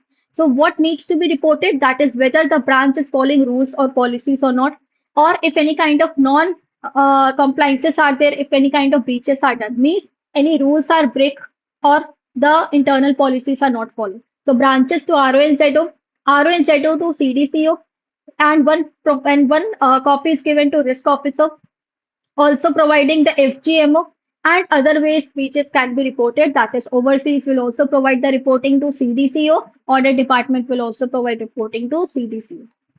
Next important topic is what? That is listing of securities. So listing of securities is what? This we have studied just earlier also. What is, and please one request from you all, that those who are watching this session right now, say you are watching from a very long time, so If you feel it is beneficial to you, then do like the session, share it others to others also, and don't forget to subscribe this YouTube channel. So all about CIB English Medium YouTube channel. All right, listing of securities means if any company, if any entity, if any bank, if they want to list their securities to the stock market, stock exchange, then they have to sign one agreement, and that agreement is known as the listing agreement. Who will sign? The entity, the company, bank with the stock exchange. That now we have listed our securities, our company is now public. So whatever changes we will do, so all the changes, all the information will be given to the stock exchange. So certain disclosures have to be maintained when the company securities are listed in the market. So first regulation is what? That is 29, SEBI regulation 29. Okay, so new amendment was came in the 2024. So previously some was for 5 years, some was for 2 days, so not 5 years, 2 days, 5 days, 11 days. But now it has been removed. So notice period has been removed, and now it has been uniform notice period, that is 2 working days. So if any changes or if any board of meeting has to be conducted, then for that within 2 working days, okay, prior 2 working days in advance have to be provided to the stock exchange. It means suppose the meeting has to be conducted on 25th of May 2026. Okay, this is the date where you want to conduct the meeting. Now, for conducting this on this date, you want to conduct the meeting, so you have to inform 2 days prior, 2 days in advance. So 24th, 23, and 2 working days. Those days should be working days. And 22 means you have to inform it by 22 when you have to conduct a meeting on 25th of May to the stock exchange. So in this, the intimation date, that is when you are informing, that date is not included, and when the meeting date is set, that is not included. So 2 working days in advance. Then SEBI regulation 30. So material event disclosures are this in regulation 32 categories are there. Para A, para B. Now, para A events are those events which needs to be mandatorily disclosure. Means no matter what changes you are making, it needs to be disclosed mandatorily to the stock exchange. So there must be disclosed immediately without applying any kind of materiality test. But in para B, the materiality test is applied. After materiality test, if it is bank feels or any company, any entity feels that these are important to disclose, then only these will be disclosed. Otherwise, not. So it is a conditional disclosure. Means if materiality test is applied, after that, if certain things are very important, then only those will be disclosed. All right. So question is what comes under para A and what comes under para B. So this is the para A and para B. So disclosure if material. So in all these things, the materiality test will be applied. If bank feels that these are important, then only they will be disclosed. So para A, no materiality test. This have to be disclosed. Like issue for future consolidation, buyback of securities, revision and rating, board meetings. If any fraud or default done by the KMP listed entity, change in directors, appointment discontinuation. So all these are the points that is included in para A. So if the proceedings are there in annual general meeting, EGM, extraordinary general meeting, one-time settlement is there, corporate if restructuring is there. So all these will come under para A. These are mandatorily, these are disclosure.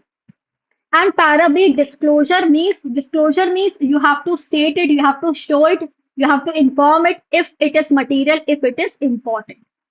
What comes under B? If any commencement of commercial operation, change in general character, nature of business, capacity addition, okay, awarding, rewarding, loan agreement, disruption of operations due to any kind of natural calamities, then fraud default done by director C. Here fraud default done by KMP, any promoter or listed entity. But fraud and default done by director other than KMPs are included over here. Giving guarantees, all these are para B. Now, certain things are that has to be displayed on the website that comes under regulation 46. So these are all the things that needs to be displayed. Just go through once.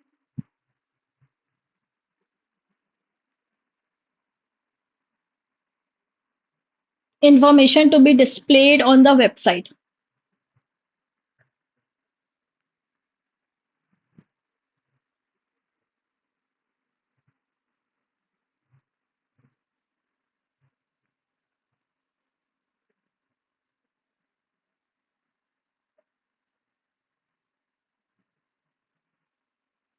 Then we have some more points.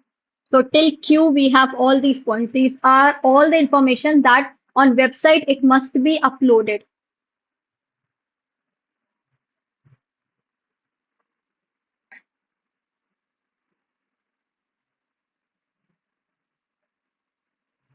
Okay, now next is what that is regulation 47C. Before amendment, there was the structured format that in only two languages it will be published in regional language and in English language.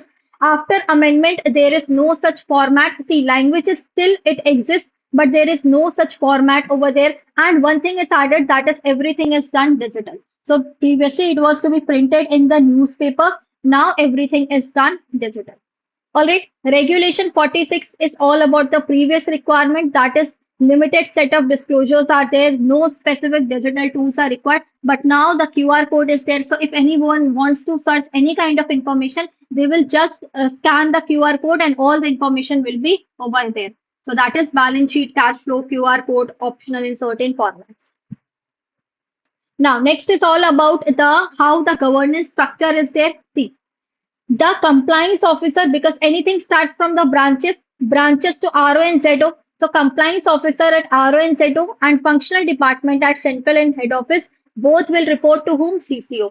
Then CCO will report to, we have seen managing director, we have seen ACB audit committee of the board and CEO.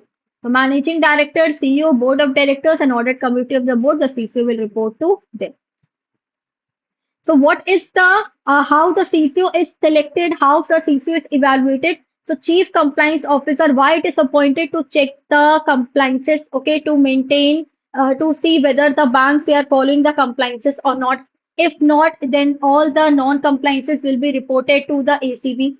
Who evaluates the CCO? The board of directors or audit committee will evaluate the CCO. The CCO performance is not evaluated by other senior management.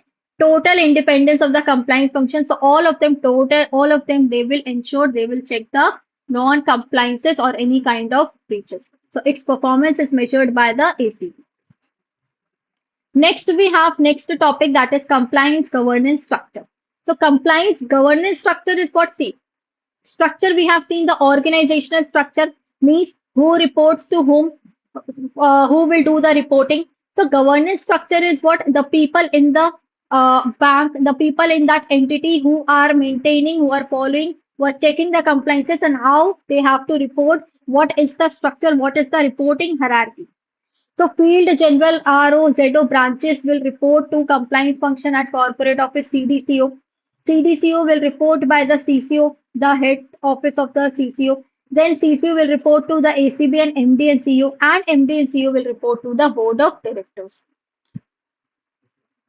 The chief compliance officer appointment, how it is appointed, what is the internal process? So candidates will be selected by with a well-defined process and it is based on the recommendation of which committee? That is senior executive level selection committee. Just now we have done this.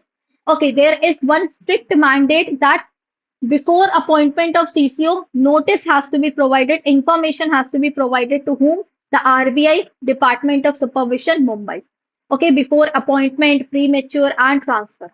And second thing is to be checked that whether this CCO is eligible under the fit and proper criteria or not, whether this person can perform all the work, all the compliances of the banks, they can check it well or not. So all these things will be evaluated, then only the officer is appointed.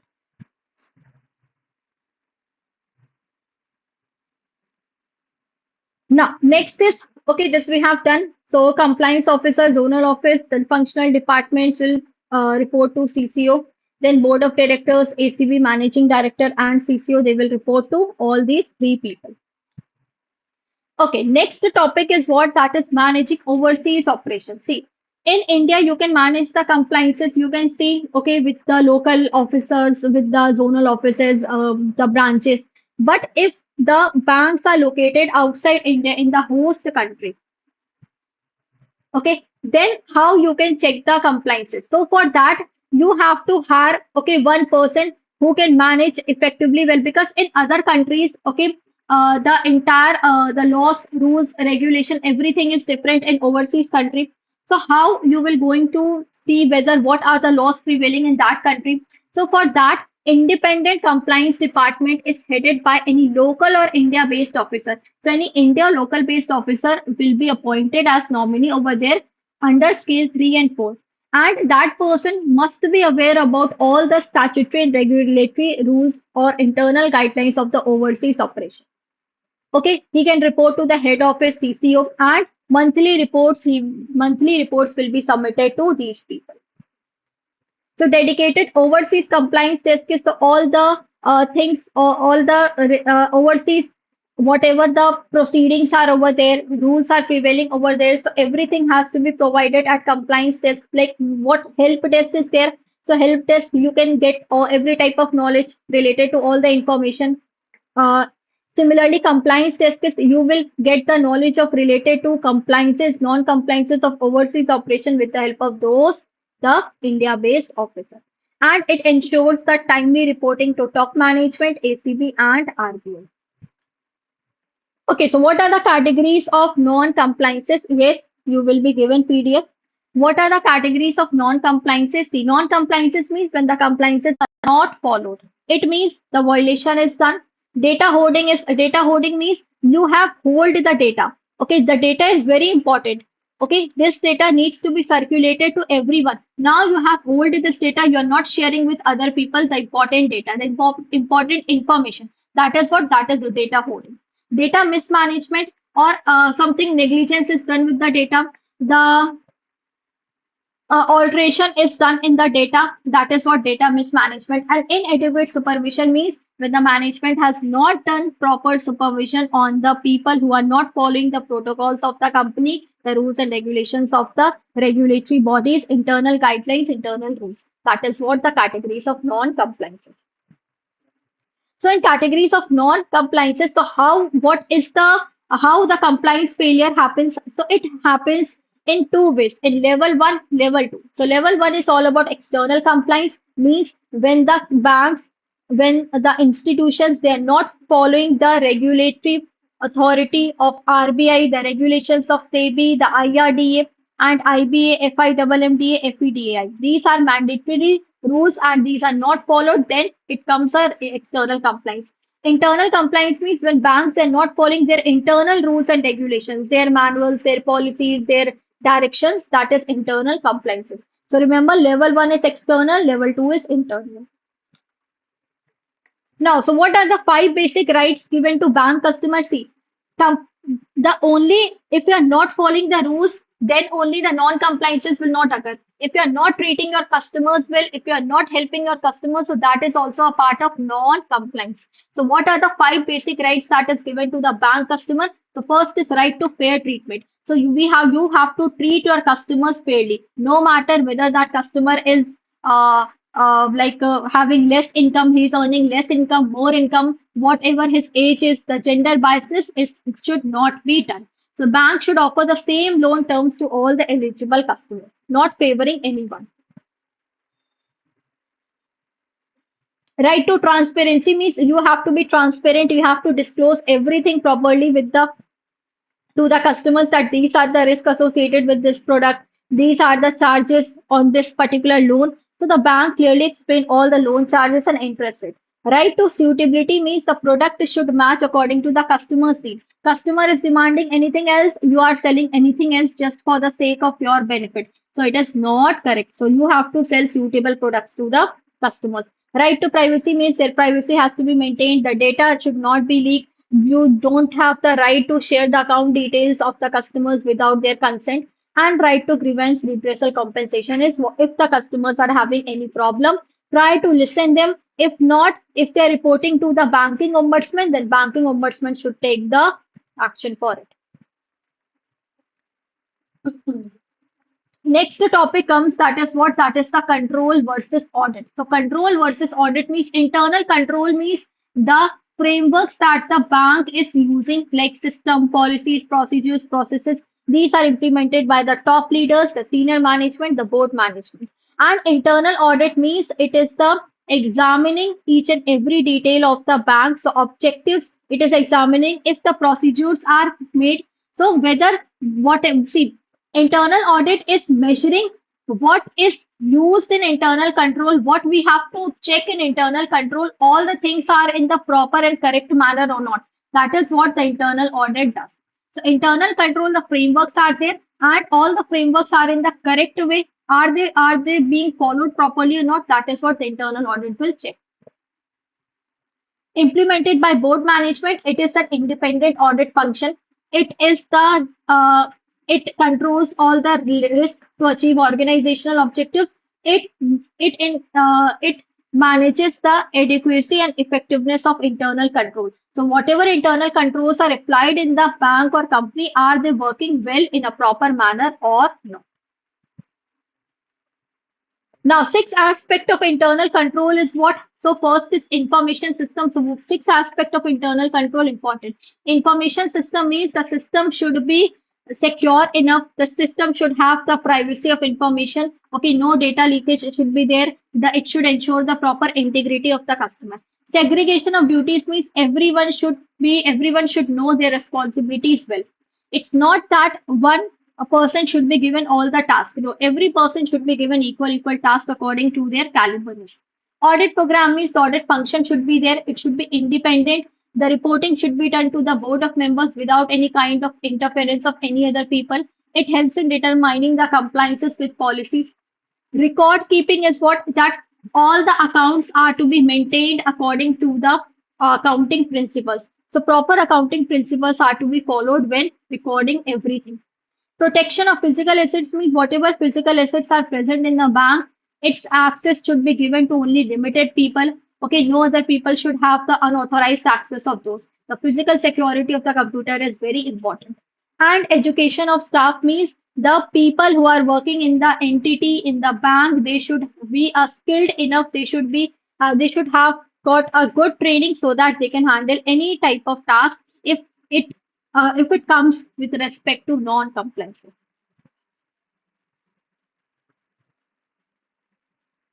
Okay, so we have done this, the five basic rights.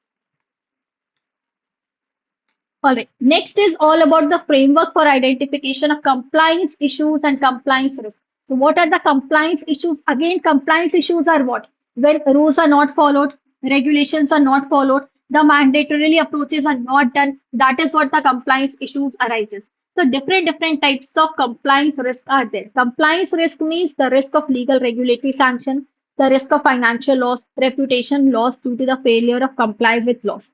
So if the negative reputation of the bank is, so that will also come compliance risk. Control risk is what? See, you know that risk is there. Risk will never be eliminated. We can mitigate the risk. We can less keep the risk low, but we cannot completely eliminate. So different control measures are applying so to control that risk. Now, after applying the internal controls, okay, to prevent the errors, fail leading to undetected financial mistake, still some type of risk will be left in the company, and that brings what? Control risk. Inherent risk is what? Inherent risk, it includes many different types of risk. So credit risk, market risk, interest risk, all the types of risk will be included in inherent risk. Liquidity risk is what? Liquidity risk when the borrower has uh, not sorry borrower not when liquidity risk arises when the cash convertibility is very difficult in the system. So if the company is running short of funds, in that case the liquidity risk arises when the assets are not completely convertible into cash. When the liquid assets are not in a position that they can be converted into cash quickly. So convertibility is difficult, then liquidity risk arises. Operational risk is what? It arises when the it happens with the person, process, or both. Now, how to find the compliance risk score? So compliance risk score is that is confirm me that am I audible? I guess the charge is. Please confirm me, everyone.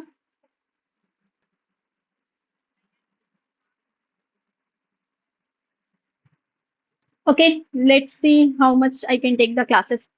Okay, so compliance risk score is what? So here we have to find the risk score. Compliance risk score means a score is made in order to check that whether the compliances are high or less. The non-compliances are high or less. So 1 to 3 compliance risk is between 1 to 3. It means it is well controlled. Well controlled means that the compliance risk is very less in the bank, in the company. 3.1 to 5 means little bit risk is there, it meets requirement.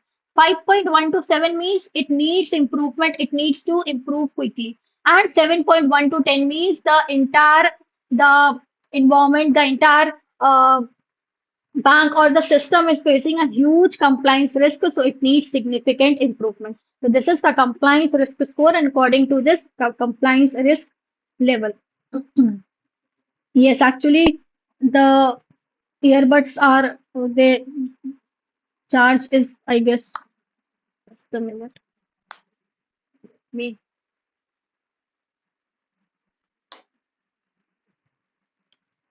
All right. Audit and inspection. Now, what is audit? What is inspection? See, audit and inspection. Inspection is done for any immediate action. Like if I say that I want to do the inspection. It means I want to take quick action for that. I want to take immediate action for that. So inspection is always it focus on the immediate action. Immediate focus is there. So here the individual will go personally. Okay, they will inspect the different department, different you can say the heads, and then they will make the decision for that. So it is immediate compliance obligation. And audit is what? Audit, it helps to find the root cause of the problem. If anything happened bad in inspection, inspection means checking the details, okay, inspecting that what happened wrong or right in the company. So if anything happened wrong, then why it happened? Try to find the root cause of the problem. So audit is what? It investigates the root cause of the problem, and inspection is to find the problem. Okay, find the problem and take immediate action for that. Okay, this is very important. Reporting system, I should have covered it there only. Okay. Okay. So just now we have done the topic branches to who will report. First, branches will report to RONZO. RONZO will report to CDCO. One copy will be given to risk officer. Then it will be also provided to FGMO. Then functional department will provide report to CDCO. Yes, this we have done. I guess you have remember. Now, gist of the reporting system is who will report. Okay, who will report and to whom the report will be submitted. To whom the report will be submitted, and this is the periodicity. This is very important. So, certificate C. There are end number of branches in any state, okay, in any region.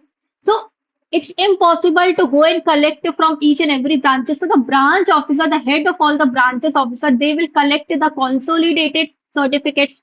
Okay, so other operating units. So now the branches will provide to RONZO and will also provide one copy of the certificate available to risk officer. So based on the certificates from branches, a consolidated certificate will be provided by RONZO. Next, RONZO will provide one copy of to the certificate officer. RONZO will report to compliance department at central office. Similarly, functional department will report to compliance department at central office. And overseas branches will also report to the compliance department chief executive of the center with the copy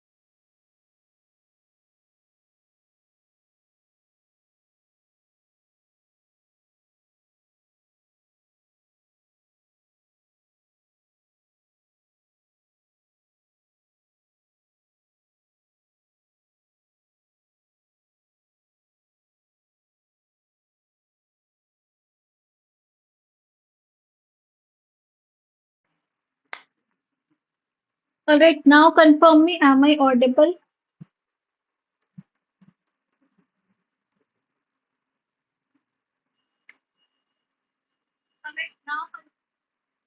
All right, I can continue. Okay, so see, January, February, March we have taken. Okay, so 31st March is the last working day. Now it's within 5 days of the closure of quarter, means 1st April, 2nd April, 3rd April, 4th April, 5th. So by 5th of April, the branches will have to report to RO and ZO. Similarly, it is within 10 days. So 6, 7, 8, 9, 10. So within 10 days, the RO and ZO will have to report to the CDCO. This is again 10 days, but because in overseas branches the risk is very high because the banks they are located outside host country, so that is why it is reported monthly and within 5 days of the completion of month. So it means monthly means suppose April is there, so after 30 April, first, second, third, fourth, fifth. So by 5th May, then by 5th June. Okay, so this will be reported monthly. Okay, so what is credit audit cycle? That is LRM all about. So in loan review mechanism, once you have given the loan, it's not that you have to review the loan after giving. So you have to review the loan before giving also. So that is front end control before loan. So what you will check before giving the loan? The credit history of the borrower, borrower's repayment capacity, financial condition. Post disbursement means after you have given the loan, so you will check the portfolio health, whether the borrower is using your money in correct direction for correct purpose or not. And credit audit loan review is done. That is proper use of funds are used done or not. If there is any early warning of signals or not. So this you will check for your benefit so that you can make provisions early as soon as early. So loan review mechanism, first the initiation is there. Okay, the initiation means the first step, the eligibility, how the loan will be reviewed. Then what are the terms, what are the repayment structure that will be checked. How the loan has to be approved to the borrower, all the written policies is there that has to be reviewed. Then fourth is documentation. So what documents the borrower has submitted. Secured loans are there, unsecured. If secured, then the security documents should also be there. Then the verification of the monitoring process, verification of the loan portfolio, and finally workout management. So action plans. If the borrower has done any kind of illegal things, then action would be taken. So portfolio and loan review, I guess this we have done. This is the repeated slide. So portfolio is done macro, loan review is done micro. So what RBI says that first to check loans up to 3 to 6 months or 5 to 10%, regardless of their size or the related party transaction, the parent subsidiary company, and high risk loan are evaluated every 3 months, average risk loan are evaluated every 6 months, and low risk loans are evaluated every year. Now every 6 months, can I say quarterly also? Yes. Every 3 months, every 6 months, can I say half yearly also? And every 1 year, can I say annually also? Yes. Now, next is compliance culture and GRC framework. So, compliance culture means culture is what that is having a good environment, following the compliances properly, managing everything well. Okay, the structures are properly made. It is followed properly, and all the rules and regulations are also followed. So, sign of poor culture is what when the bank is focusing only on their short-term profitability, they are ignoring long-term health. When some individuals have the dominant power, they are taking decisions on behalf of every person. If subcultures are people of different cultures, they are not cooperating well, and incentives are not being effective in the company. So these are the signs of poor culture. Benefit of strong culture is what that is transparency for better decision. If there is good relation between the regulators, stakeholders, and investors, they are having higher valuation. Okay, they have invested in your bank, they have invested in your company, and they have become good investors. Their value is very high in the market. And if the bank company is following the proper code of conduct, proper ethics, that is benefit of strong culture. Now, compliance culture Indian scenario, what it says that Reserve Bank of India has introduced a designated compliance officer in bank in August 1992. Okay, and this is based on the recommendation of Committee on Fraud and Malpractices in Bank, that is known as the Ghosh Committee. So See, compliance officer is appointed when the compliance officer in August 1992, and it is based on the recommendation of Committee of Fraud and Malpractices in Bank, and this is also known as the Ghosh Committee. So this Ghosh Committee is also called Committee on Fraud and Malpractices in Bank. So it works in the area of KYC, AML, suitability, appropriateness of banking product. When the financial crisis came, then more focus was on KYC and AML.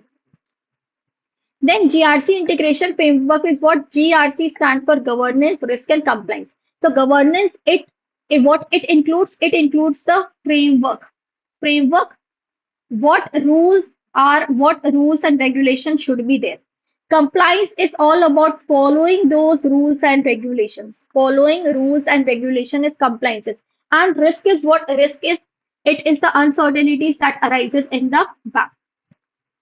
So governance, its focus is on leadership direction. Its main goal is to make right decisions for the bank. And outcome is effective management. Risk is uncertainty, reducing all the threats, and compliances is how rules are followed. So here following rules are important, and here rules are made. Rules are made in governance and rules are followed in compliances. Follow the rules. No penalty or violation. Outcome is when the rules are followed. If rules are not followed, then penalty and violation is there.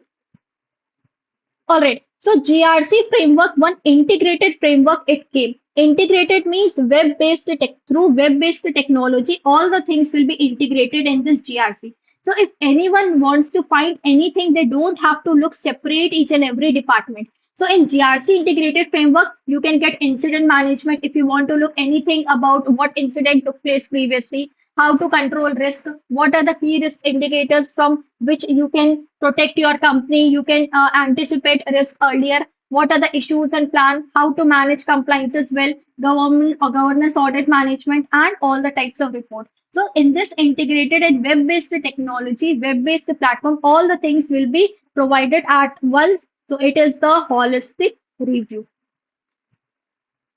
Now, 10 attributes of compliance culture. So normally RBI says that every bank have to follow these 10 characteristics. These will show a good sign of compliance culture. What are the 10 attributes that leadership should be there? So tone at the top means the managers should follow the rules and regulation first. If managers are following, then only the rest of the people will follow. If managers are not following, then how other people will follow? Integration means company should work, the banks, the departments, they should work in the integrated manner. Risk and reward, so focus on reward and try to mitigate risk. Employee buy-in means all the people should believe in the rules and regulations. They don't have to go for any other thing. Means they don't have to go for the shortcuts. They have to believe in rules. Power of the team means the chief compliance officer is the part of the top management. No silos means there should be no isolation. Everyone should work together in a team. Proper resources should be distributed among each and every individual. Okay, so there should be no no one should be in dilemma that I'm getting more, he's getting less. Living program means that updated policies should be there. Old policies, old you can say policies or rules and regulations should not be followed. Updated things should be there. And technology means updated technology should be there. Fully automated technology with AI tools, statistical tools, and techniques. Next is what that is very, very important, whistleblower policy. So what does this policy say? Whistleblower mechanism. It says that if any person in the company, in the bank or an entity, anywhere, if that person has seen something happening wrong in the company, any kind of misconduct is happening, any kind of illegal work is happening, any kind of unethical or immoral values are there, then that person has to report to the senior management to the top level. That is what the whistleblower policy is. Whistleblower means by blowing a whistle, the person has to make aware to the entire company, to the senior management. So objectives are what it gives employees, investors, contractors, platform, they can raise their concern against any kind of wrongdoing. To protect the employees against retaliation, so no revenge is to be taken against the whistleblower. The company is committed to do the work in ethical ways. If you have seen the person is doing anything wrong and you have not complained it to the top management, so it means you are also a part of that unethical thing. So whistleblowing policy is crucial policy which gives stakeholders the liberty and concern to raise against any kind of illegal activity. Now, so what are the whistleblowing policy in India? So in India, not much protection is given to whistleblowers, but still under the Companies Act 2013, it lays down the special provisions. They have to maintain a established vigil mechanism, and Section 206 to 229, it says that certain companies under Section 177 and subsection 9, it says it makes compulsory for the listed company. One is listed company. Second is companies who have accepted deposit from public, and the companies who have borrowed more than 50 crore. So these three companies, they have to mandatorily, they have to maintain whistleblower mechanism in their company. If they are not maintaining, then strict action will be taken. So what type of protection is given according to PIDP resolution? PIDP is what? That is public interest disclosure and protection of informers. Informers means what? The one who is giving information to somebody else, that is informer. So whistleblower is a person who reports wrongdoing in a government office or organization. So three types of protection is given under different paragraphs. Paragraph 6 says that if someone is being harassed or treated unfairly, then in that case they can report to the Central Vigilance Commission. And Central Vigilance Commission will take strict action on that to help the whistleblowers. Para 7 says that if the CVC is giving, it can give orders to protect the whistleblower. If CVC thinks that the protection is very less, now we need more protection from the government, so it can tell right government department to provide that protection. And paragraph 11 says that the one who has revealed the identity of whistleblower. See, in normal cases, the whistleblower identity should not be revealed unless and until the court demands. But if the person, any person who has revealed, who has leaked the identity of the whistleblower, even though the CVC said not to, then the CVC can take strict action against the person who has revealed the identity. So what is the scope of whistleblower policy? So harassment, breach of privacy. So they can report if any harassment is there, any breach of privacy is there, sharing in confidential information, fraud, theft, financial misrepresentation, or illegal sales activity, corruption, invalid promotion. Invalid promotion means like in the company, okay, two people are there, one post is there, two people are there. Now in these two people, the one who is fit, they have to work in that particular vacant position. Suppose the manager is manager is having good relation with employee B. So even if the employee B is not fit for this position, but manager has posted employee B to this vacant position. So this is a type of invalid promotion. So this is also needs to be reported. Conflict of interest, insider trading. So these are all the scope of whistleblower policy. Now, next is what? That is NBFC, non-banking financial companies. So non-banking financial companies, now these are the biggest competitor of bank. So in non-banking financial companies, we have total 4 layers. That is BMUT, base layer, middle layer, upper layer, and top layer. So as and when you increase, the risk will also increase, the uncertainties will also increase, the more regulation will also increase, the strict action, the stringent rules and regulation will also increase. So base layer comprises of non-deposit taking NBFCs below asset size of less than 1,000 crore. And those non-NBFCs who are working in peer-to-peer lending platform, account aggregator, financial holding company, and those NBFCs who do not have direct connection with the public fund or no having direct customer interference. Middle layer is the layer that consists of two things. One is deposit taking and non-deposit taking. So deposit taking NBFCs, no matter what their size are, if their size are 800, 80, 1000, 2000, no matter what their size are, all will be included in middle layer. B non-deposit NBFCs, if their asset size is 1000 crore, 1000 and crore. See, it is less than 1000, even not 1000 is also not included in base layer. 1000 crore is included in non-deposit taking NBFCs and middle layer. And those NBFCs who are indulged in all these activities, standalone primary dealers, then CICs, HFCs, IFCs. And upper layer NBFCs, these are included on the basis of certain parameters. What is the parameter? 70% and 30%. So 70% is given for numerical parameters, weight is given for numbers, and 30% weight is given in for expert evaluation. So what it says, its identification is based on specific criteria, including both numbers and expert judgment. So top 10 NBFCs will be included by the size. Okay, the having more size, they will be included in this upper layer, no matter what. Other NBFCs will be included following 70%, 30% weight. And the if top 50 NBFCs are also more included in this, but in this top 50, the top 10 NBFCs are not included. These are rest of the top 50 NBFCs. And other additions are if NBFC sees that this particular NBFC should be put in upper layer, then that will be included. And top layer is what top layer is remain. It is still empty. Why? Because if RBI feels that if the systemic risk is increasing in any NBFC, then only they will put in the top layer. Otherwise, all the NBFCs are till base layer, middle layer, and upper layer. Okay, so this is the difference between base, middle, upper, base, basic governance. They have to follow stringent rules and regulation, basic level of regulation, some stronger control, and the strictest regulation.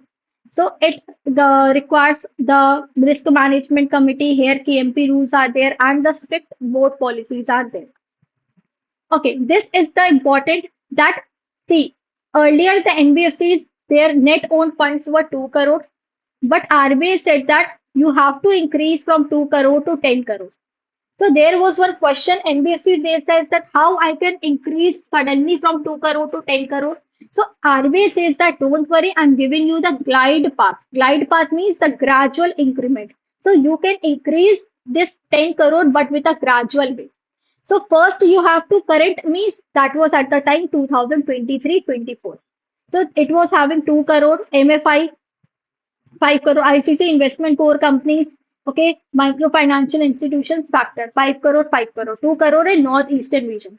By at the end of March 31, 2025, ICC have to make it 5 crore, 7 crore, 7 crore. And by March 31st, 2007, everyone have to make it 10 crore. But 2 crore is still same for those NBFCs who are working in the base layer because they are having less rules and regulations. They have to follow less rules and regulation. So if they are maintaining 2 crore, that is also still fine.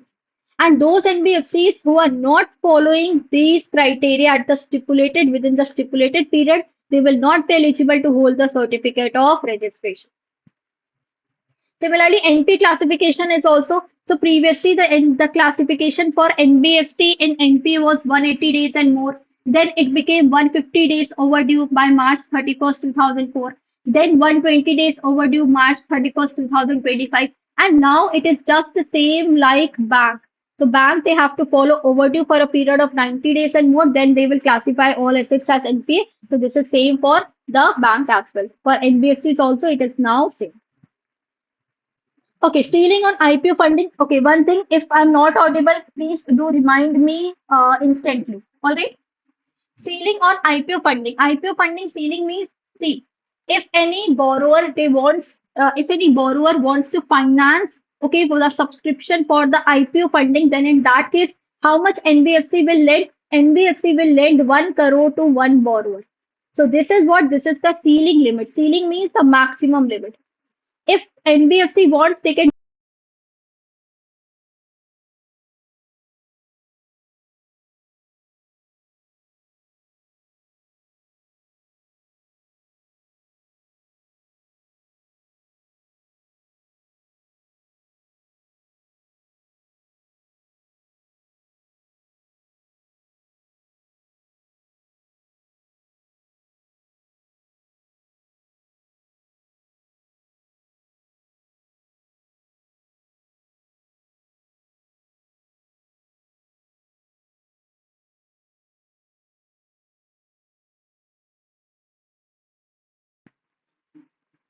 Okay, now confirm me. Am I audible? Quickly, quickly. Okay, I'm not audible. Okay, so I guess this is done. The 1 crore maximum limit. Now, next is the transition path. Transition path means how one NBFC can move to another layer. If any NBFC is under middle layer, how it will move to the upper layer? That is what the transition path is.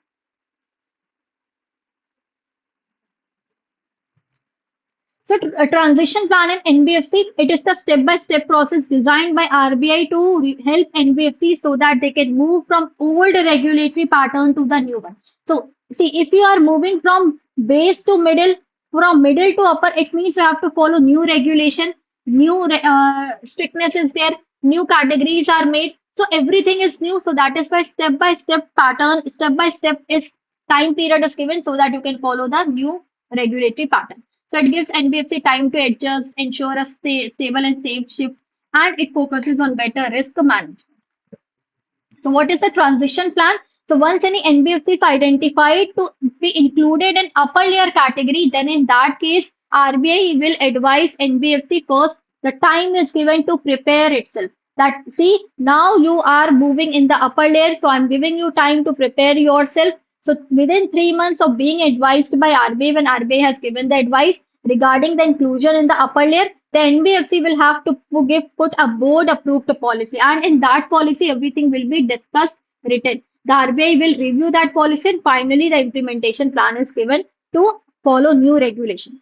Now, maximum time period is given how much? 24 months to follow new compliances. Remember one thing, this 3 months is included in this 24 months. It is not separately 3 months. Means 3 months is included in 24 months.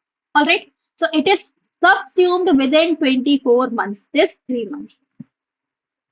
So when an NBFC is classified as UL, so first RBI notification is there, will inform the NBFC that now it is classified as UL.